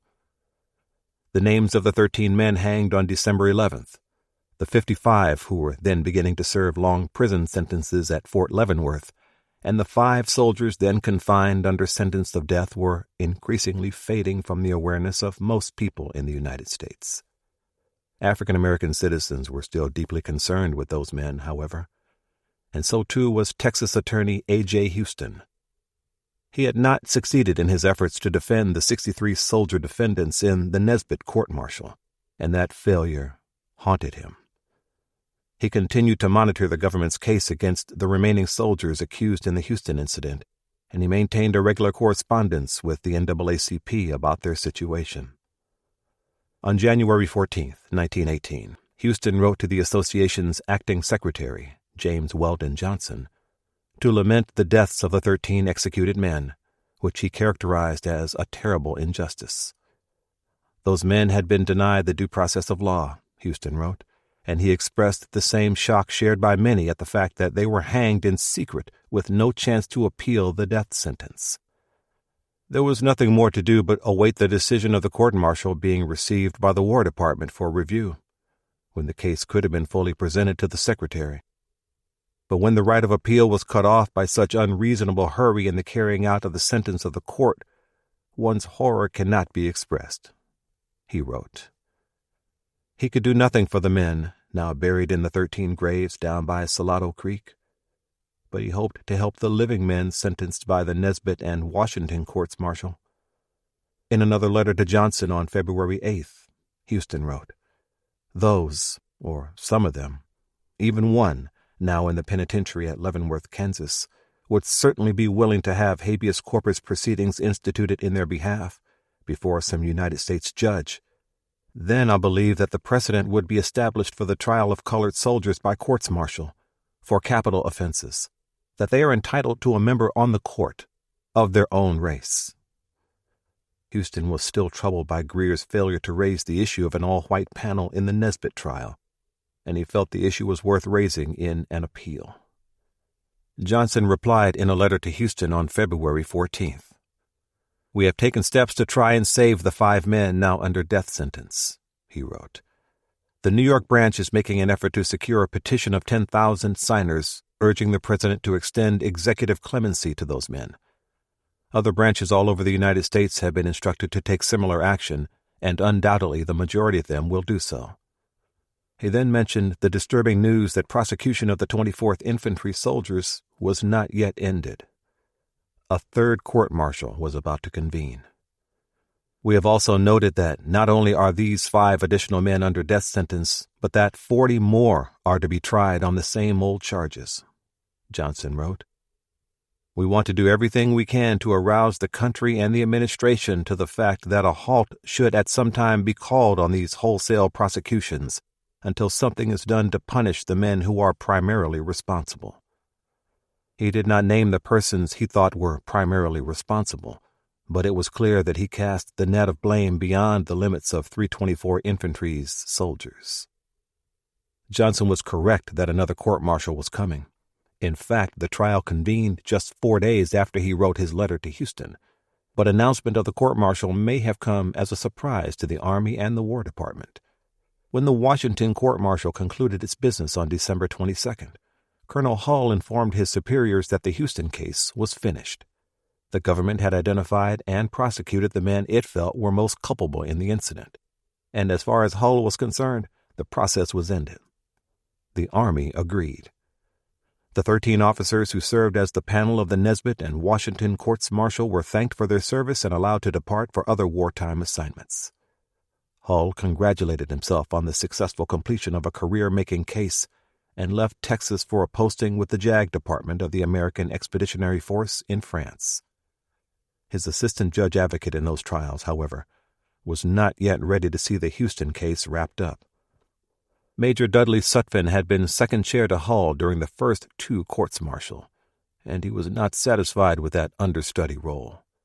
In his opinion, the Houston case still offered some mileage for an ambitious JAG officer with an eye on his career advancement, and Sutphin was nothing if not ambitious. He was determined to have his turn in the prosecution's first chair and see his name in newspaper headlines. Sutphin himself did not have the authority to convene a court-martial, but as long as John Ruckman was the commanding general of the Southern Department, he had no trouble getting the trial he so fervently desired. Thus, on February 18th, the trial known as United States v. Tillman convened, with Sutphin as the leading judge advocate. 40 more soldiers were arraigned on capital charges of mutiny and murder. Once more, Major Harry Greer served as the sole defense counsel for all defendants. Right from the beginning, it was clear that Sutphin's prosecution of the Tillman court-martial was so biased as to almost make United States v. Nesbitt, with all its judicial shortcomings, look like a model of judicial propriety by contrast. The real discrepancies in the third court-martial, however, are only apparent if one reads the records of all 3 trials in comparison with each other. All 3 courts-martial relied heavily upon the testimony of immunized cooperating military witnesses, but between the first and third trials, those witnesses changed their testimony in marked ways. Because the panel of the Tillman court-martial consisted of a different group of officers who did not have the record of the previous 2 trials to refer to, this mass of perjured testimony would not have been immediately obvious to the members of the court. But the deviations in testimony between the trials are so significant as to suggest deliberate prosecutorial misconduct. Sutphin was intimately familiar with the record of the first two trials, since he had sat through a month's worth of testimony in those prosecutions and acted as a full co-prosecutor in those cases. So it defies plausibility to ascribe any innocent agency to his presentation of such different testimony from the same witness regarding the same events. The vast majority of evidence identifying those soldiers who departed the camp with Sergeant Vida Henry's column, identifying those who committed specific violent acts, or detailing the alleged existence or content of a pre-existing conspiracy among the members of the 3rd Battalion, was based almost exclusively on immunized witnesses' testimony, just as in the Nesbitt trial. For example, Private Cleta Love had been the only prosecution witness to claim knowledge of a pre-existing agreement to leave camp at 9 p.m. on the night of August 23rd, supposed evidence of a conspiracy to commit mutiny. In the 3rd court-martial, he greatly enlarged on his testimony in the first trial. Given the dependence of the prosecution's case on Love and the other immunized witnesses, these major changes in witness testimony between the different trials should have raised significant questions on their credibility. The testimony of Private Love, described as completely unreliable by later senior JAG reviews conducted in the decade after the trial, was particularly problematic. But an examination of the testimony of Privates Lloyd Shorter, Frank Draper, and John Denty also reveals significant changes in what they said between the first and third trials. An additional cooperating witness in the Tillman trial, Private William Kane, who was convicted and sentenced to life in the Nesbitt case, cooperated with the prosecution in exchange for a clemency recommendation. As a result of Kane's revised and enlarged testimony, he served no time in prison. His testimony included statements purportedly made by the 13 convicted soldiers who were executed on December 11, 1917. Statements that could not be rebutted or even investigated by the defense in the later trial. Dead men cannot refute false testimony. That did not stop Sutphin from using that unverifiable testimony against the 40 defendants in his prosecution. The circumstances leading to Private Kane's cooperation are a further example of a pattern of prosecutorial misconduct that began with Colonel Hull and continued with Major Sutphin. When the Nesbitt trial concluded, Kane was escorted to the judge advocate's office at the old post quadrangle at Fort Sam Houston to be formally served his copy of the record of trial in which he was convicted. There he was questioned by Colonel Hull without the presence of his defense counsel. Hull assured Kane that nothing he said would be used against him. He was only seeking information that could be used against other 324 infantry soldiers who deserved to be prosecuted, but who had not yet been identified. Sutphin also assured Kane that his statements could not be used without his permission. A comprehensive review of the records shows that this was not an isolated incident. After the first trial, Hull, as the prosecuting judge advocate, admitted that he interviewed all the soldiers who had been tried and secured considerable information to use against the defendants of the next two courts-martial. As a result of this questioning, Private Kane subsequently agreed to testify in exchange for a clemency recommendation. Further impugning the credibility of the cooperating witnesses, Private Samuel Riddle, a defendant in the Tillman case, testified that he was called before Major Preston's investigation board at Fort Bliss prior to the third trial. The board pressured him to change the statement he had made during the initial investigation after the Houston incident. One of the board members told him that if he would alter his testimony, he could rejoin his battalion as a free man. Riddle stuck to his story, at which point the board told one of its cooperating immunity witnesses, Private Frank Draper, to take Riddle out of the room and urge him to change his story. "They all know you did not go downtown," Draper allegedly told him. "Riddle, the things these people want to know, they want to know something about somebody. And just state anything you know that will help them." When Riddle protested that he did not know anything that would help them, Draper replied, "Well, get somebody in there that can't give a good account of themselves. You pick around in there and find out about it, and get somebody that can't give a good account of themselves, and you can go." Draper also approached a black civilian witness named Mrs. Crowell and warned her that the board thought she should change her testimony supporting defendant soldiers' alibis. Draper conveyed the board's threat to charge her with perjury if she did not change her testimony. The discrepancies in the testimony of cooperating witnesses between the Nesbitt and Tillman trials seriously undermined the legitimacy of Sutphin's prosecution in that third trial. In the Nesbitt trial, Private Lloyd Shorter testified as to the sequence of events in 3rd Battalion's camp during the afternoon of August 23rd. He was short on details of the activities in camp that afternoon and early evening, and instead focused on the activities of Henry's column as it left the camp later that night. In both trials, Shorter testified that he was with the column until it reached the cemetery, at which point he jumped out of the column and hid in a house with 2 other soldiers until the next morning. In the Tillman trial, however, Shorter suddenly seemed to have remembered a trove of details he had never mentioned in the first court-martial. He identified a different group of soldiers leaving the camp much earlier in the evening while the weapons were being collected. This group, he claimed, attacked an ambulance before the shooting broke out in camp. Between the 2 trials, Shorter also more than doubled the number of soldiers who he claimed left the camp in Henry's column, from 85 to at least 200 men. In the Tillman trial, Shorter testified that he left the camp before the departure of the column and was out on Washington Avenue, a change in his story that made it possible for him to have observed the alleged attack on the ambulance at that location prior to the firing in camp. As was true of other prosecution witnesses, Shorter's testimony in the Tillman trial directly and repeatedly contradicted his testimony in the Nesbitt court-martial.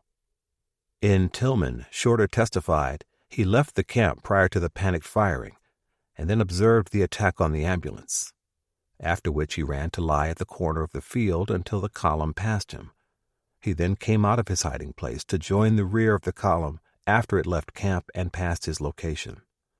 In Nesbitt, however, Shorter had testified that he was in India Company's street, participating in the rush on the supply tent and panicked firing, and that he then fell in with Henry's column before it marched from camp.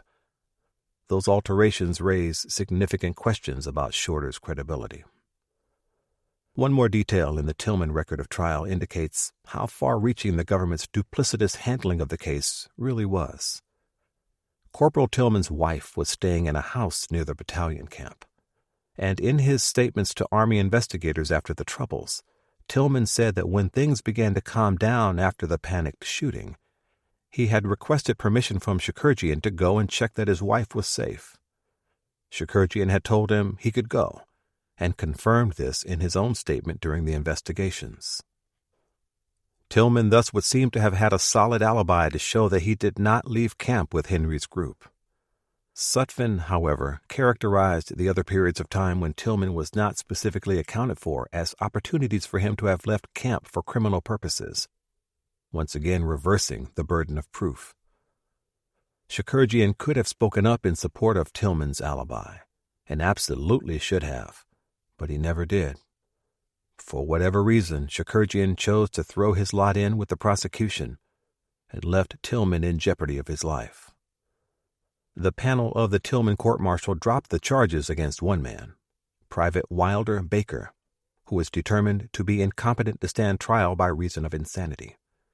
Baker was committed to the St. Elizabeth Government Hospital for the Insane in Washington, D.C. 2 men were acquitted, and the remaining 37 defendants were convicted.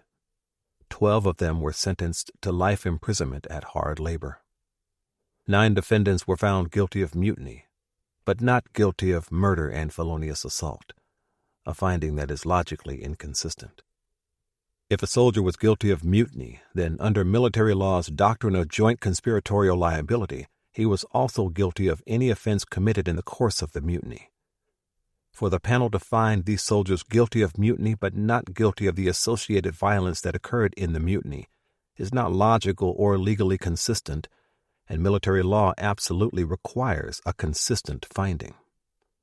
As a result of the post-trial disapproval of the findings of guilt on the mutiny charge for Privates Glenn Hedrick, Henry Thomas, and James Woolford, their sentences of 15 years confinement were reduced to 2 years because the Judge Advocate Review determined that there was insufficient evidence to sustain the mutiny finding.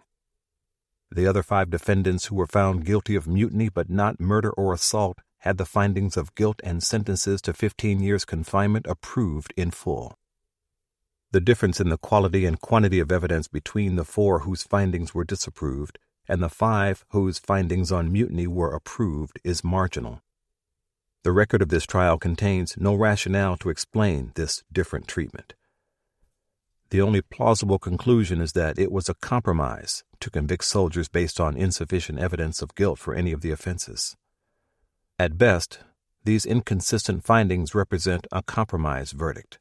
At worst, they indicate that the panel of the Tillman court-martial failed to base its findings on sufficient evidence for all 9 soldiers, raising doubts about the evidentiary basis for the conviction of all defendants.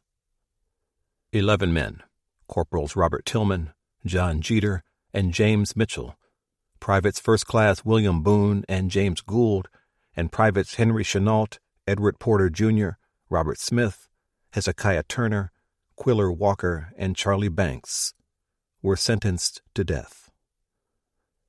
Sutphin had succeeded in his ambition to prosecute a major capital criminal case, even if he had to suborn perjured testimony to get his convictions. 26 men went to prison. 11 more joined the 5 condemned soldiers from the Washington trial in the Fort Sam Houston guardhouse, where they waited to learn if the president would commute their sentences or send them on to their deaths at the end of a rope. On February 20th, just 2 days after Sutphin began his efforts to manipulate the Tillman court-martial to a wholesale slate of convictions, a delegation representing the NAACP arrived at the White House for a meeting with President Wilson.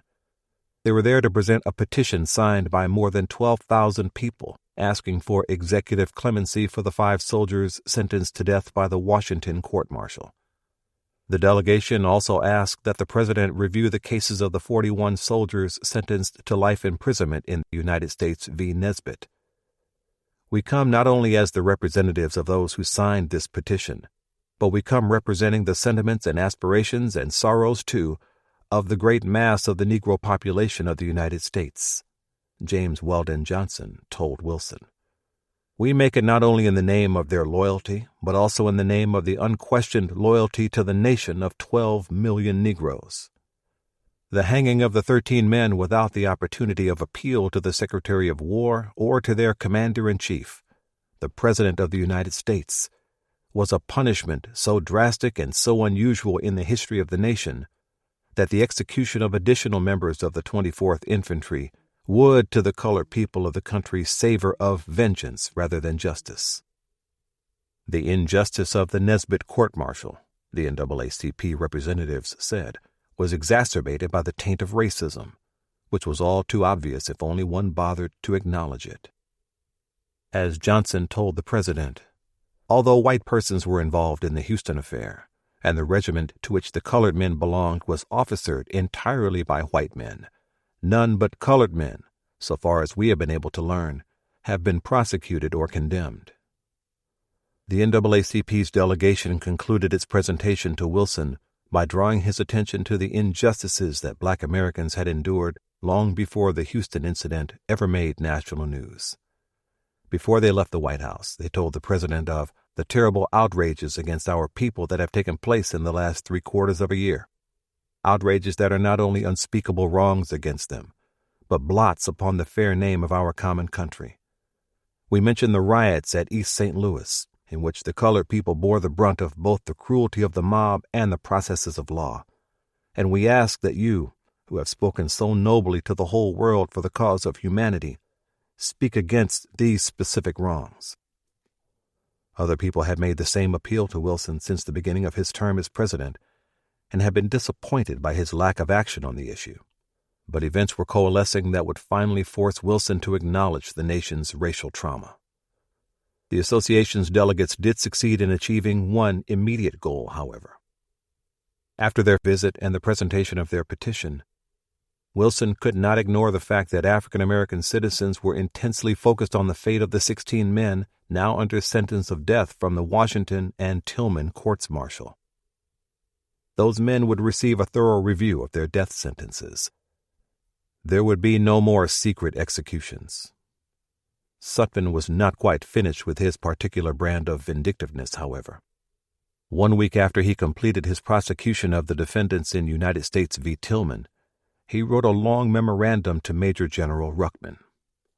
I beg to submit herewith recommendations with reference to certain members of the 24th Infantry whose conduct on the night of August 23, 1917, has been under investigation, Sutphin wrote. He listed 10 names, 8 NCOs and 2 enlisted men, and argued that they should all be discharged immediately, or in the case of the NCOs, at least reduced in rank. Referring to Battalion Sergeant Major William Washington, Sutphin wrote, "His conduct was cowardly in the extreme, and he does not deserve to hold a position of responsibility in any organization." That criticism had some merit because several military commentators held the same opinion of Washington.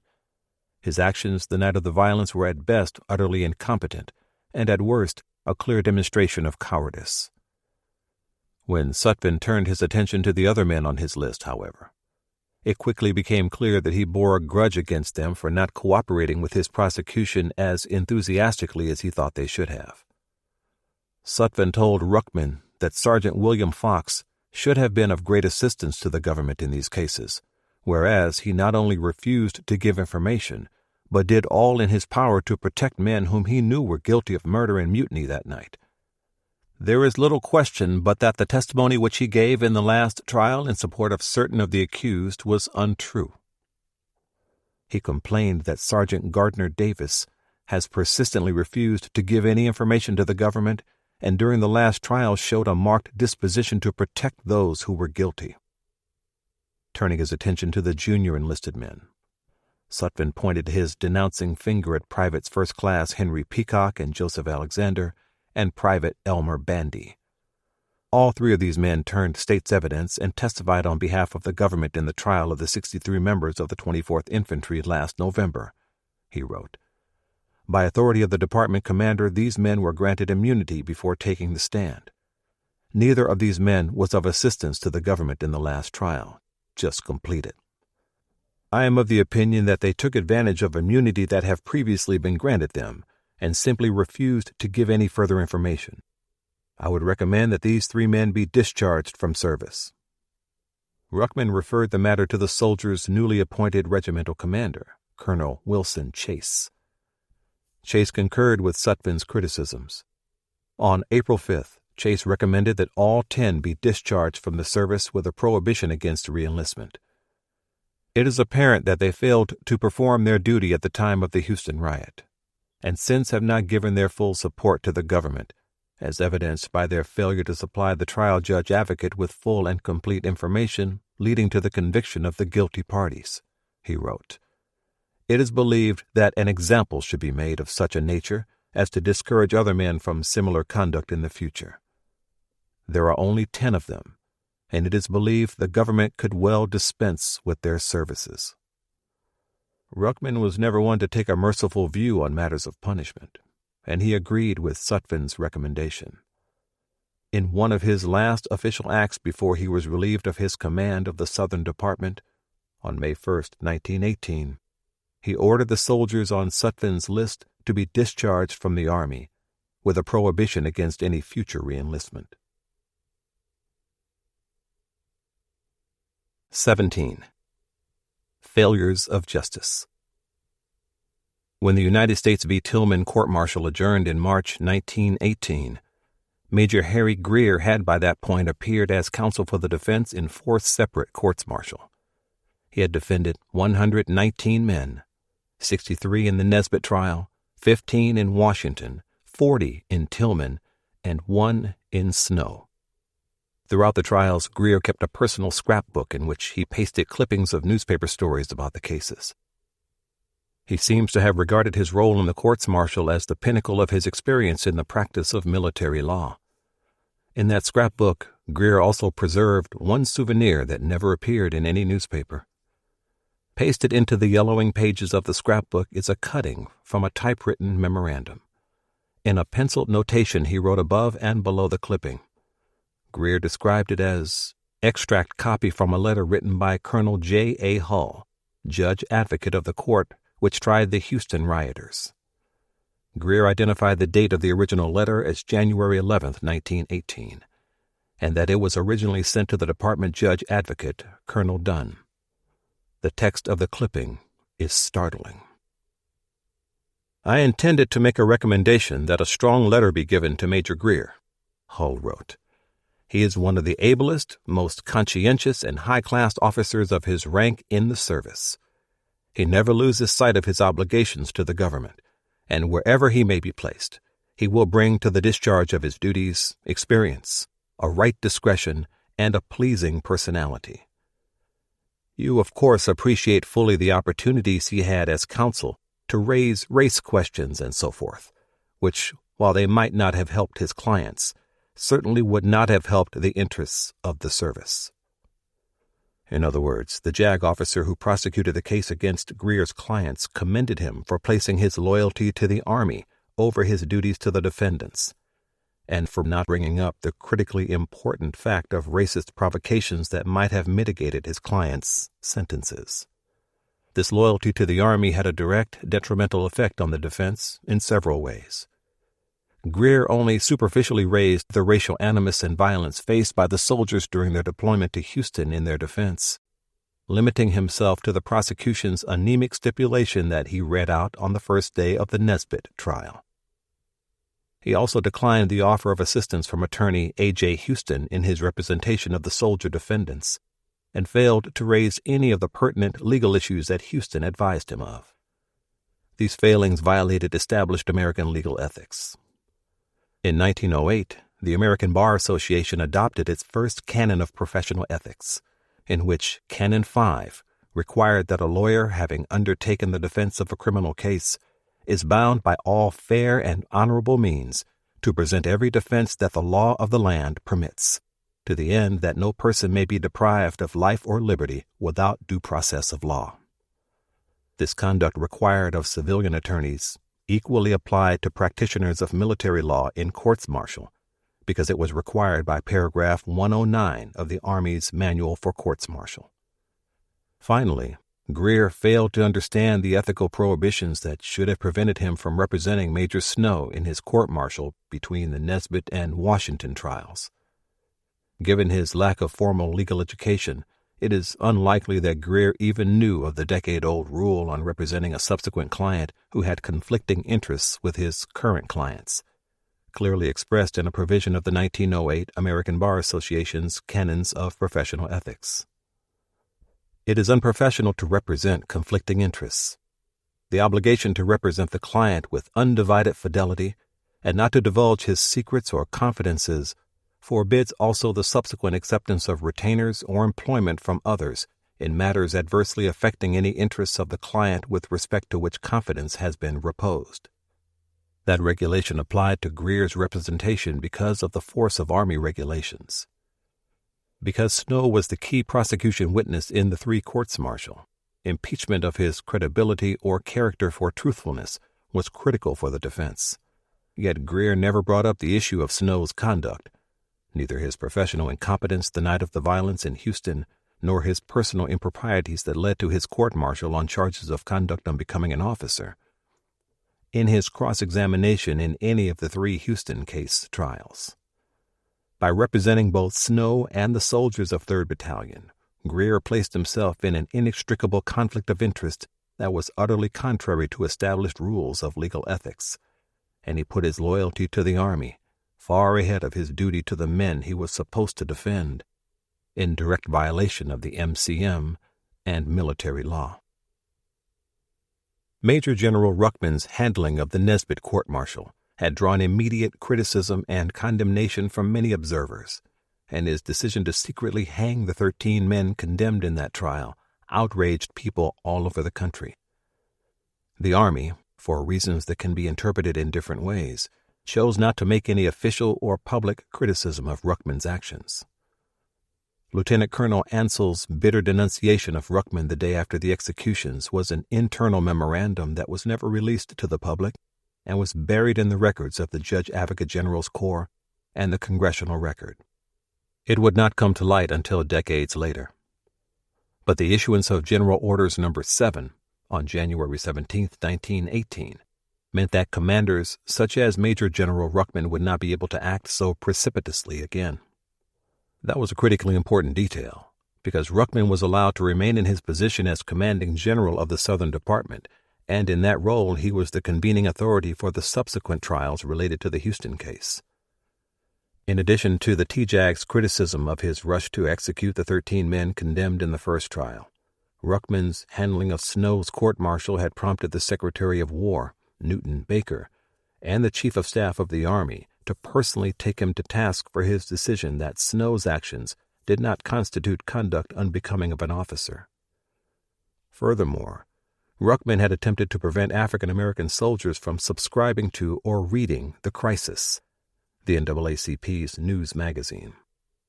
In his written comments, Ruckman had blamed the trouble in Houston on the failure of officer leadership, a fact which underscored his hypocrisy in never holding any of the battalion's officers accountable for that failure. All of these factors were mounting against him, and when the Third Court-Martial completed its questionable prosecution on March 27, 1918, the Army finally moved to deal with Ruckman. In April of that year, Ruckman was required to undergo a medical examination to clear him for overseas service with the American Expeditionary Force in France. He failed the physical because he was found to have high blood pressure. On May 1st, Ruckman was medically retired from the Army. He was reverted to the rank of Brigadier General and honorably discharged. That speaks volumes to anyone familiar with military culture and norms. General officers do not lose their stars just because of high blood pressure. And even if such a medical condition disqualified Ruckman from deploying for active service in the theater of war, he could still have continued to serve in an administrative position in the United States.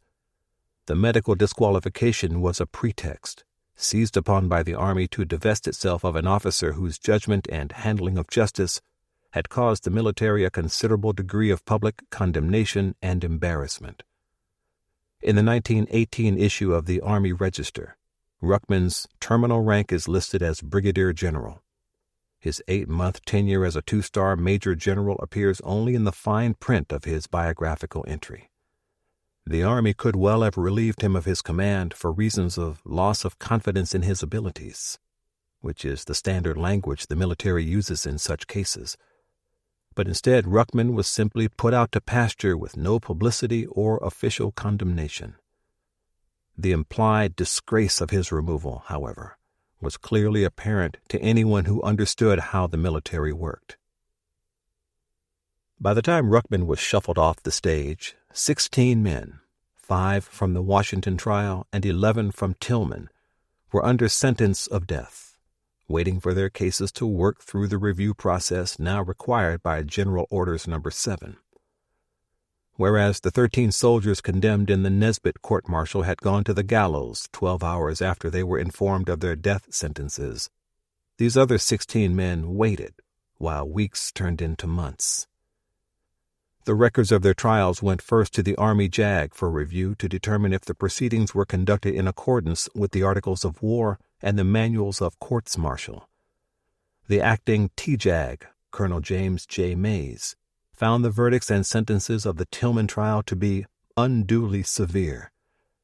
He focused particularly on the death sentences handed down to Corporals Robert Tillman, John Jeter, and James Mitchell, along with Private First Class James Gould and Privates Henry Chenault, Edward Porter Jr., Robert Smith, Hezekiah Turner, and Quiller Walker. Those sentences, he believed, were not supported by the evidence that Major Sutphin had produced in his prosecution. Mays passed the records, with his recommendations for reduced sentences, over to the War Department. A few days later, Secretary of War Newton Baker returned the files to the TJAG with a specific instruction. Mays was ordered to determine the comparative character and extent of the participation of the condemned men with regards to the killing or wounding of people during the violence of August 23rd. Mays again carried out a thorough, painstaking review of the records and separated the 16 cases into two separate groups: those who he believed could be proven to be guilty of the killing of at least one civilian, and those who he felt were not explicitly responsible for those crimes. He determined that all 5 men from the Washington trial were guilty by that standard, and 6 from the Tillman court-martial. In his report to Baker, Mays wrote, "The punishments already imposed have been heavy and have fallen upon a number of individuals." Furthermore, he stated, "The American people are prone to consider a measure of atonement by death as being sufficient, and to tire of continued executions, intermittent and after long delay."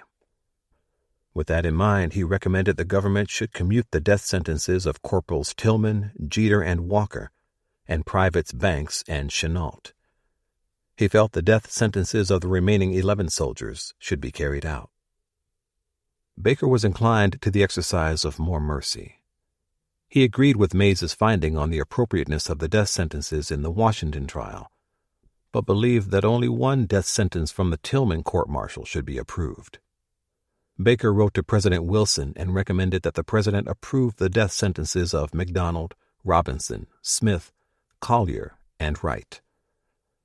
Of the Tillman convictions, Baker said he believed only Boone was shown to have deliberately shot a civilian victim, and so should be hanged. Wilson concurred with that finding and signed his executive approval of the death sentences of those 6 men. The death sentences of the remaining 10 soldiers were commuted to life imprisonment. Once again, a gallows was constructed under cover of night out on the edge of the Fort Sam Houston Post acreage, at the same spot where William Nesbitt, Charles Baltimore, Jesse Moore, and the other 10 men from the Nesbitt court-martial had been hanged the previous December. The prisoners were awakened before dawn on September 16th and driven out to the execution site. They had been informed of the execution order a few days before, and they knew their time had come.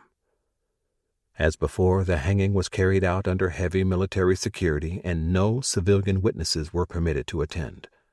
Only a Catholic priest, Father H.F. Kane, the parish priest of St. Peter's Church in San Antonio, who had spent many hours with the prisoners during their confinement, accompanied them to the place of execution. Mounting the gallows with the doomed men, Father Kane conducted an impassioned service for the departure of a condemned soul. Once again the trap was sprung at the moment of sunrise, and 5 more graves were added to the 13 now covered by grass down by the banks of Salado Creek. But there should have been 6 new graves, not 5. A few days after the execution, a telegram from the War Department arrived at the headquarters of the Southern Department. "Received notice of execution of 5, the telegram read. "Where is the 6th? Private First Class William Boone had somehow been omitted from the hangings carried out that morning. It is unclear as to how it happened, but Boone had not been taken from the guardhouse with the other men, which led him to believe that his death sentence had been commuted at the last minute. One can only imagine his reaction when he was informed that his survival was only the result of an administrative error, and he was going to die after all. Father L.J. Welberg, priest at the Holy Redeemer Catholic Church, went to the post guardhouse on Monday afternoon, September 23rd, after Boone had received the grim news. Welberg said that he found Boone pacing the floor and raving. After talking with the condemned man for a time, Welberg managed to calm him down a bit. Boone asked to be baptized, and the priest performed the ritual for him. The next morning, Boone was hanged at the same spot where the other 18 soldiers had died. He may have been more personally culpable in one of the homicides that occurred that night in Houston, but his death was perhaps harder than those of the other 3rd Battalion men. They went to their deaths together in the company of their brothers in arms, but Boone faced the noose alone. His execution, as the Houston Post noted in an article that appeared on September 25th, brings to a close the punitive measure taken against the instigators of the Houston Mutiny of August 23, 1917. That final execution did indeed close the capital punishment part of the 3 trials related to the Houston incident, but the newspaper overlooked the dozens of men who were then facing untold years of imprisonment, sentences that stretched out across decades to come. The final number of executed soldiers, 19, exactly mirrors the number of people who died in the violence in Houston, and it might be tempting to ascribe some deliberate intent or agency to that number, as if the government chose to exert a sort of eye for an eye or life for a life punishment for what had happened. That would be to attempt to read too much into the history. It was simply a coincidence, grim and troubling perhaps, but coincidence nonetheless. 18. The Prisoners. Fort Leavenworth is a small, bucolic Army installation not far from where the Missouri River forms the state line between Kansas and Missouri. In the Army, the name carries a special and not necessarily positive cachet. When soldiers say Leavenworth, they do not usually mean the military post, nor the small adjacent Kansas town of the same name. They mean the military prison facilities that have been the most infamous features of the installation since the 19th century. In 1918, the United States Disciplinary Barrack, USDB, often called the Castle, had been on the site since its construction began in 1875. It was a huge red brick monolith topped by a small dome, which gave it its other nickname, Little Top, distinguishing it from the federal penitentiary a couple of miles away known as Big Top. Soldiers convicted by courts-martial who were sentenced to incarceration at hard labor were put to work constructing both facilities. And when the 3rd Battalion men convicted in the 3 Houston case trials arrived there to begin serving out their sentences, they joined the labor crews of prisoners that were then finally completing the work on the USDB complex. 45 men were sent to Leavenworth after the Nesbitt court-martial in December 1917. All but 4 of them were there on life sentences. 10 more men joined them after the Washington court-martial. Finally, 36 more men who were sentenced in the Tillman trial arrived at the prison in 2 separate groups. The second contingent of 8 men who arrived at the prison in September 1918 were the soldiers originally sentenced to death in the Tillman trial with William Boone, but whose sentences were commuted to life imprisonment by President Wilson's review earlier that summer. As occurs in all prison intakes, the new prisoners were administratively processed into the inmate population. Their personal, biographical details were filled out on standardized government forms that listed their places of birth, highest levels of education, former occupations, years of military service, and next of kin. On a form that began with the phrase, "In the event of my death while in the federal penitentiary," they were required to designate a person to receive their personal effects. Most of them named parents or siblings. Their fingerprints were placed in the files, and their identification photographs were taken. One picture taken face on, and another in profile from the right side. Most of them were photographed in their issued prison uniforms, with the plain woolen shirts buttoned to the collar in accordance with prison regulations. A couple of men, uncharacteristically, were still wearing their Army uniforms when they were photographed, and the subdued brass discs with the 24th Infantry Regiment's distinctive 24 overcrossed rifles on their left collar points, and the U.S. disc on the right, are clearly visible in the photos. Most men look into the camera stoically, with no expression on their faces. Others reveal something of their emotions as the camera recorded the beginning of their time in prison. Some men, such as Callie Glenn, look almost bereft, as if still trying to understand how they had come to such a pass. A few, like Abner Davis and Robert Tillman, appear unabashedly angry, and they stare into the camera lens with undisguised animosity. The 3rd Battalion prisoners did not settle quietly into their incarceration, resigned to the loss of their freedom and the besmirchment of the military service that meant so much to them. Almost from the first weeks of their imprisonment, they began appealing their case, not only through the formal legal process but also in the public forum. The soldiers wrote to almost everyone and every organization they thought might help them. Senior officers of the NAACP, Marcus Garvey's Universal Negro Improvement Association, the Negro Civic Welfare Committee in Cincinnati, and the National Equal Rights League. They appealed to veterans organizations such as the American Legion. They wrote to newspapers and popular journals, directly to the Army, sending letters to the Judge Advocate General and the Adjutant General, and to their individual congressmen and senators.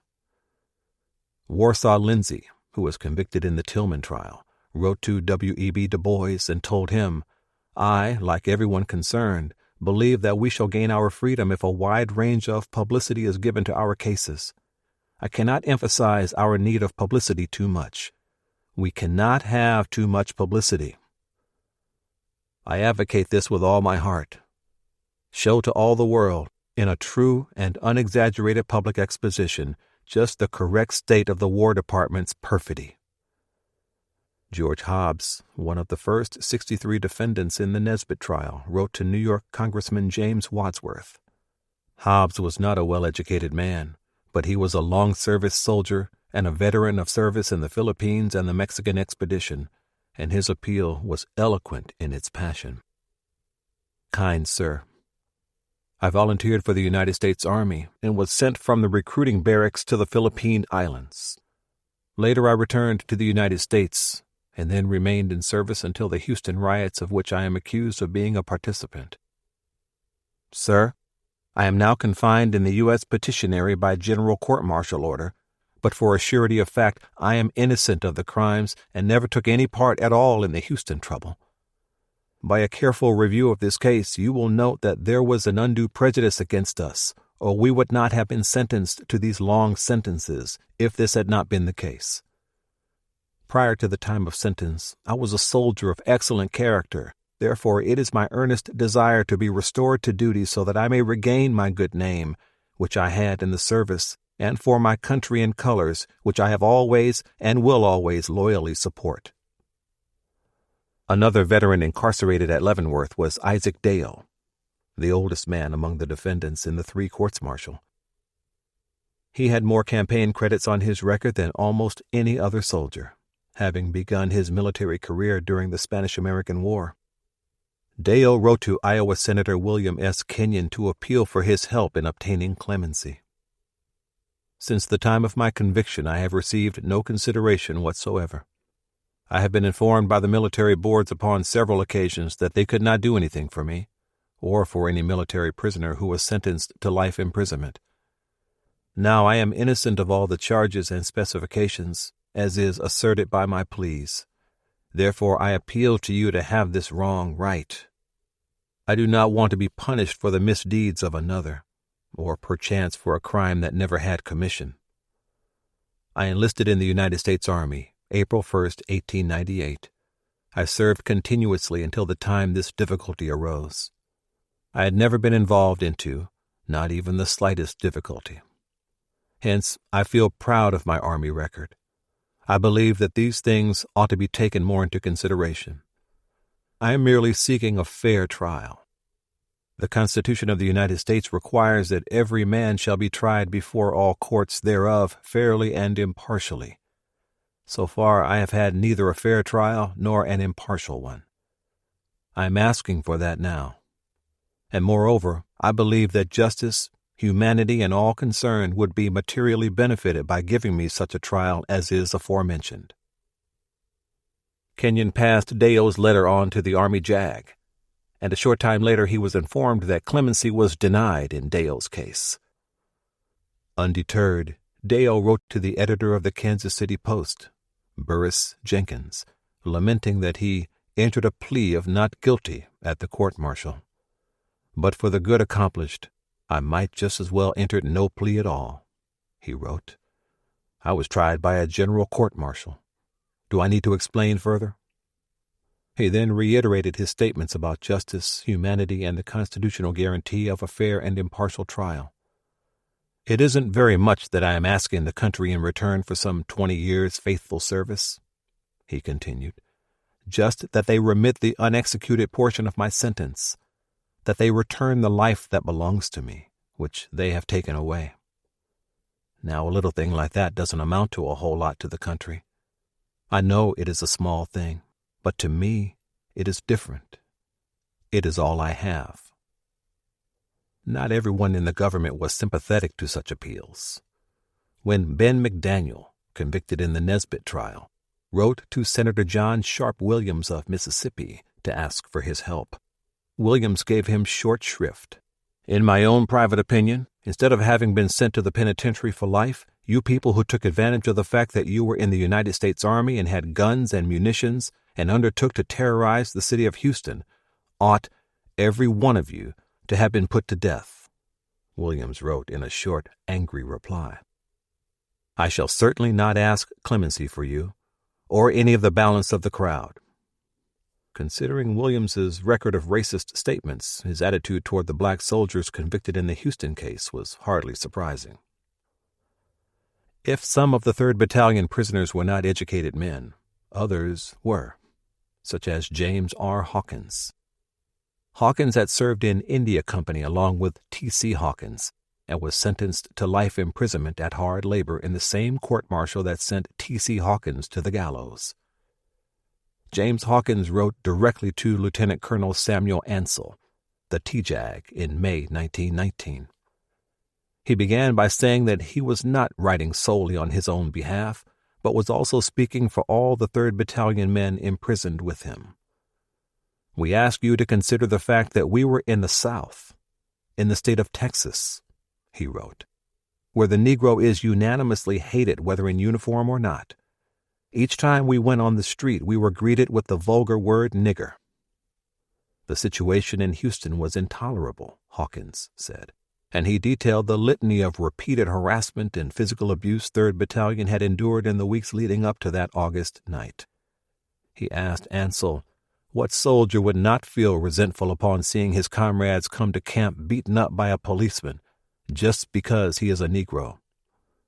"Had we committed a dastardly crime, we would have no grievance," Hawkins continued, and he assured the TJAG that every man in this body would rather be lying beneath the sod in the Argonne forest than be a prisoner for this alleged crime. "To be kept out of the war has punished us. We would rather have had a headboard mark our resting place in a soldier's grave marked 'Killed in Action' than have a court determine our living grave." Hawkins summed up his appeal by saying that he and his fellow prisoners asked once more the privilege of donning the uniform that we adore, that we may once more regain the good name we once had. It was not just their personal honor to which he was referring. It was the honor of their regiment, which had earned a reputation that was not excellent, it was magnificent.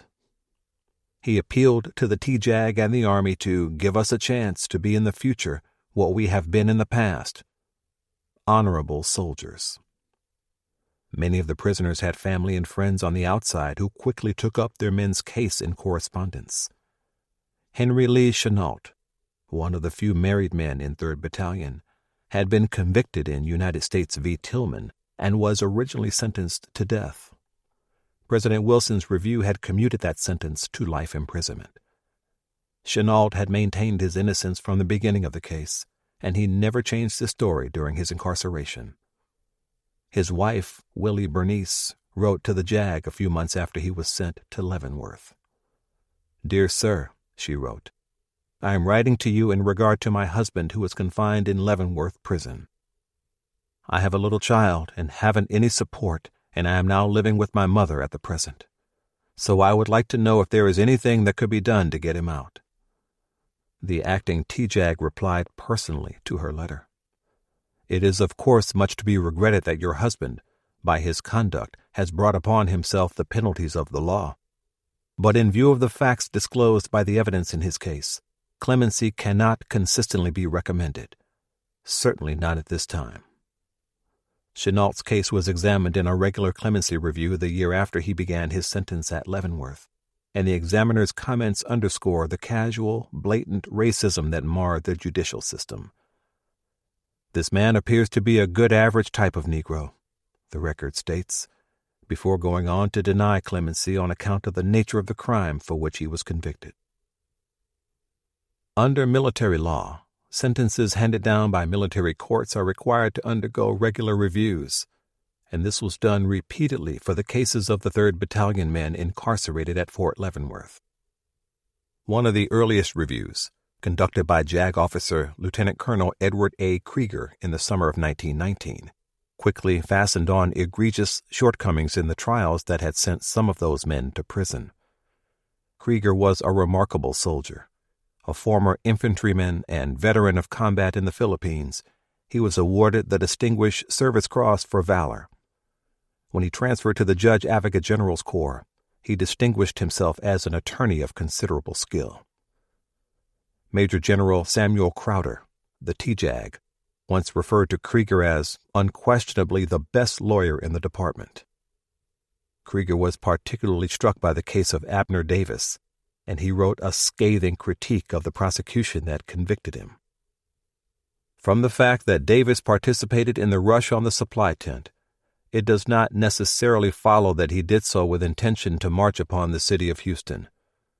When the cry was raised that a mob was coming, practically all the members of his company rushed and got their rifles and ammunition. It is not contended that they all had the intention of going to Houston at this time. And in fact, less than 1/4 of the members of the company left the camp according to the check which was made. The mere fact that he got his rifle then is not enough to show that he did so with the intention of committing any unlawful acts. It is just as reasonable to say that his intention was to protect the camp and himself from a mob, as did 3/4 of the men in the other company. There must be some evidence of an intention. The finding, therefore, that the act was with the intention to march upon the city of Houston to the injury of persons or property located therein is not sustained by the evidence. Any soldier who participated in the mutiny with the intention of marching upon the city and committing unlawful acts was responsible for all the acts committed by those who actually did visit the city, even though he himself did not leave the camp. If he did not have such intention, then he is not responsible for the acts of the others. Having failed to produce any evidence to show such intention on the part of Davis, it was then incumbent on the prosecution to show that he did actually participate in the murders and assault. This it failed to do, and there is therefore no evidence to support the finding. Nor can the fact that the story of the accused was proved to the satisfaction of the court to be false supply the deficiencies in the evidence produced by the prosecution. The prosecution must show beyond a reasonable doubt that the accused was present in the column, and while the court might consider the fact that his statement was shown to be false, it could not use his statement that he was at one place as affirmative evidence that he was at another particular place. No matter how improbable his story as to where he was might appear, the court may not say he was not there, therefore he was in the column, where he was charged with being. This would be using the charge as evidence and throwing the burden on the accused to show affirmatively that he was not where he was charged with being. Contemporaneous legal reviews conducted by 2 separate reviewing judge advocates also identified many of the same flaws. The criticisms that Krieger raised were in fact applicable to the prosecution's presentation of the case against all 118 defendants in the 3 trials. That raises substantial doubts that those courts-martial resulted in any justice under the military law of the day. Krieger's analysis highlighted one of the most important deficiencies in Hull and Sutphen's prosecution of the accused mutineers of 3rd Battalion. In 1917, just as today, military law held that the offense of mutiny requires specific intent, defined as consisting in an unlawful opposition or resistance to or defiance of superior military authority with a deliberate purpose to usurp, subvert, or override the same, or to eject with authority from office. Military law has long differentiated even violent acts, insubordination, or willful disobedience from the greater, heightened intent required for the government to substantiate a charge of mutiny. A soldier cannot be guilty of mutiny absent proof beyond a reasonable doubt of his specific intent. As argued by the prosecution in the Houston courts-martial, mutiny is not mere insubordination itself, but consists of an act or collective acts of insubordination committed with the intention of overriding military authority. In other words, it is the intent which distinguishes it from other offenses which combine to constitute it. This intent may be openly declared by words, or it may be implied from acts committed. Intent alone, however, is not sufficient, and therefore the offense of mutiny is not complete until the opposition or resistance to military authority has manifested by overt acts and specific conduct. In the aftermath of the national outrage that erupted after the execution of the first 13 soldiers without outside review, the Army conducted full reviews of the records of trial in the 3 courts-martial. These reviews repeatedly stated that the record is singularly free from evidence that is irrelevant or of doubtful competency, that the record shows no grounds for the apprehension that there has been or will be in the proceedings some discrimination against the Negro race, and that the rulings of the court are without trace of race prejudice or other bias.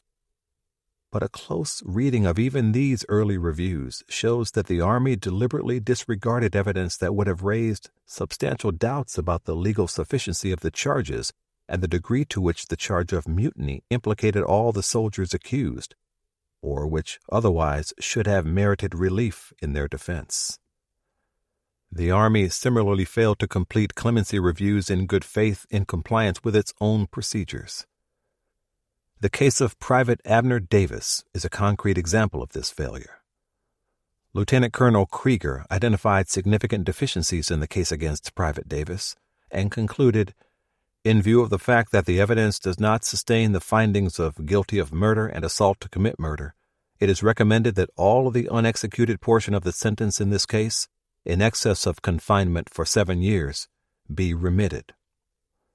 In a note to this recommendation, Colonel King, a fellow reviewing judge advocate, stated, "It is believed that this man should be punished about equally with the others convicted of mutiny only.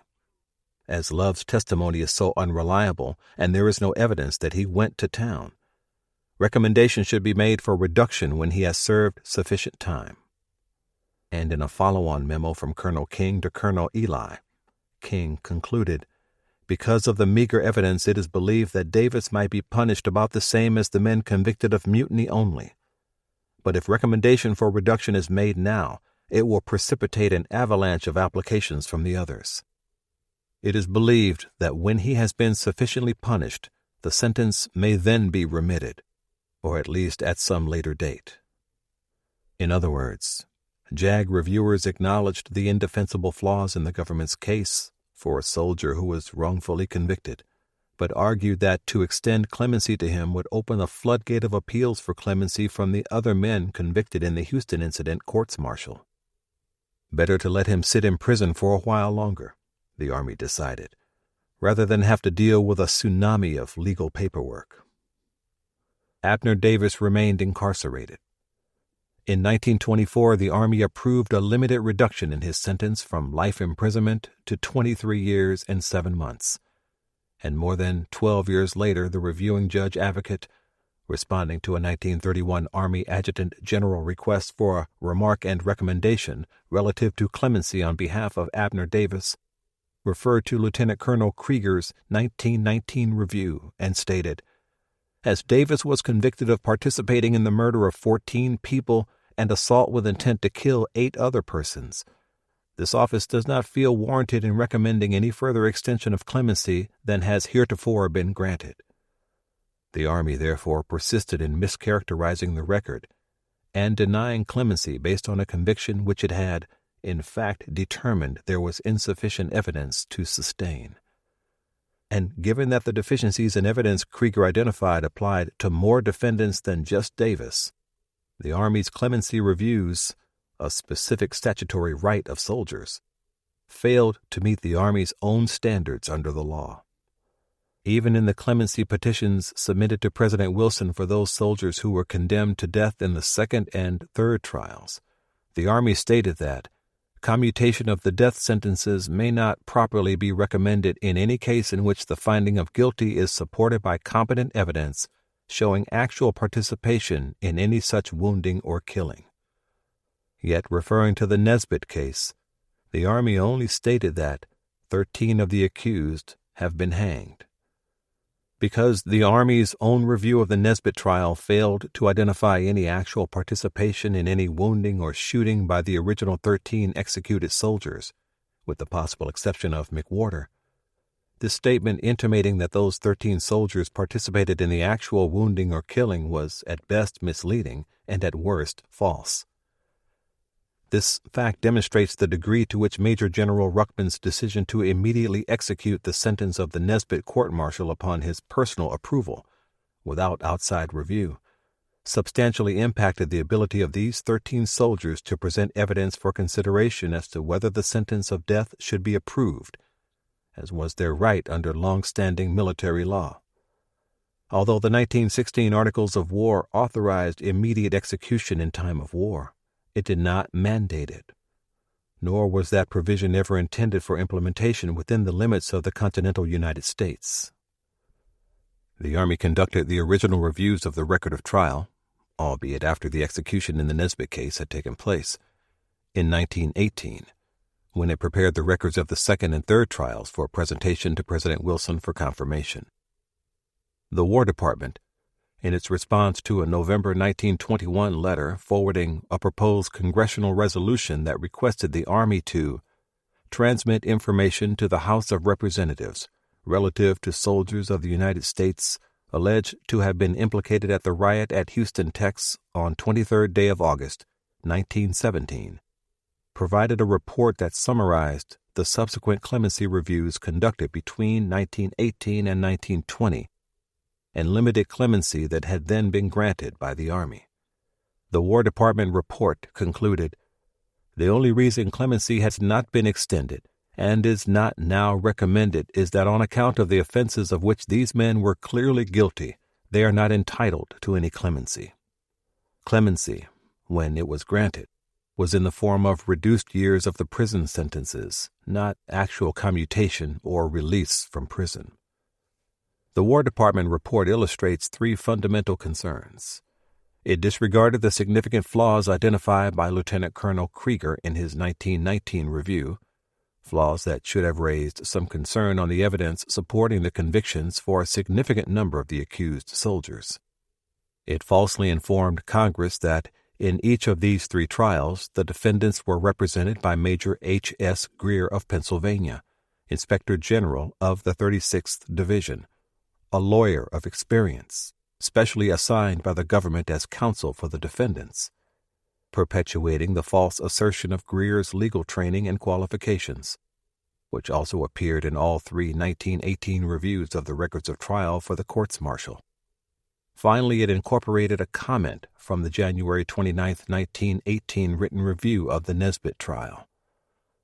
The evidence of guilt of those sentenced to death was overwhelming and stands without explanation or contradiction. A statement in the original that immediately followed the comment. None of these men took the stand on his own behalf. Neither did any of them make an unsworn statement as might have been done without being subject to cross-examination. The incorporation of this comment in the original reviews of the record of trial and in this report to Congress points to the failure of the court to protect both the constitutional and military law protections against self-incrimination. This was not the only instance in which falsehoods were told to defend the trials of the 3rd Battalion soldiers. In January 1919, Ruckman, still smarting over his forced retirement from the Army, issued a statement in which he responded to criticisms of the military justice system in general, and specifically to his decision to hastily execute the 13 soldiers. Ruckman falsely asserted that each of the 13 men had been represented by qualified legal counsel, and Colonel George M. Dunn, his staff judge advocate, claimed that each of the 13 men executed had confessed his guilt on the morning of the hanging. That was an outright lie. All the executed men steadfastly asserted their innocence throughout the court-martial and did so on the morning of the hanging. Yet this false assertion entered the narrative, denying those soldiers their rights even after death. Such a deliberate distortion of the record by the two men responsible for the hasty execution speaks volumes about their perfidy. Having denied 13 soldiers their rights to due process of law, Ruckman and Dunn now sought to excuse their actions. The disregard of identified flaws in the evidence supporting a significant number of convictions, and the false assertions that the soldiers were represented by a lawyer of experience, were all contrary to the Army's own regulatory requirements for a good faith clemency review. The sole rationale given for the denial of clemency was the seriousness of the crimes, and the evidence for that had already been thoroughly undermined. In the face of continued requests for clemency, in December 1921, the Undersecretary of War directed Colonel John A. Hull, who had served as the prosecutor of the Nesbitt and Washington courts-martial, to study the individual cases and records, and to submit such recommendations in each case as my, Hull's, knowledge and judgment dictated. Assigning a prosecutor of these cases to conduct the review demonstrated a clear lack of impartiality and a lack of good faith on the part of the Army in the conduct of the review. It was an inexcusable conflict of interest, because if Hull were to report that any defendant had been overcharged, convicted on insufficient evidence, or denied the due process of law, such a conclusion would also be a criticism of his own actions in the trial. Hull should have recused himself from the task of conducting a clemency review for men he himself had prosecuted, but he never did.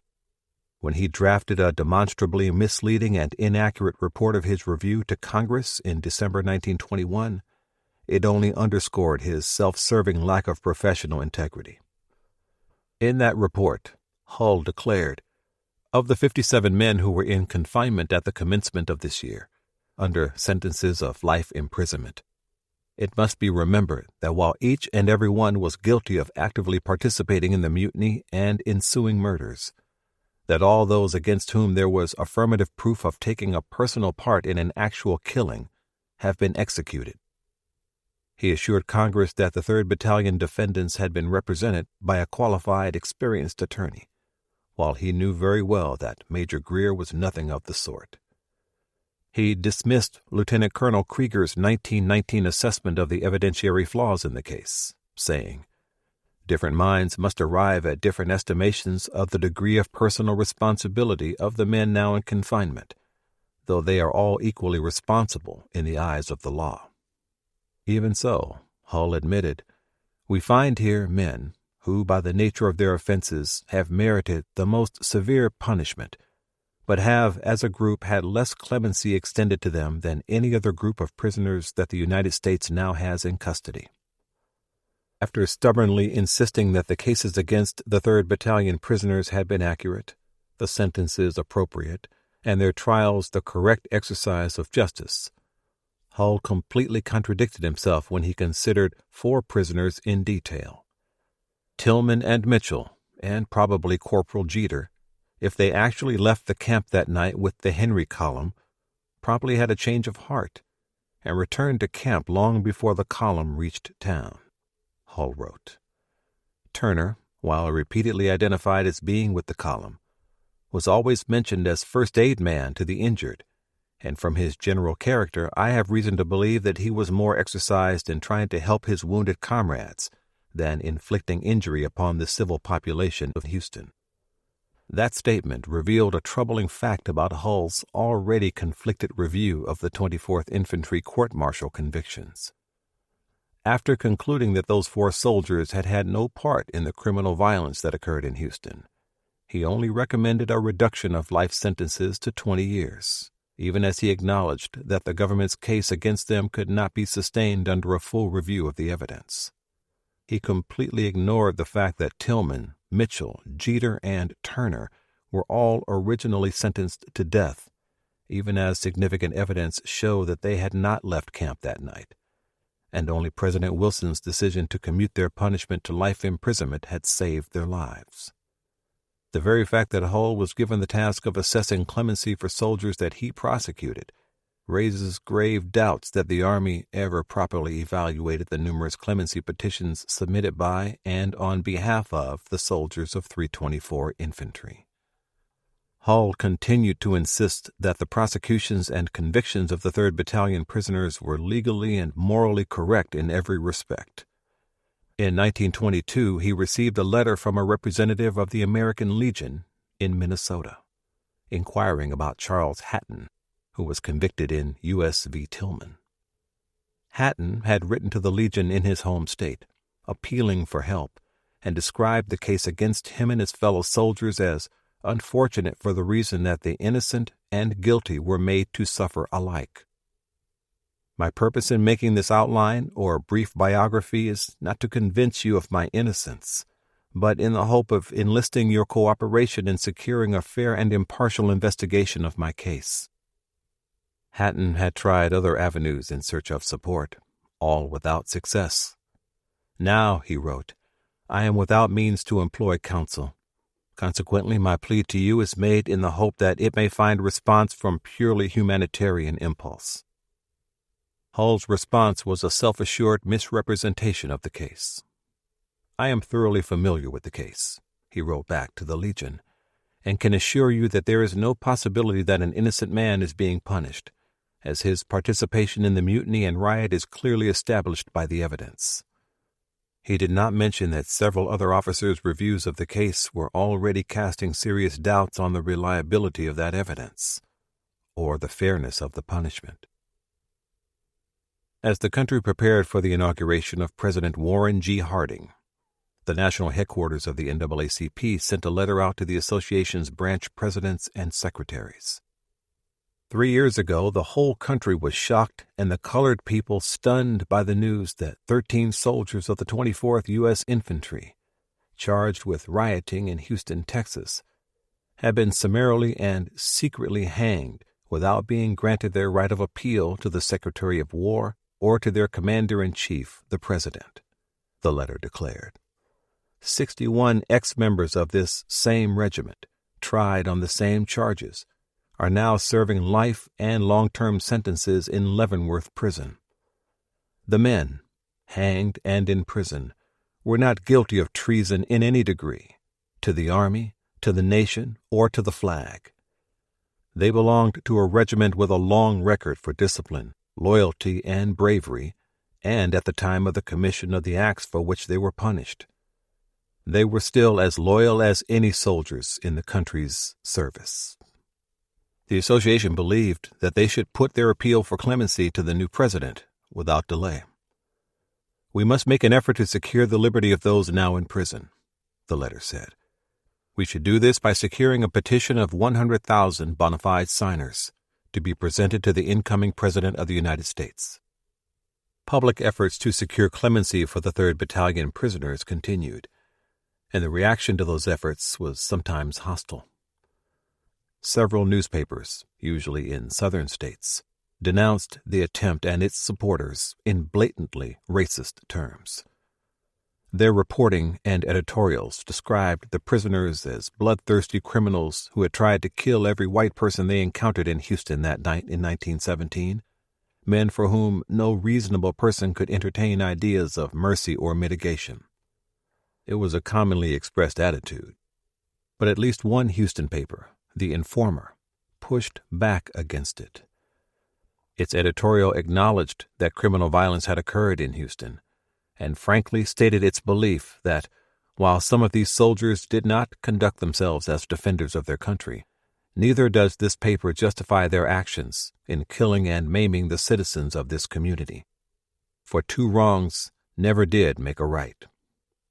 Having conceded that point, the paper then proceeded to excoriate the racist abuse that had characterized the city policeman's treatment of the black soldiers and blamed the Houston Police Department for the outbreak of violence. The Informer stands for law and order, the editorial continued. But if the criminal courts of the land can take into consideration extenuating and mitigating circumstances, and if citizens are within their rights to petition the governors and pardon boards of the several states for the releasing pardon of prisoners, Why condemn, vilify, and excoriate a body of American citizens who are merely pursuing a similar course in this cause? The Informer might have been a Southern paper, but it took a broader view than most of its contemporaries.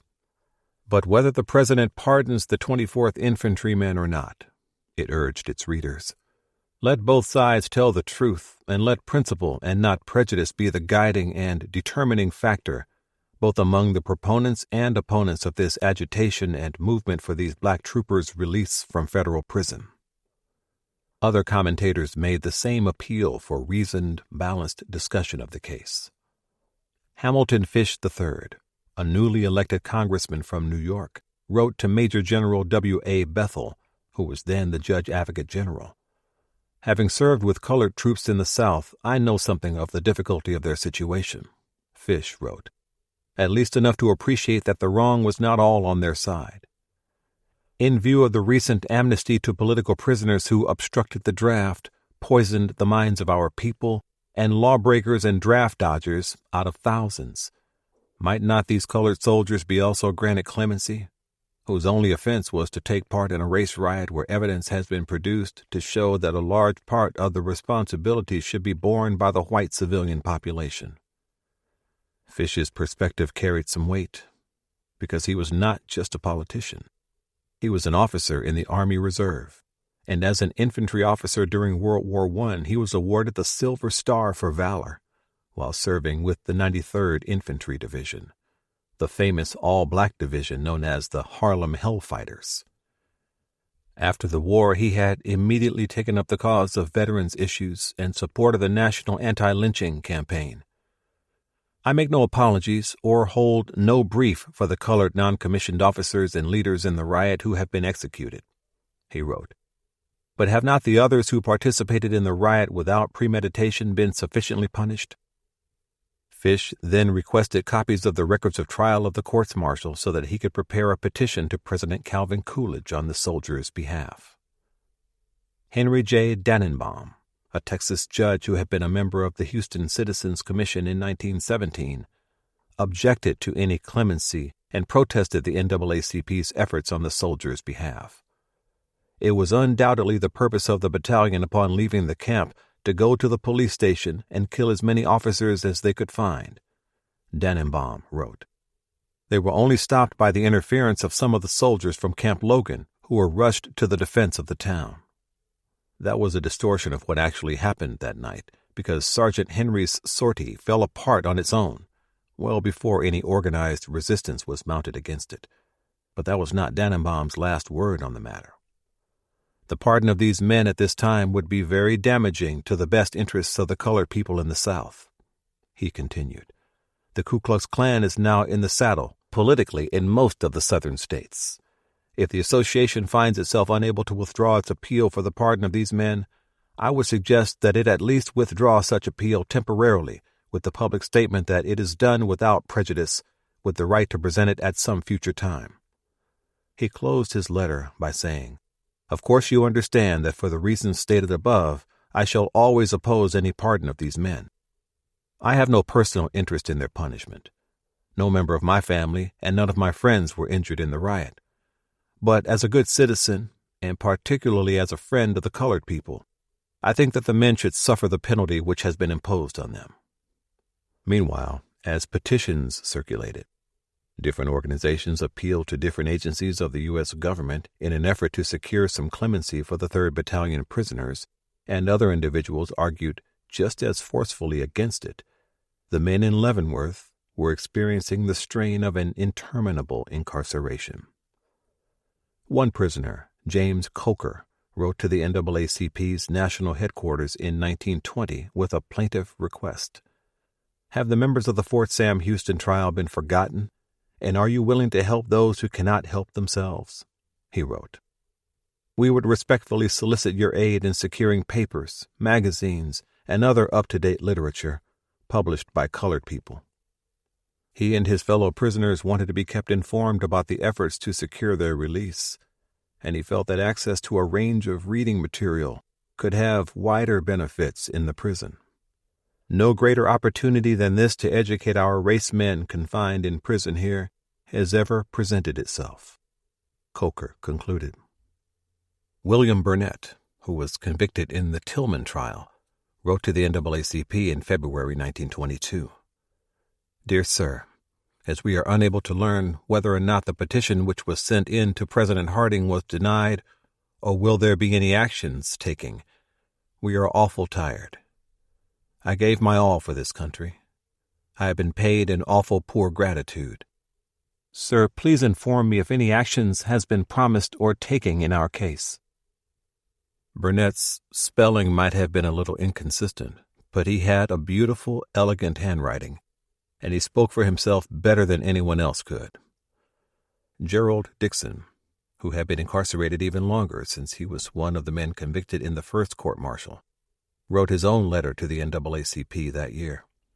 It is very hard work for a fellow to stay in prison expecting something to be done for him any day, he wrote.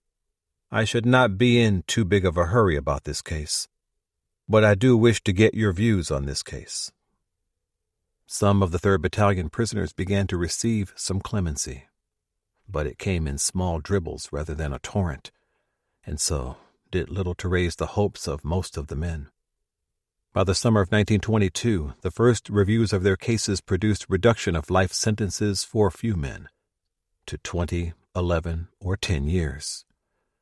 Other prisoners did not receive even those limited measures of relief. For the men behind bars, it might have seemed that the NAACP and other African American organizations had begun to lose enthusiasm in their advocacy. The truth of the matter was far grimmer. The former members of the 24th Infantry might have been in prison, but at least they were relatively safe in confinement. In the years immediately following the end of the Great War, a wave of horrific racial violence swept across America, and during those months, black people were dying in massacres and mob violence. The attention and resources of the African American community, understandably, were focused on lives that were in immediate danger. On September 30th, 1919, in the small, cotton-growing town of Elaine, Arkansas, black sharecropper tenant farmers who were living in conditions of virtual peonage and serfdom attempted to form a labor union. When they met to discuss that goal, local landowners and law enforcement viewed their meeting as a plot to launch a violent uprising, and they moved to break it up. In the confrontation, someone fired a single shot. That precipitated an outright massacre in which 5 white men and some 200 black people were killed. It was the worst racial violence in the United States to that date, coming just 2 years after the East St. Louis race riot that had been so much on the minds of the 3rd Battalion soldiers when they arrived in Houston. After the killing stopped, authorities in Arkansas charged 122 black citizens with various crimes, such as insurrection and conspiracy. 73 men were also arraigned on capital charges for murder. When the cases went to trial in 1920, counsel for the defense called no witnesses, and the African American defendants were not permitted to take the stand in their own defense. Some of the trials, even on the capital charges, were reported to last less than an hour each, and the juries deliberated barely 10 minutes before returning guilty verdicts. Most of the defendants were convicted and sentenced to prison, but 12 men were sentenced to die in the state's electric chair. The NAACP was closely involved in the task of trying to organize and assist the appeals process for those men, who became known as the Arkansas 12.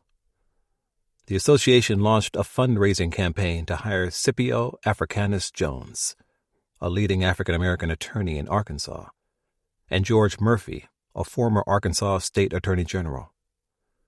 For the next 5 years, the association was closely involved in efforts to save the Arkansas 12 from execution, efforts that were ultimately successful. But that expenditure of resources and time meant that clemency appeals for the prisoners incarcerated at Leavenworth became a matter of lesser priority. In January 1920, the Assistant Secretary of the Association replied to a letter received from the sister of Sherman Veltelser, who was sentenced to life imprisonment in the Tillman trial.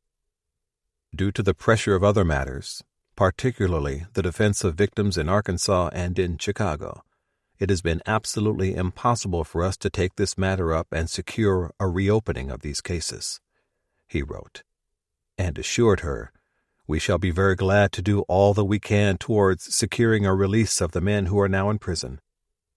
I am sorry that we are not able to take the matter up now as we would like to do." He made the same observation in a letter to the Negro Factories Corporation, which had requested information about the association's efforts to aid the 3rd Battalion prisoners. "As you probably know, we worked on the Houston riot case at the time it came up," the assistant secretary wrote.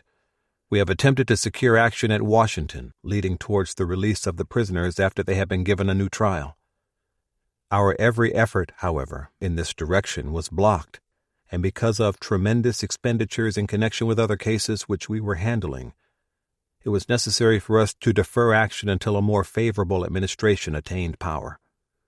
We expect within a very short time to take up the Houston riot case, and shall do as soon as handling of other cases will permit us to do so."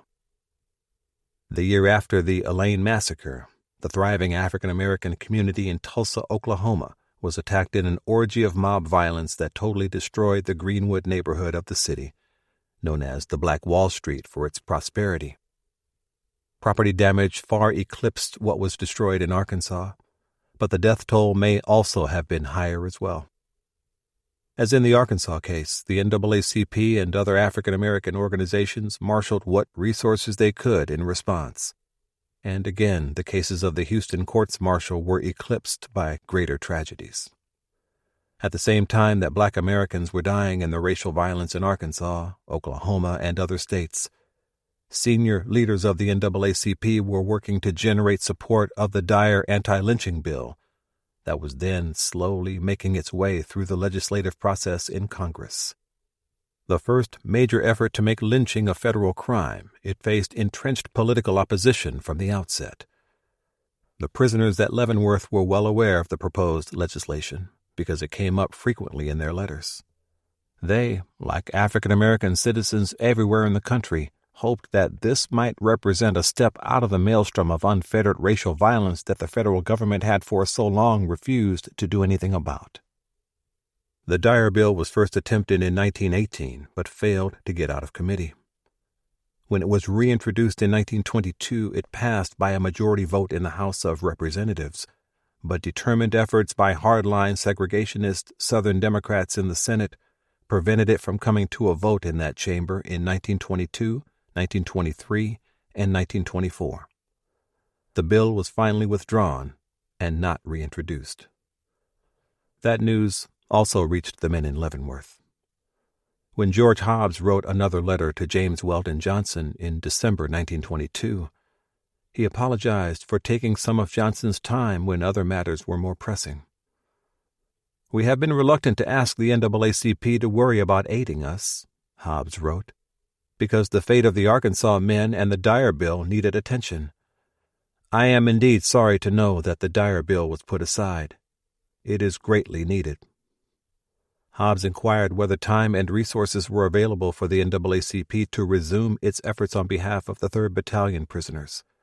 He reported that 6 more of the boys have received reductions of 20 years from life, but that 45 other men were still under sentences of life imprisonment and have no future to look forward to. Hobbs felt the injustice of it all very deeply.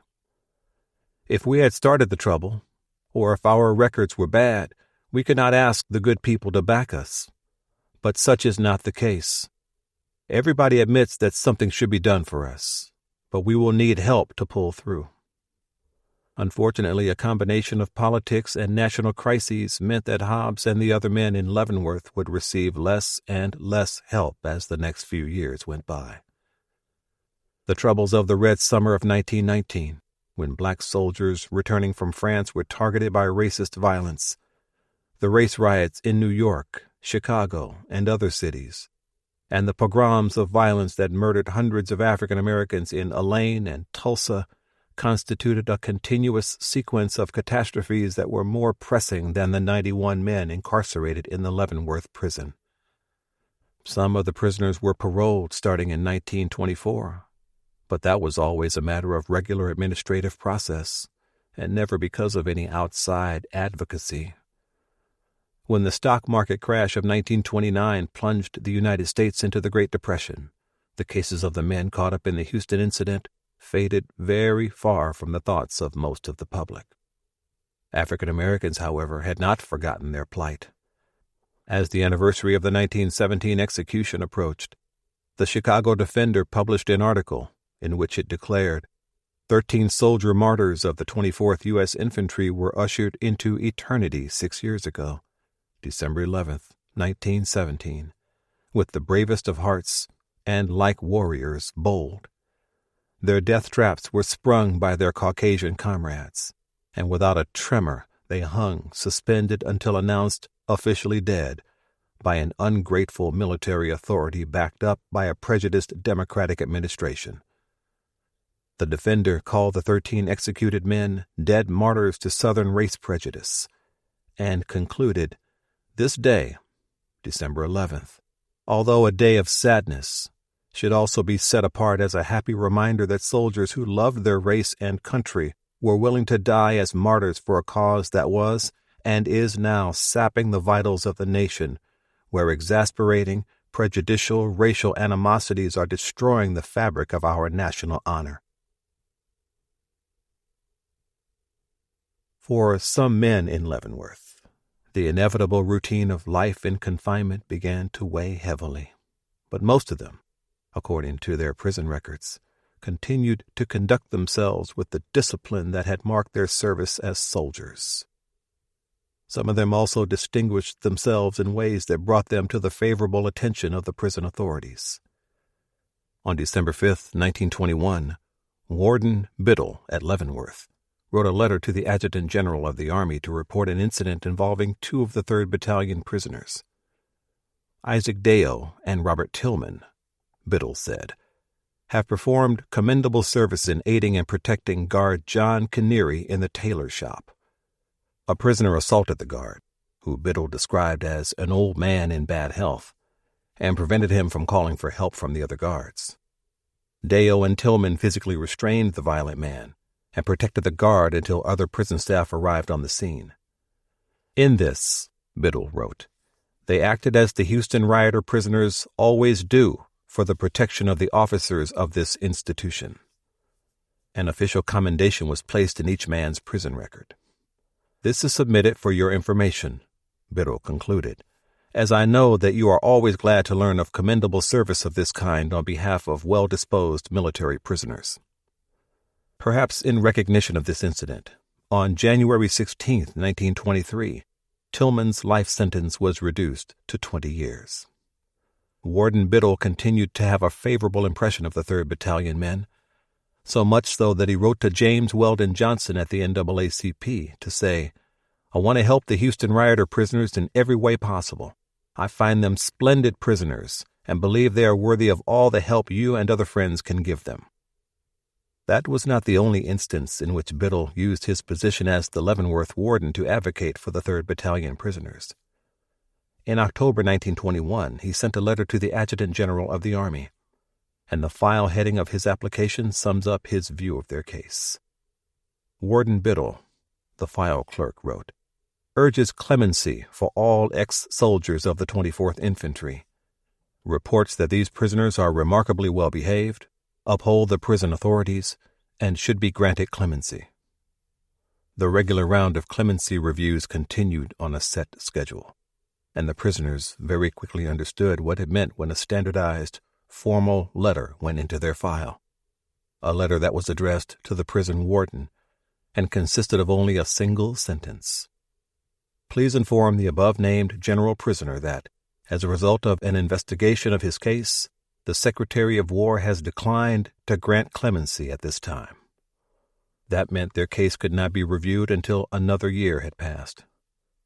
Another year spent waiting and hoping. Some men did not live long enough to experience that cycle of hope and disappointment. Harrison Capers was one of the youngest of the prisoners, having begun his incarceration when he was 20 years old. But he arrived at Leavenworth suffering from tuberculosis, and he died in the prison hospital on August 12, 1919, just 1 year and 9 months after the court-martial that sent him there. Reuben Baxter had been Mike Company's bugler when the battalion was in Houston. He was sentenced to life imprisonment in the first court-martial, but was released from Leavenworth in 1925 and died in Indiana a short time later. His release was based on the fact that the prison authorities knew that he too was dying of tuberculosis, and he was returned to his parents on compassionate grounds to die at home. The men who remained incarcerated continued advocating for themselves, writing to anyone who might be able to help them. Several of them, perhaps surprisingly, wrote personal letters to the man who had sent them to prison, Colonel Hull. Roy Tyler was one of those who appealed to Hull for help. In a long letter in 1922, Tyler reminded Hull that he had an alibi that was never presented in court. He had been treated by the battalion medical officer and was on quarters at the time of the violence. And he named 2 additional witnesses who could alibi him, men who also had not been called to testify for the defense. Hull replied to say that he could do nothing for him. "I remember you quite well, and am pleased to see that you are making a fine record as a prisoner," he wrote, with a degree of jocularity not altogether appropriate for a response to a man who was serving a life sentence for a crime he may not have committed. As it turned out, Tyler's personal actions did more to help him regain his freedom than anything Hull could have ever done. On November 14, 1922, a civilian prisoner in the penitentiary named Joe Martinez used a smuggled knife to kill a captain of the guard and wounded 6 other guards by stabbing them. Warden Biddle reported that Tyler voluntarily entered the underground coal bunker and took the dagger from Martinez. His conduct on this occasion met with the highest commendation of the prison officials. Anyone assisting Tyler will be aiding a worthy prisoner who possesses the full confidence and respect of the prison officials. Because of this incident, Tyler's life sentence was reduced to 20 years. In 1924, the Clemency Review Board reported that Tyler would be eligible for parole later that year, provided that he was able to arrange for some verified employment to be waiting for him when released. He did indeed have a job lined up. During the years of his incarceration, Tyler had begun playing baseball on the Booker T's baseball team that was part of the prison system's Inside League.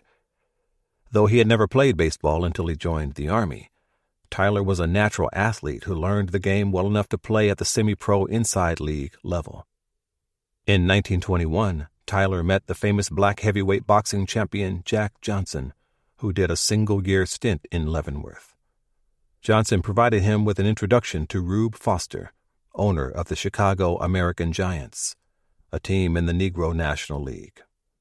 Foster was apparently impressed with Tyler's ability as a hitter and fielder, because when Tyler was released in August 1924, he was paroled directly to the Giants as his place of employment, and he went straight from prison to professional baseball.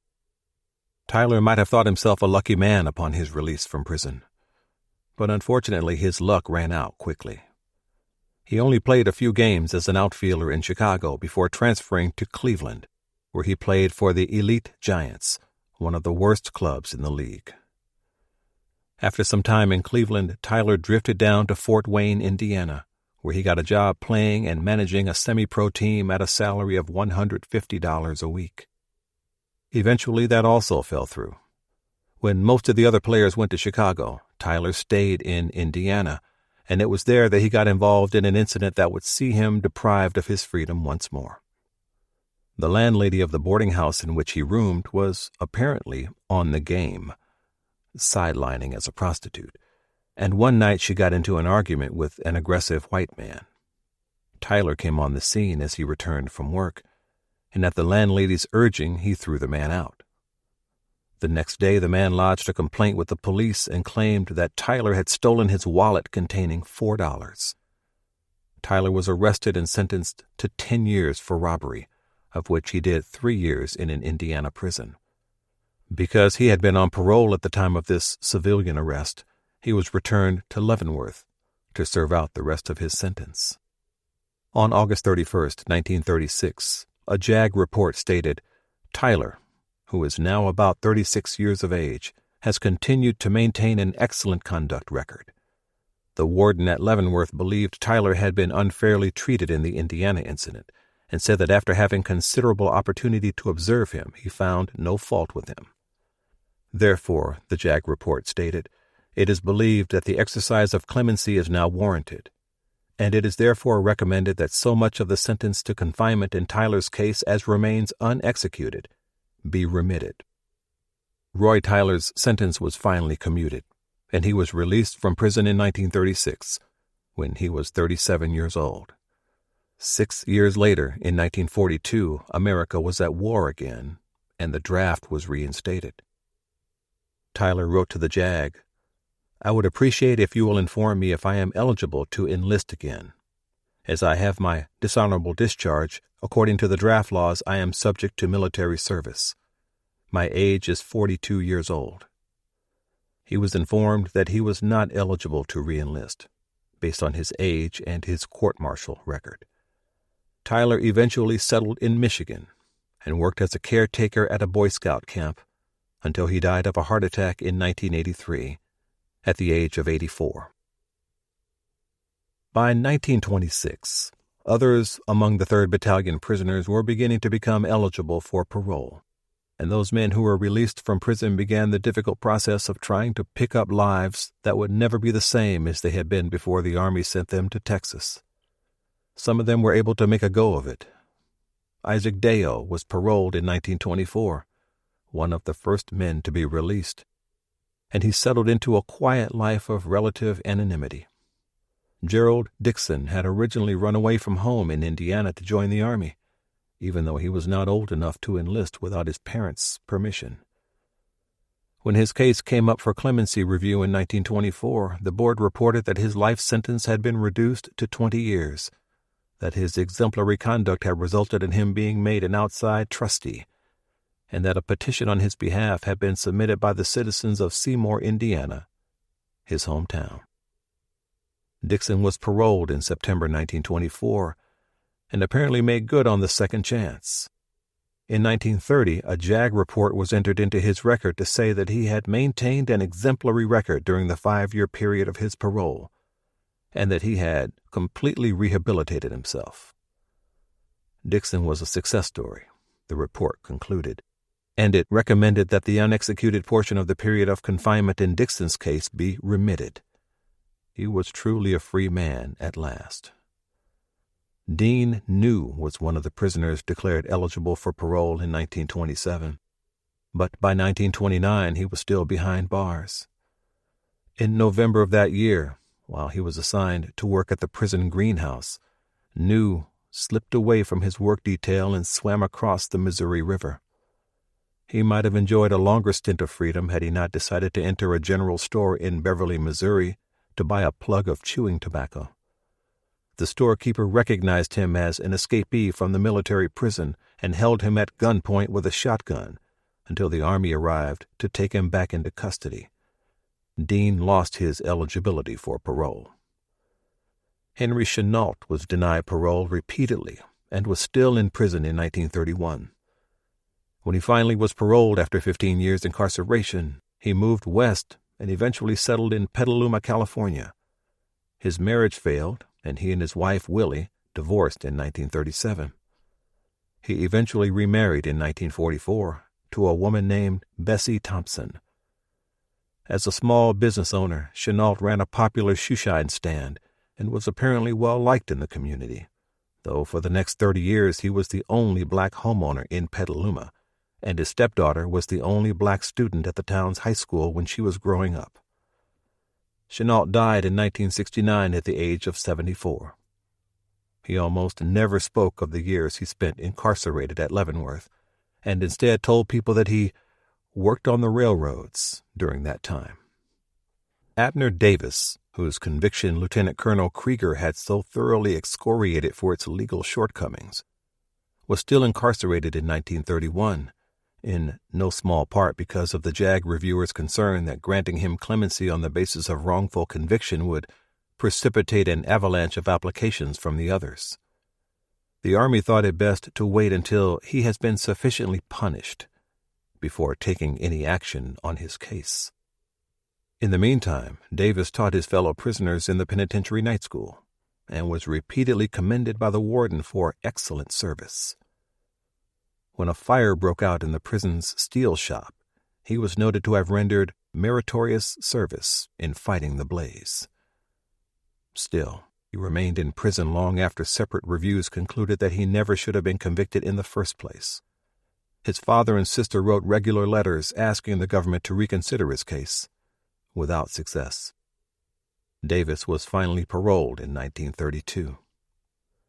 As the years passed, men lost not just years of their lives, but also family and friends. When a congressman wrote to the JAG to petition on behalf of prisoner Tom Bass, he wrote, "Since his confinement, his father has died, also an older sister, and his mother is practically without support." Clemency was not considered appropriate for Bass, and he remained in Leavenworth. In its review of his case, the review board wrote that he was apparently a fair average Negro, once again making the racism of the day an undeniable part of the judicial process. The review of Bass's case also included the standard phrasing found in almost every one of the prisoner files when clemency was denied. The insistence that the prisoner received a fair and impartial trial, during which his every legal right was carefully safeguarded. Bass was finally paroled and returned to his native Texas, where he married and tried to put the troubles behind him. He died of a heart attack in Trinity, Texas in 1965, at the age of 67. On his death certificate, in response to the standard question, "Was the deceased ever in the U.S. Armed Forces?" the answer was no. Several men who succeeded in being paroled wound up back in prison for parole violations, the most common of which was that they moved without informing their parole officers of their new locations. William Burnett was paroled in 1924 and took up residence in California. In 1928, his parole officer informed the Bureau of Prisons that Burnett seems to have disappeared without a trace, leaving his clothes at his room. I fear foul play and have tried to locate him. In 1936, Burnett walked into a police station in Arizona, the state to which he had moved, and turned himself in, saying that he was tired of having the threat of arrest hanging over his head and just wanted to be done with it all. He was returned to Leavenworth to complete the last few years of his sentence. William Dugan was not a model prisoner as far as the Clemency Review Board was concerned, not because he violated the prison rules, but because they considered him insufficiently cooperative. When his case was reviewed in April 1924, the report stated, "Dugan says he does not care to talk about his case, claims he did not get justice, that the witnesses were coached, and he denies his guilt."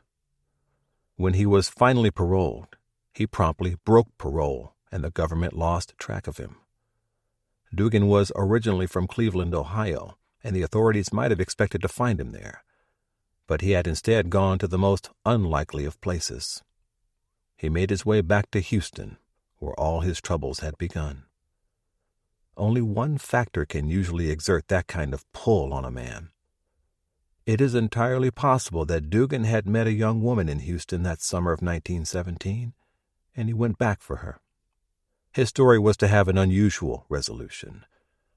On January 13, 1958, the acting chief of the Correction Division at Leavenworth wrote him a letter, so the authorities had obviously managed to track him down in the intervening years. He was 66 years old by that time.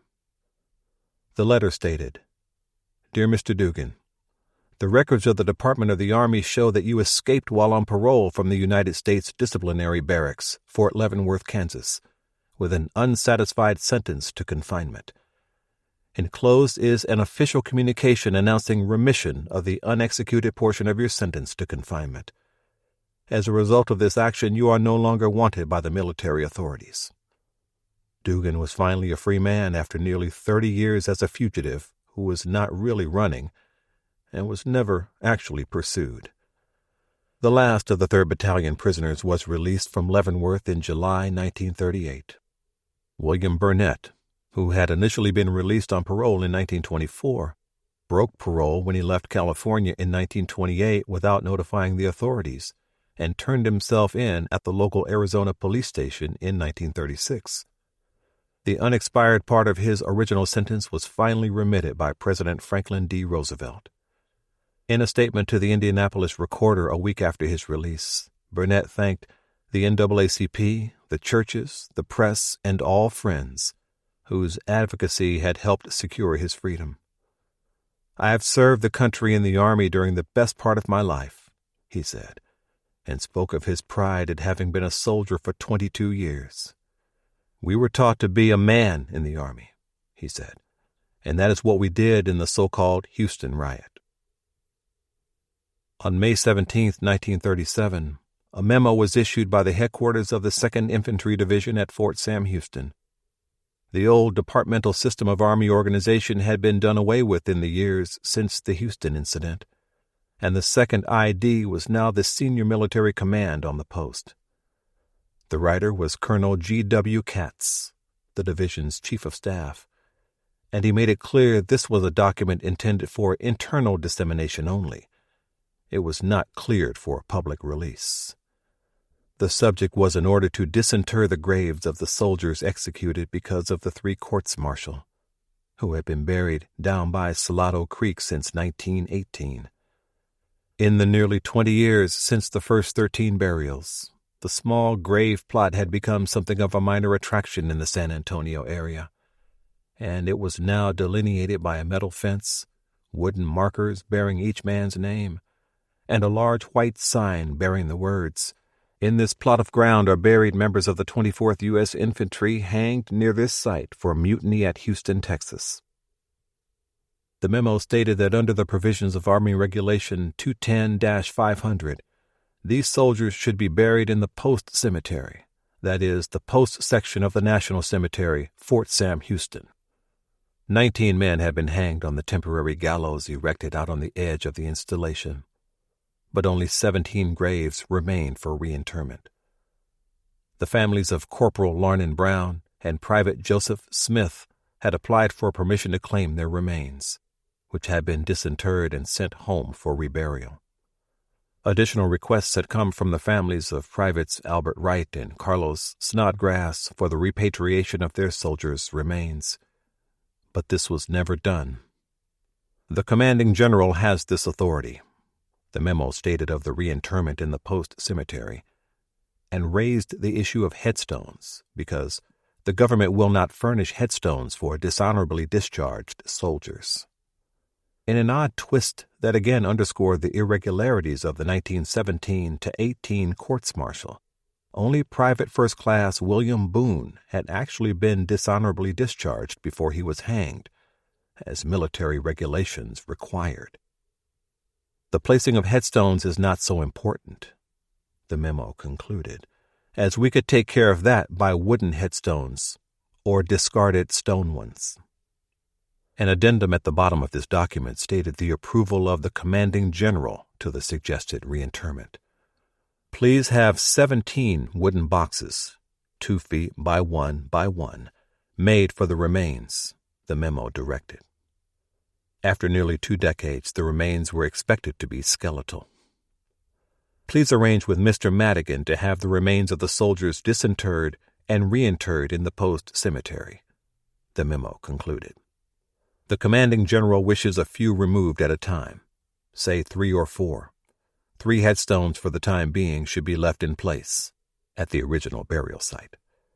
After a decent interval, Colonel Katz said the commanding general wanted all traces of the original burial site entirely removed. Just as those men were executed in secrecy, so too would their reburial be conducted quietly, out of public view. The reinterment was carried out over the next several weeks, until, by the end of that summer, a new row of 17 graves was in place in the Fort Sam Houston National Cemetery. Military cemeteries are striking in their carefully ordered uniformity, with rows on rows of marble headstones placed at exact intervals, stretching out across the grass in silent precision. What individuality each stone bears is visible only at close range, where one can see the name, dates of birth and death, and military service information of the person buried beneath it. At any distance greater than 20 feet, the white marble headstones of the 3rd Battalion soldiers looked like all the hundreds of others that surrounded them. The startling difference of their stones only became apparent when one stepped close enough to read them. Their grave markers bore only their names and dates of death. Their birth dates, ranks, military unit, and campaign credits were missing. There was nothing on those stones to say that those men were soldiers of the U.S. Army, other than the fact that they were in a military cemetery. It was one final act of ignominy on the memory of men whose deaths were a shameful stain on the Army's record of honor and justice. In the end, though, those 17 men rose above the circumstances of their deaths. In 1937, the Fort Sam Houston National Cemetery was still racially segregated, just as most military cemeteries were in that era of institutionalized segregation. The cemetery map from that time shows one section of the burial ground conspicuously marked as the colored section. When the men of 324 Infantry were reinterred, however, they were placed in what had until then been a section of the cemetery exclusively reserved for white soldiers. In effect, their burials integrated the entire cemetery. Today, their graves are surrounded by the headstones of other soldiers from other eras and other wars. And here and there on the headstones arranged around them one can find other Buffalo soldiers from the 25th Infantry and 9th and 10th Cavalry. Their stones are almost lost in the rows of white marble that impart a shared commonality and identity to men and women who wore the uniform and served their nation as they did. In death, Jesse Moore, Charles Baltimore, William Nesbitt, Thomas C. Hawkins, and the other men of 324 Infantry who lie at rest there among other soldiers, achieved a measure of equality they were denied in life. As the years became decades and the events of 1917 passed farther into the past, the details of the Houston incident and its aftermath became matters of history rather than current events. Most of the information publicly available on the matter was in the form of newspaper stories, and those accounts were riddled with inaccuracies and misrepresentations of the facts. Any researchers seeking primary source information on the case, however, found their efforts stymied by the fact that the War Department had classified all records pertaining to the investigations, the 3 courts-martial, and the interdepartmental correspondence related to the incarceration of the 3rd Battalion men. The first people to encounter this obstacle were private citizens who sought access to official files in support of clemency efforts on behalf of men then still in Leavenworth. Several times in the 1920s, Jules James, the brother of Captain Bartlett James, contacted the War Department to request information on the Houston courts-martial. Even though he had a very personal connection to the case through his deceased brother, and even though he was a senior officer in the U.S. Navy, the Army denied his request. The records were classified and not cleared for release. In June 1949, a graduate student at the Texas Technological College, J.B. Lowry, wrote to his congressman to ask for his help in obtaining information from the War Department about the riot in Houston. Lowry had not been able to learn much from the publicly available sources. His limited understanding of the case was that several soldiers, colored, were hanged and around 45 to 50 imprisoned for varying sentences. Lowry's request spelled out exactly what he was looking for. I should like to get the names of all those charged with rioting, the names of those convicted and their respective sentences, the order convening the court-martial, the order approving the sentences, he wrote. In fact, all the data available in the case. He specifically asked for a copy of the trial transcript.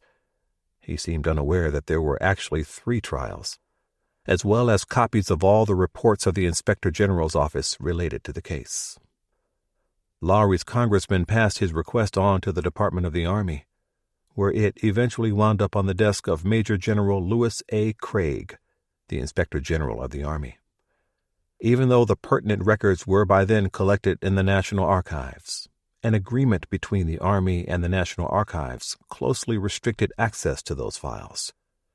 requests for access to or information from Inspector General reports of investigation, the policy declared, will be referred directly to the Inspector General for consideration and returned with indications as to whether the request will be granted.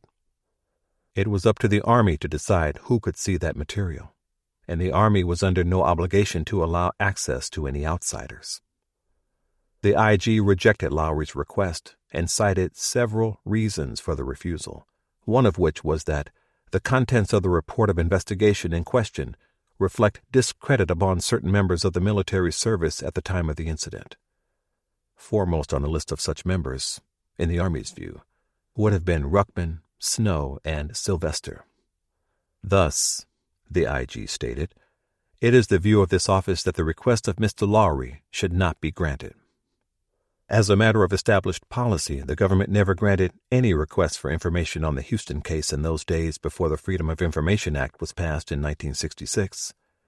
It has generally been deemed inadvisable by this office to make Inspector General reports of investigation relating to World War II or earlier wars available to historians or researchers for historical purposes, the IG stated in 1949. The original reports and files were confidential, and the Army believed they should remain so. This incident is perhaps without parallel in the military history of this country, the IG concluded, and much of the information contained in the attached files is of a derogatory nature. Accordingly, Lowry's request was denied. So too were the requests of every researcher well into the 1970s. When Robert Haynes was writing his important study of the Houston incident, A Night of Violence, in 1975, he was unable to access any prison records of the Leavenworth inmates, files which were then held in the government archives at St. Louis, because the military classifications were still rigidly in place.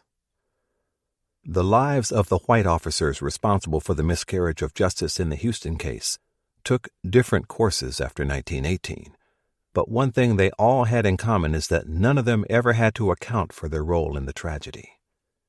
John W. Ruckman, forcibly retired from the Army as a brigadier general, died at his home in Massachusetts on June 6, 1921, of a stroke. He remained stubbornly certain of the correctness of his handling of the three courts-martial, even as official condemnation of his decisions grew more definitive. He never explained his choice to execute the first 13 men in such haste and secrecy, except for one indignant letter to the Boston Globe in which he defended the legality of his actions. It would have been fitting if the government had allowed his death to close his story. But in 1930, Congress posthumously awarded him the Distinguished Service Medal for exceptionally meritorious and conspicuous service as Department Commander, Southern Department, between August 30th, 1917 and May 9th, 1918. The citation stated that Ruckman handled many difficult problems arising in that department with rare judgment, tact, and great skill. It was a characterization that senior officers in the JAG Corps and the War Department would have vehemently disagreed with, had they been consulted on the award. Neeland Snow, whose actions on August 23, 1917 have been thought deserving of a court-martial by two separate inspectors general, was never called to account for his failure of command. His court-martial for conduct unbecoming after the Nesbitt trial did not derail his career either, because he was promoted to lieutenant colonel in July 1918. He retired from the Army in 1921 and died in South Carolina in 1943. Lindsay Sylvester also never faced a court-martial as the inspectors general had recommended, and he was promoted to the rank of major in 1918. John Hull, the JAG prosecutor in the first two Houston incident trials, whose manipulation of the case sent 73 men to prison or the gallows, and who misrepresented the record when he reviewed the cases in 1921, went on to great success in the post-war Army. In 1924, President Calvin Coolidge appointed him to the position of Judge Advocate General of the Army at the rank of Major General. He retired from the Army in 1928 and later served as an Associate Justice of the Supreme Court of the Philippines, which at that time was an American territory. He died in April 1944 at the age of 69. Haig Shakurjian's career also continued on an upward trajectory after the Houston incident. He remained in the Army after the war ended and served through the Second World War, retiring as a brigadier general in 1946. He died in San Francisco in 1966 when he was 79. Shakurjian chose to put his role in the Houston incident trials and his inexplicable defense of Neelan Snow as far in the past as he could. He never referred to it in his personal papers and did not mention it in his memoir. The summer after U.S. v. Nesbitt concluded, Harris County District Attorney John Crooker received a direct commission into the U.S. Army as a JAG officer. Those commissions were fiercely competitive at the height of the war, with thousands more applicants than available slots. It was his reward for assisting in the Army's prosecution of the accused Houston mutineers. That commission meant that Crooker was in the OT-JAG in Washington, D.C., when that office conducted the first clemency reviews of the prisoners' cases, a very small, close setting where everyone was likely to know everyone else's opinions on every issue, and he was far from an impartial party in that process. He went on to a career in private law practice and real estate development back in Houston, and died a wealthy man in 1975.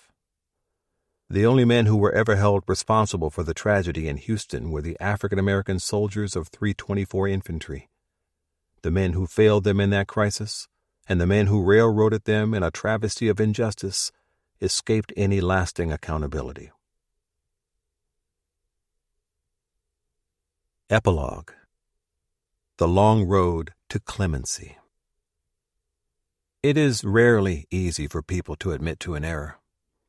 Errors that they feel may adversely reflect on them, even peripherally, can cause people to throw up barriers. Social scientists refer to this as conservatism bias, a reluctance to change one's mind or position on a matter even when provided with new evidence that challenges previously held beliefs. Institutions and organizations sometimes behave much the same way as individuals. During my military career, and frequently since then, I've sometimes felt the U.S. Army can be its own worst enemy when it comes to handling the sort of internal problems that might embarrass it. The Army has a manual for almost every conceivable task or operation that soldiers might have to undertake, and sometimes it seems there must be an unwritten manual for how to make a public affairs problem worse by handling it with astonishing ineptitude, or how to make a minor issue far worse by trying to cover it up, rather than confronting it head-on and openly. Part of this is an institutional mindset of self-protection, which is certainly not limited to the Army. Whatever the reason for it, it has some bearing on why more than a century passed before the Houston incident case finally came to a point of full resolution. I first became interested in this history when I moved to Fort Sam Houston in January 2018. My third book had just been published, and for my next project, I had an idea of writing a comprehensive history of the U.S. Army's use of capital punishment from the American Revolution to the present day. I had heard of the 1917-18 trials related to the Houston Mutiny, and I intended to cover them in a single chapter. My residence at the place where the courts-martial took place, where the executions were carried out, and where the executed men were buried, offered an opportunity to do the research for that chapter. An old truism among historians is that no research question survives its first foray into the archives, and that was definitely what happened for me. Within a couple of months of delving into the materials available in military, civilian, and private archives in Texas, two important facts became clear. I did not know nearly as much about the Houston case as I thought I did, and much of what I thought I knew was wrong. The only full study of the case at that time had been Robert Haynes's book, A Night of Violence, in 1976, and Haynes had not had access to a wealth of material that, at that time, was still classified by the military. With all that previously unreferenced information now available, a reconsideration of the case was appropriate. Over the next 8 months, I contacted everyone I could trace who had some personal connection to or academic knowledge of this case. In November 2018, U.S. Army North, the senior military command headquartered at Fort Sam Houston, hosted a commemoration of the 1917 trial and executions. Army North's commanding general, Lieutenant General Jeffrey Buchanan, was determined that any statements coming from the military be historically accurate. So Major Jamie Dobson, the public affairs officer for U.S. Army North, contacted me to ask if I would serve as a consulting historian for the event. At that time, I did not know that important efforts had also begun to try to secure pardons for the 13 men who were hanged in 1917. That campaign was undertaken by Professor Angela Holder, Jason Holt, Esquire, and Charles Anderson, relatives of 324 Infantry soldiers Jesse Moore, Thomas C. Hawkins, and William Nesbitt, respectively, and sponsored by the Houston chapter of the NAACP. Their petition for pardons was submitted to the Republican presidential administration then in office, but it was not filed with the correct recipient for disposition of military pardons, and nothing came of it. In 2018, Professor Holder met with Jeff Korn, a retired JAG officer and law professor at South Texas College of Law, STCL, in Houston, to discuss the Houston Mutiny as it was commonly known. That conversation led, a few months later, to Korn asking another retired JAG officer, Drew Brenner Beck, to examine the records to determine if there was any grounds for a clemency petition. Brenner Beck agreed to undertake the investigation and lead the effort, pro bono. In April 2019, Brenner Beck and Korn met with attorney Clyde Lemon, a member of the Military Affairs Committee of the Houston branch of the NAACP, and regional officers of the Alpha Phi Alpha fraternity. They discussed Brenner Beck's proposal to evaluate all 110 convictions from the 3 courts-martial to determine if there was any basis for seeking remedial action from the Army. The group agreed with her recommendation that any clemency action had to include all soldiers convicted in those trials. Her initial investigation had already determined that any due process flaws would have affected all the defendants. With that agreed as a course of action, Brenner Beck continued with her research into more than 5,800 pages of courts-martial records and voluminous materials pertaining to the original incident and aftermath of the trials. Brenner Beck first contacted me in September 2020, and I shared my research with her, along with a copy of the executive summary of the case I had written for U.S. Army North 2 years earlier. I was initially hesitant about joining the clemency effort, however, because I still thought of the Houston incident as a mutiny, and like almost everyone else who had spent time in the military, I had a visceral reaction to the idea of mutiny. For soldiers, mutiny is the unforgivable sin in action as well as in military law, and at that time I strongly felt that if those men had committed a mutiny, then there was little way one could excuse or justify their actions. Brenner Beck had experienced that reaction herself when she began her work, but as an expert in military law, she had quickly identified a salient point in the record that I had not yet realized. The Army never actually proved that a mutiny occurred in August 1917, even though it charged, convicted, and punished 110 men for participation in one. Once I had examined that assertion against the evidence, the records of trial of 3 courts-martial, the voluminous correspondence files, and the reports of numerous contemporary investigations, I was convinced as well. That September we began working together, Brenner Beck as lead counsel and legal expert in the case, me as the principal historian. Over the next month we co-wrote the 130-page study in which we petitioned the Army to overturn the 3 courts-martial and extend clemency to the men of 324 Infantry. Some people associated with the petition thought that asking the Army for clemency for all 110 men was asking for too much. We might have a better chance of success, they thought, if we limited our efforts to the 19 men who were executed. Brenner Beck and I disagreed. The judicial irregularities that denied justice to those men had also impacted every soldier convicted in those courts-martial, and they were all deserving of consideration. We also determined on seeking clemency rather than pardons. Pardons are a more familiar concept to most people, But what is often overlooked is the fact that a pardon implies an admission of guilt. Clemency, on the other hand, addresses the errors in the judicial process that produced the convictions and can result in them being overturned or vacated, which was our goal. We both understood, as military veterans ourselves, that any such petition would have to deal directly and forcefully with the institutional attitudes toward the alleged crime that lay at the heart of the entire case.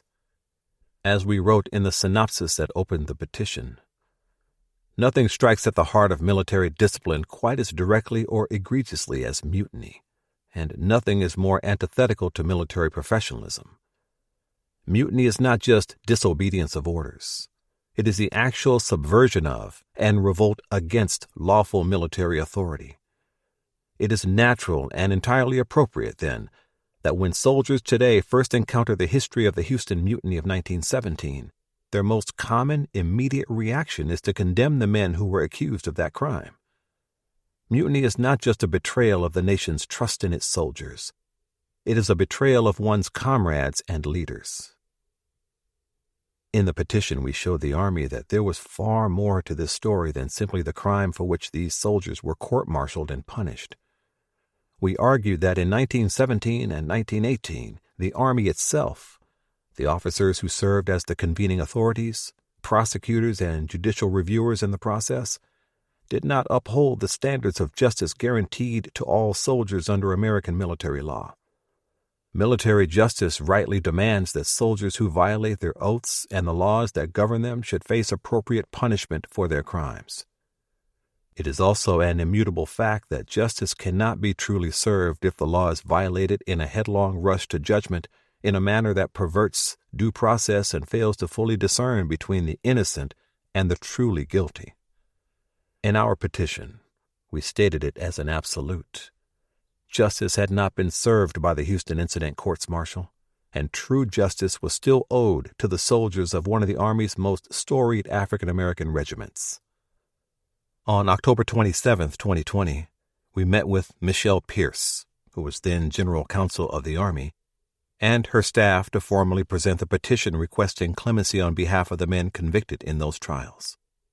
In that meeting, we discussed the salient points developed by our exhaustive research, points that demanded a new evaluation of the case if the modern Army was going to abide by its own professed values. While the 1917 to 18 proceedings largely complied, at least in the formalist sense, with the requirements of the 1917 Manual for Courts-Martial, we showed that significant violations of military law occurred in the investigation and prosecution of the cases, raising grave doubts that justice or fairness was achieved in the trials, a truth that any impartial observer would have to consider. Those failures fall into three categories. 1. The inherent prejudice caused by a single defense counsel with minimal prior court-martial experience, representing such a large number of defendants, and the resulting conflict of interest. 2. The prosecution's violations of laws governing courts-martial. And 3. Fundamental legal flaws that followed the courts-martial. The rush to try the 118 soldiers of 3rd Battalion in joint trials, the immediate execution of the first 13 soldiers sentenced to death without outside review or the opportunity to seek clemency, the joinder of so many defendants in a single trial, and the representation of all soldiers by a single officer, although permitted under the MCM, were deeply troubling and inconsistent with core principles of military law, even as they were understood in 1917. That was borne out by the Army's reaction to Ruckman's decisions in the aftermath of that first trial, and the speed with which the government moved to ensure that such injustice could never happen again. If there had been nothing wrong with Ruckman's actions, the Army would never have moved so quickly to change military law to prevent any repetition. Compounding the doubts raised by these fundamental defects, we argued, were several instances of prosecutorial misconduct in the investigation and prosecution of the case that violated either the letter or the spirit of the prevailing law. These included illegalities in the investigation of the case by the Army that were accepted, directed, or furthered by the prosecuting judge advocates, the failure to prove the specific intent required for mutiny under military law for the vast majority of the accused soldiers, a reversal of the burden of proof requiring the accused soldiers to prove that they were not part of the mutiny, and finally, the judge advocate's obstruction of mitigating evidence relating to the hostile racist environment into which the Army placed those soldiers. Finally, the record discloses that the Army did not meet its own standards when it failed to both review and act upon the soldiers' clemency requests in good faith, and to apply its justice system in an even-handed way to ensure accountability for all those responsible for the Houston violence. Despite recommendations from 2 senior inspectors general, the Army did not prefer charges against Major Snow for his dereliction of duty on August 23, 1917. These 3 courts-martial are unique in both the nature of the allegations and the deprivation of justice. True justice in this case, we argued, would involve the modern Army's recognition of the injustices that tainted these courts-martial and an acknowledgement that the Army itself had not upheld the standards of justice to which all soldiers are entitled by American military law. The Army in the 21st century had the ability to restore those soldiers to the colors they served. Upgrading all 110 soldiers' discharges to honorable characterization, we believed, was an appropriate and long overdue first step. We requested that the Army review the matter through the lens of its own core values, which are founded upon the ideals of honor, respect, integrity, and loyalty. At the same time, Brenner, Beck, and I both wanted anyone reading the petition to understand that it was not meant to excuse the deaths and injuries that occurred in the violence in Houston. Crimes were committed by soldiers that night, and innocent people were killed in actions that were homicide, plain and simple. Other people were maimed for life.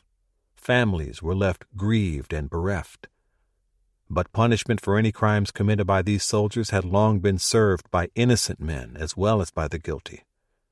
Nobody was going to get away with it, as some critics of the petition suggested. As a remedial action, our petition argued that the flaws in the judicial process resulted in the imposition of punishment on some soldiers who were not genuinely guilty, or that the nature of the punishment was excessive, considering all the extenuating and mitigating factors associated with this tragedy. Because the Army did not ensure that these soldiers were accorded the full protections of military law and Army regulation to which the law entitled them, the ability of the military justice system to establish guilt beyond a reasonable doubt for those soldiers responsible for the deaths and serious injuries was irreparably lost. That represented a further injustice against the families of the people killed that night, because the Army failed to identify the men who were truly responsible for their murders. The rush to impose sweeping and severe penalties meant that just as some innocent men suffered along with the guilty, it is also possible that others more guilty may have escaped punishment altogether, and true justice was not delivered. Immediately following announcement of the first 13 executions in 1917, some commentators accused the Army of carrying out a military lynching. That view persists today in some circles, as we found when working on the petition. Although the sentiment is understandable, the characterization is inaccurate. Those executions were the result of a formal judicial process and carried out under the authority of law. Having said that, it is also important to not get distracted by legalities while missing the true nature of justice or the failure to deliver justice. As a conflict historian, I believe that every word matters in history, and we must be very careful about the words we use to describe the events of the past. Words like genocide or massacre can get tossed around far too casually or hyperbolically when feelings run high, and not everything that has been called a genocide or massacre truly was such. I would argue that the same applies to the word lynching. Anyone who takes the time to read just a small portion of the extensive history of lynching in this country should come away from it appalled, disgusted, and frightened by the savagery inflicted on fellow humans. The fact that ordinary Americans could give themselves over to the sort of vicious barbarity that allowed them to carry out those kinds of atrocities, not just to commit murder, but to engage in acts of horrific savagery, as were discussed earlier in this book, leaves one feeling that the veneer of enlightened, civilized behavior we like to believe we have achieved might be very thin indeed. If we today describe the military executions in 1917 as a lynching, we run the risk of reducing the sheer horror of what lynching really was, what it did, and the degree to which it remains an indelible stain on American history. The hanging of those 13 soldiers was wrong, and it was a terrible injustice, but it was not a lynching. Brenner Beck and I agreed on that point, as we also agreed that attempting to overturn the verdicts a century after the fact would probably open us up to accusations of revisionism or of wokeism, a word beginning to enter the national vocabulary at the time. We felt that if we were to carry out this project fairly, we needed to show that our criticisms of the Houston incident trials were based on an evaluation of military law as it existed then, not by the standards that exist today. This could not be an exercise in revisionist history or revisionist law. Thus, the serious flaws we identified in the case were flaws because they violated Army law, regulations, and protocols in 1917, as stated in the Articles of War and Manual of Courts-Martial at that time, not the statutes of modern military law found in the Uniform Code of Military Justice, or the significant legal developments on due process protections that the U.S. Supreme Court developed in the following decades of the 20th century. We argued that virulent racism was an inextricable element of this entire case and the greatest cause of the outbreak of the events in Houston, even though the Articles of War themselves, the legal code under which these soldiers were prosecuted, was focused only on the legal identity of the accused as soldiers before the law, not on their race. Examination of the records quickly proves that racism permeated every aspect of the trials, the sentencing, and the Army's subsequent reviews of the case in the 1920s and 1930s. Racism was endemic in a military structure that segregated soldiers by race and denigrated them with the casual use of racist stereotypes in official documents. That was the reality of the Army in 1917. Lieutenant Colonel Ansell's outrage at Major General Ruckman's handling of the first case was not because the men involved were black, but was entirely based on his view that no American soldier should ever be denied due process of law and denied the chance of appeal, regardless of their racial identity.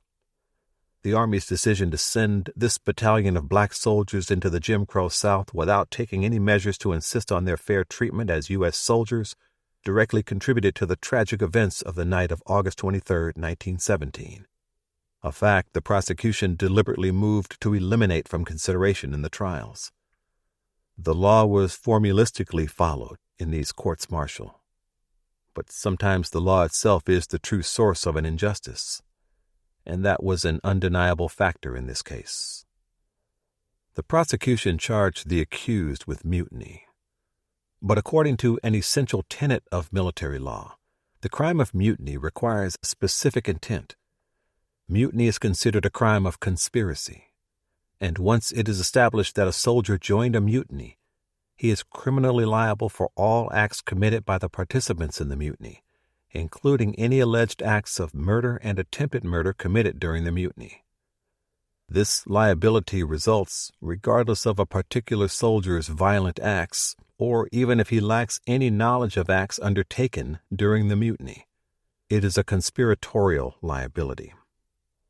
In the Houston courts-martial, the prosecution bootstrapped the remainder of its case, specifically the charges of murder and aggravated assault with the intent to commit murder, on the joint liability resulting from a finding of mutiny.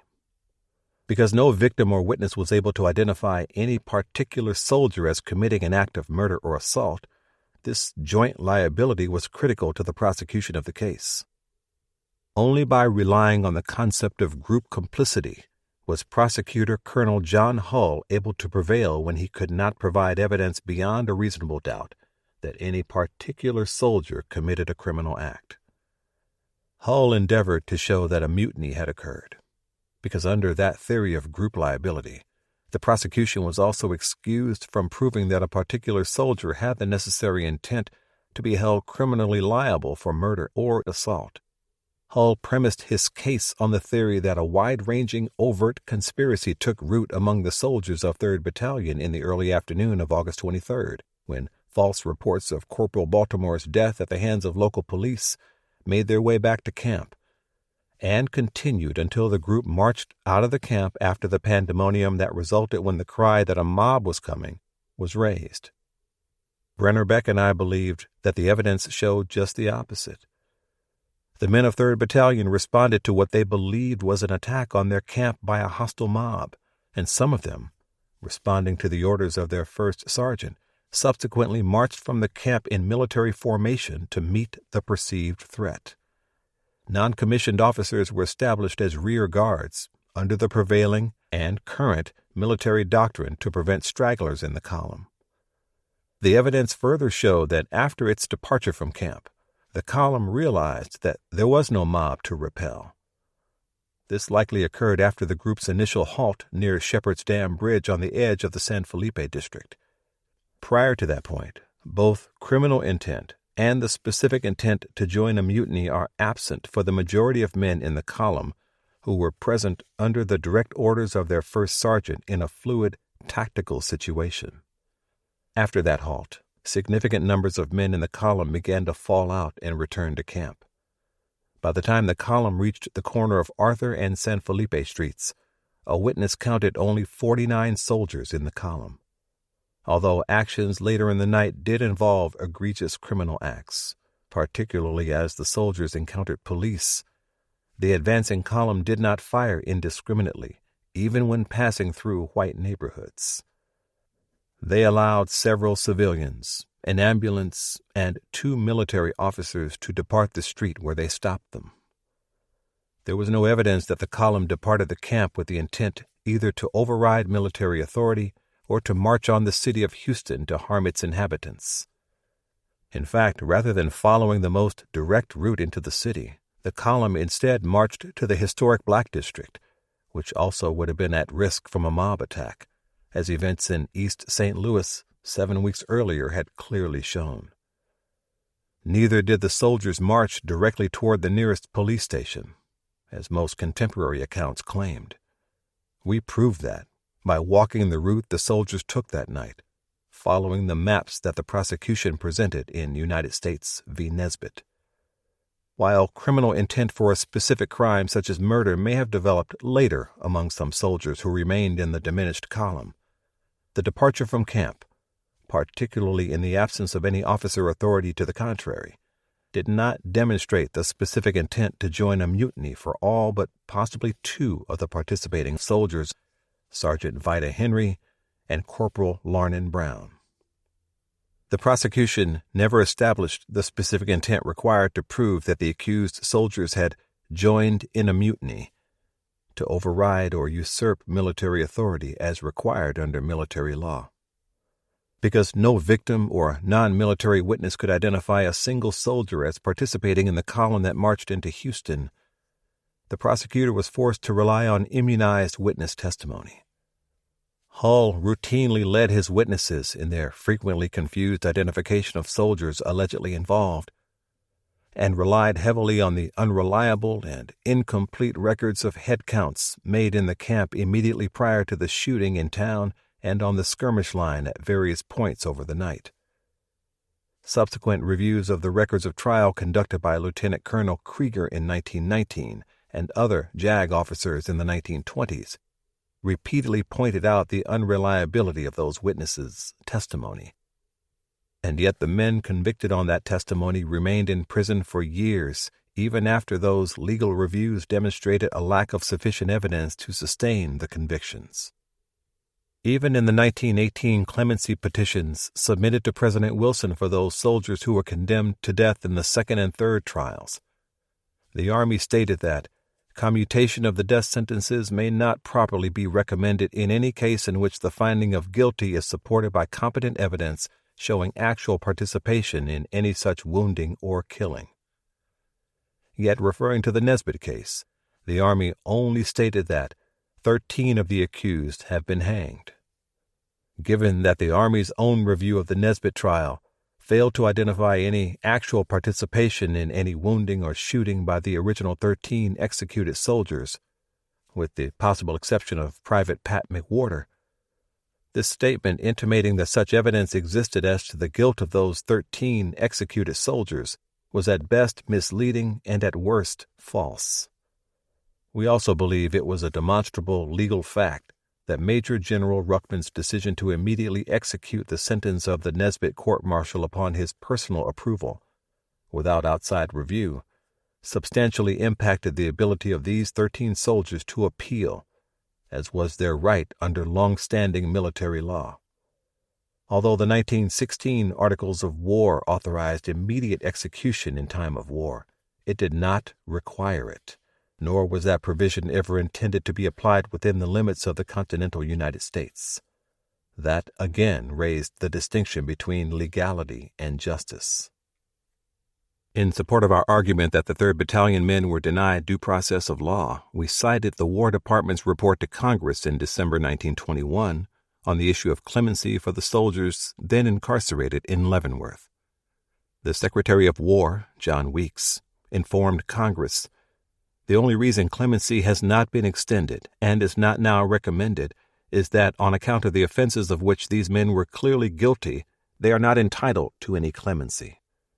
That report, written by Hull, caused Congress to drop the matter of clemency altogether.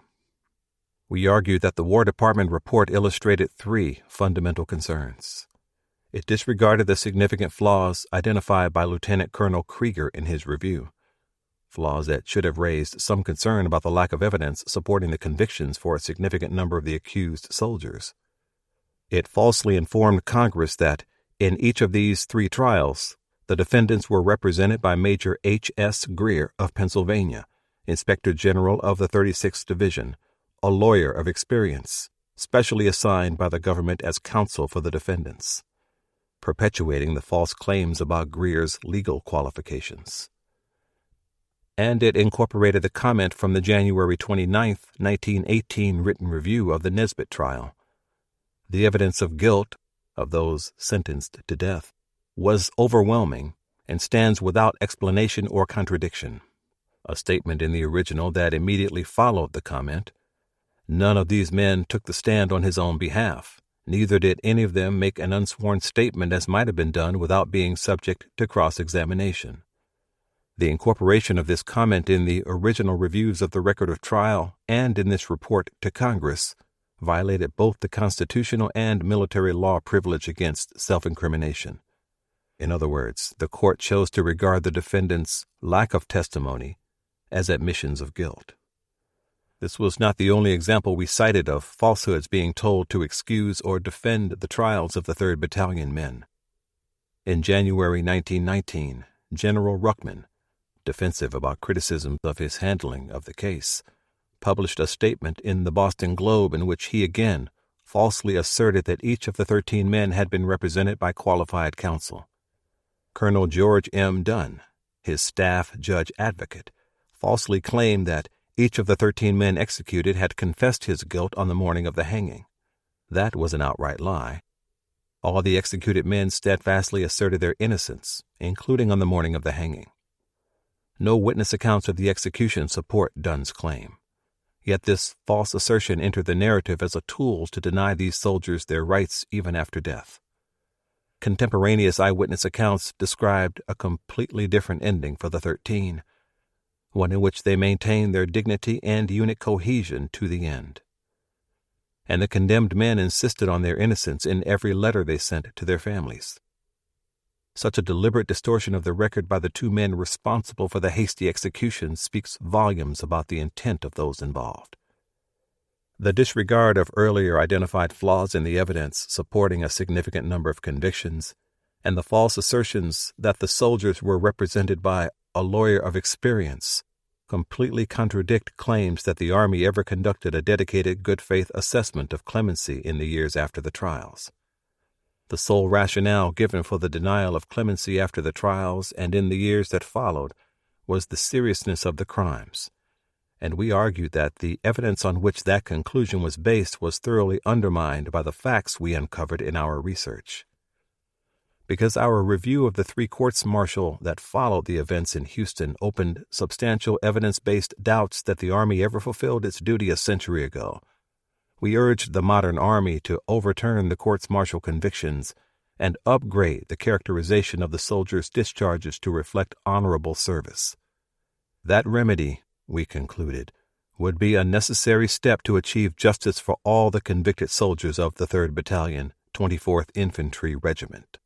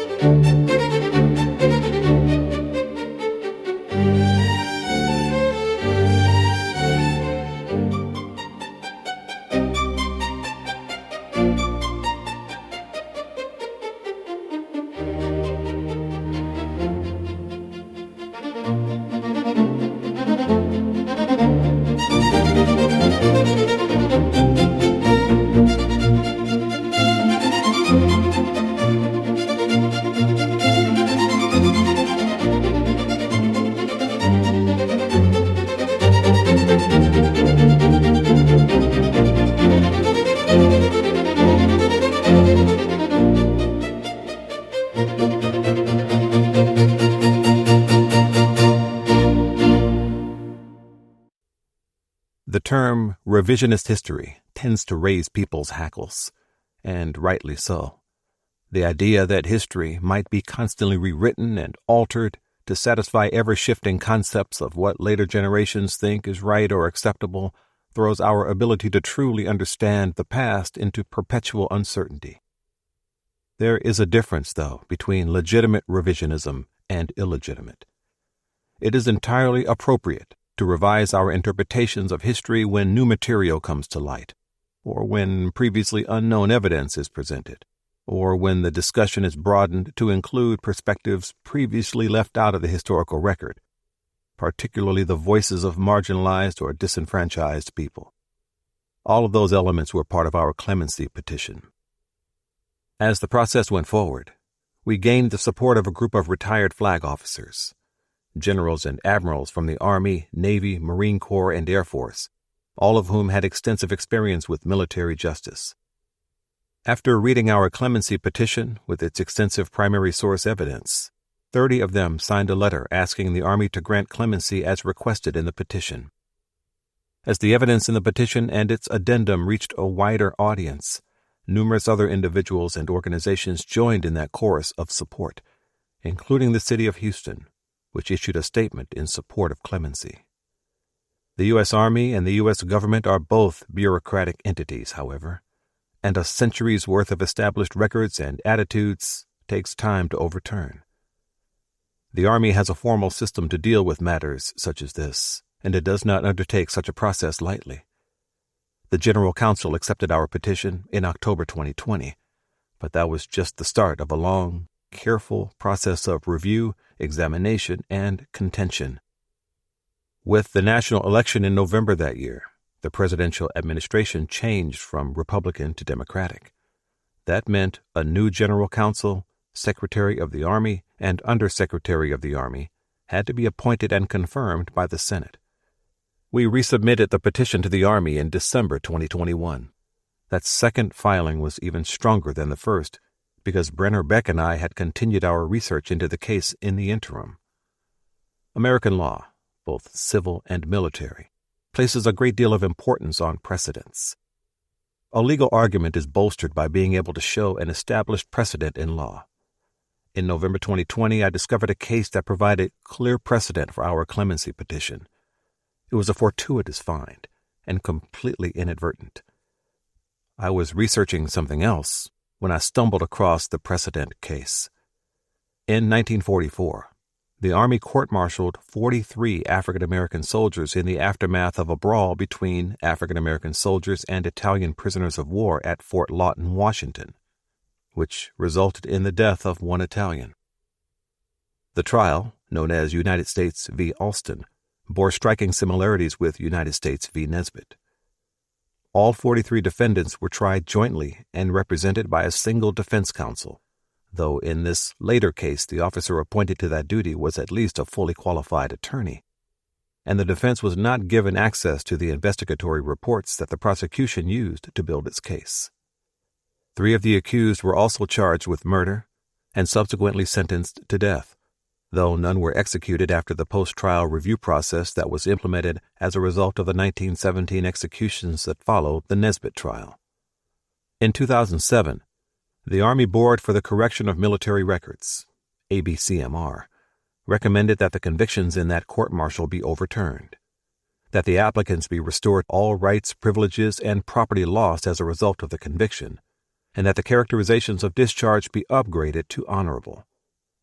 This recommendation was based on the board's determination that egregious errors in the trials rendered them fundamentally unfair and improper because the Army failed to provide the applicant and the 42 other Fort Lawton accused with due process by the standards in place at the time of their trial. The ABCMR found that the accused soldiers were not afforded a meaningful and full opportunity to exercise their right to counsel, given the conflict of interest inherent in one counsel representing 43 accused, that the limited opportunity for the defense to prepare for trial violated the soldiers' fundamental right to prepare for trial, that the defense was denied access to evidence to which the prosecutor had access, and that the decision to withhold that evidence from the defense deprived defense counsel of the opportunity to fully prepare for trial. All of those points were equally applicable to our petition in the Houston case. All convictions in the Alston court-martial were overturned in 2012, just as we were trying to do with the 3 Houston courts-martial. The errors relied upon by the ABCMR in its recommendation to grant clemency in the Alston case not only were apparent in the 3 trials we were challenging, but also were far more extreme and corrosive to any semblance of a fair adjudication of guilt and punishment, even under the standards of 1917. Although Major Greer was not an attorney, he was still required by the Manual of Courts-Martial to provide the same level of representation as a counsel in criminal cases in the civil courts. The 118 soldiers tried in the 3 Houston incident courts-martial, we argued, were entitled to conflict-free counsel, which they did not get. The deleterious effects on the ability of the defense representative to fully represent each soldier with individual roles in the events that night and potential defenses and alibis should be obvious to any impartial reviewer. In Alston, the fact that the prosecution had access to confidential reports of investigation that the defense was not allowed to see was important to the ABCMR's decision to grant the request for clemency, particularly in light of the conflicted counsel and the short preparatory time. All of those factors were true of the Nesbitt, Washington, and Tillman courts-martial as well. We were thus able to show that in both cases, strong historical evidence existed as to improper and threatening questioning of the defendants in pretrial confinement, in violation of military law and the constitutional rights of the defendants. Finally, in both cases, what is now known as cross-racial identification issues resulted in the inability of any non-immunized witness to identify any defendant. In fact, testimony in the Houston courts-martial is replete with misidentifications of the defendants, even by prosecution witnesses. Just as was determined in the Alston review, we argued, these errors, which were even more egregious in the 3 Houston courts-martial, collectively rose to the level of a denial of due process in the proceedings, amounting to fundamental unfairness. It is never too late to right a fundamental wrong. And in our December 5, 2021 addendum to the petition, we asked the Secretary of the Army to review the 3 courts-martial with a view to both upgrade the characterization of discharges for all 110 convicted soldiers and to set aside their convictions and restore their rights, privileges, and property, as the Army did for the Alston defendants. In February 2023, the Veterans Administration erected the first historical marker related to the Houston incident at the Fort Sam Houston National Cemetery. The new Undersecretary of the Army, Gabe Camarillo, represented the Army at the ceremony, and we had the opportunity to make the case for our petition to him personally.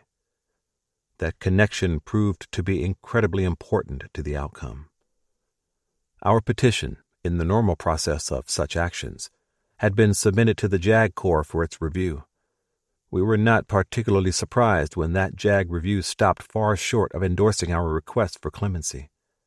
Yes, there were a few irregularities in the courts-martial proceedings, the JAG concluded, but not so much as would impact all 110 convictions. Some individual clemencies might be warranted, but not clemency for all of them. The OT JAG was reluctant to undertake a sweeping correction. Brenner Beck and I had each read the records of all 3 courts-martial in their entirety, along with all the associated hundreds of pages of interdepartmental correspondence related to the trials and the thousands of pages of IG investigations. But the JAG assigned a group of officers to its review. No single person at the JAG actually read the more than 5,800 pages of the records of trial in their entirety, which is absolutely necessary if one is to catch all the contradictions in prosecution witnesses' testimony from one trial to the next. The numerous instances of perjured testimony cannot be seen by people who are each reading different, limited sections of the record. We were able to make that point quickly and effectively, but the TJAG then raised another objection to clemency. Awarding such a large clemency to so many individuals, he argued, would cause a veritable avalanche of appeals for clemency related to other historical cases. And where would it all end? The Army should not be quick to overturn decisions of past courts, he believed. Those decisions were made in accordance with the law of that time, in accordance with legal practices of that era, and so they should be exempt from modern reinterpretation or challenge. Our response to the OT-JAG review was succinct. Every case, we said, must be examined on its own merits or lack thereof, and the Houston incident convictions were truly unique in the history of American military law. If someone could find another case where the injustices were so egregious and the irregularities in the trials so obvious and contrary to the Army's own laws, protocols, and regulations, then it absolutely ought to be challenged and overturned. Justice is a door that should never be closed and locked. At that point in the process, perhaps because of gathering momentum or the increased involvement of supporters at senior levels of the Army, our petition was fast-tracked for quicker consideration by the ABCMR by order of the Secretary of the Army. Once the opportunity to present evidence is concluded, that evaluative process is always a close hold while it is underway, and normally one has to settle in for a long period of silence while the matter is put through a strenuous and exhaustive examination. We did submit a letter of advocacy directly to the ABCMR during this process, however, and Brenner Beck was able to confer with one of the board's attorneys early in the process. As weeks turned to months with no official word of which way the ABCMR might go on the petition, it was suggested that perhaps we should try to apply political pressure by getting members of Congress involved. Brenner Beck and I disagreed with that idea for 2 reasons. The first was that as former soldiers ourselves, we understood the Army's culture and its prevailing mentalities, and we could work from that understanding to convince other soldiers of the fairness of what we were trying to do. Bringing pressure from Congress would just turn it into a partisan fight and an outside agitation, rather than a quest for justice. That was our practical concern. The second was a philosophical point that had been made very clear to us by a young African-American artist and community activist named Mitch Stevenson when Brenner Beck and I were in Houston in 2020 to give our petition to the Army's General Counsel. Stevenson met with us to show us where Sergeant Vida Henry and Private Bryant Watson were buried. When we explained our clemency effort, Stevenson thought it was long overdue. "If politicians fix this, that's just politics," he said. "But if the Army fixes this, that's justice." That was the philosophy that we absolutely agreed with, and he summarized our entire reason for taking on this project far better than I could ever have said it. But in the spring of 2023, we had done everything we could up to that point. The full case, as we had researched and written it, with all the supporting evidence and legal arguments we could muster, was now in the Army's hands, and there was nothing more to do but wait and see what would come of it. We had prepared the best case we could, exhaustively researched and with all due diligence, and we both believed that the Army, which was such a defining part of our own lives, would do the right thing for the right reason, because doing so would fulfill the values that are an inextricable part of its enduring identity and culture. When the ABCMR finally completed its findings in May 2023, the result was everything we had hoped for. A unanimous decision that supported our petition in full, validated the claim that the Army had failed to provide the due process of law for those men, and came to the conclusion that restorative clemency was therefore warranted on their behalf. The board's recommendation then went to Christine Wormuth, Secretary of the Army, for her final decision. Even at that late stage, efforts were made to stop the clemency process. An objection was raised on the grounds that if the courts-martial convictions were to be overturned, it could make the Army vulnerable to untold millions of dollars in reparation payments. Brenner Beck and I disagreed with the idea that well-merited justice should be denied on the grounds of monetary cost. Her position on that matter was especially relevant as an attorney, since by that time she had committed thousands of hours of pro bono work to the entire petition process. Once again, though, we were able to show that a precedent already existed that answered the objection. The same issue had come up in the clemency appeal for the soldiers convicted in United States v. Alston, and in 2012, a law went into effect spelling out how reparations should be calculated when decades-old cases are overturned and honorable discharges restored to soldiers. Nobody was going to get rich off a clemency decision. Besides, we categorically rejected the idea that one can or should put a price on justice. In October, Secretary Wormuth accepted the ABCMR's recommendation in full, and a short time later signed the order overturning all convictions in the Houston incident courts-martial. In an emotional ceremony conducted at the Buffalo Soldiers National Museum in Houston on November 13, 2023, the 110 soldiers who had been denied the full measure of justice all those years ago were posthumously awarded honorable discharges. Jason Holt, Angela Holder, and Charles Anderson, who attended the ceremony as relatives of 3 of those men, spoke of what that long-awaited decision meant for them and their families. It was the largest act of clemency in the history of the U.S. Army. From the beginning, this petition was an effort to secure a justice long denied, and it was based on the factual merits of the case, which showed that justice had not been served all those years ago. Nothing about it was an exercise in revisionist history or revisionist law. Those 3 courts-martial marked a salient turning point in the development of American military law, a fact that made correcting the injustices in the Houston incident trials even more imperative. It is never too late to right a fundamental wrong. Those soldiers deserved no less from the Army and the nation they served, and in the end the Army did the right thing, as we truly believed it would once all the facts were presented to it. The Army's decision generated national interest in a historic case that many people knew little about or had never even heard of. But it also produced other, unexpected results that quickly affected other historic cases.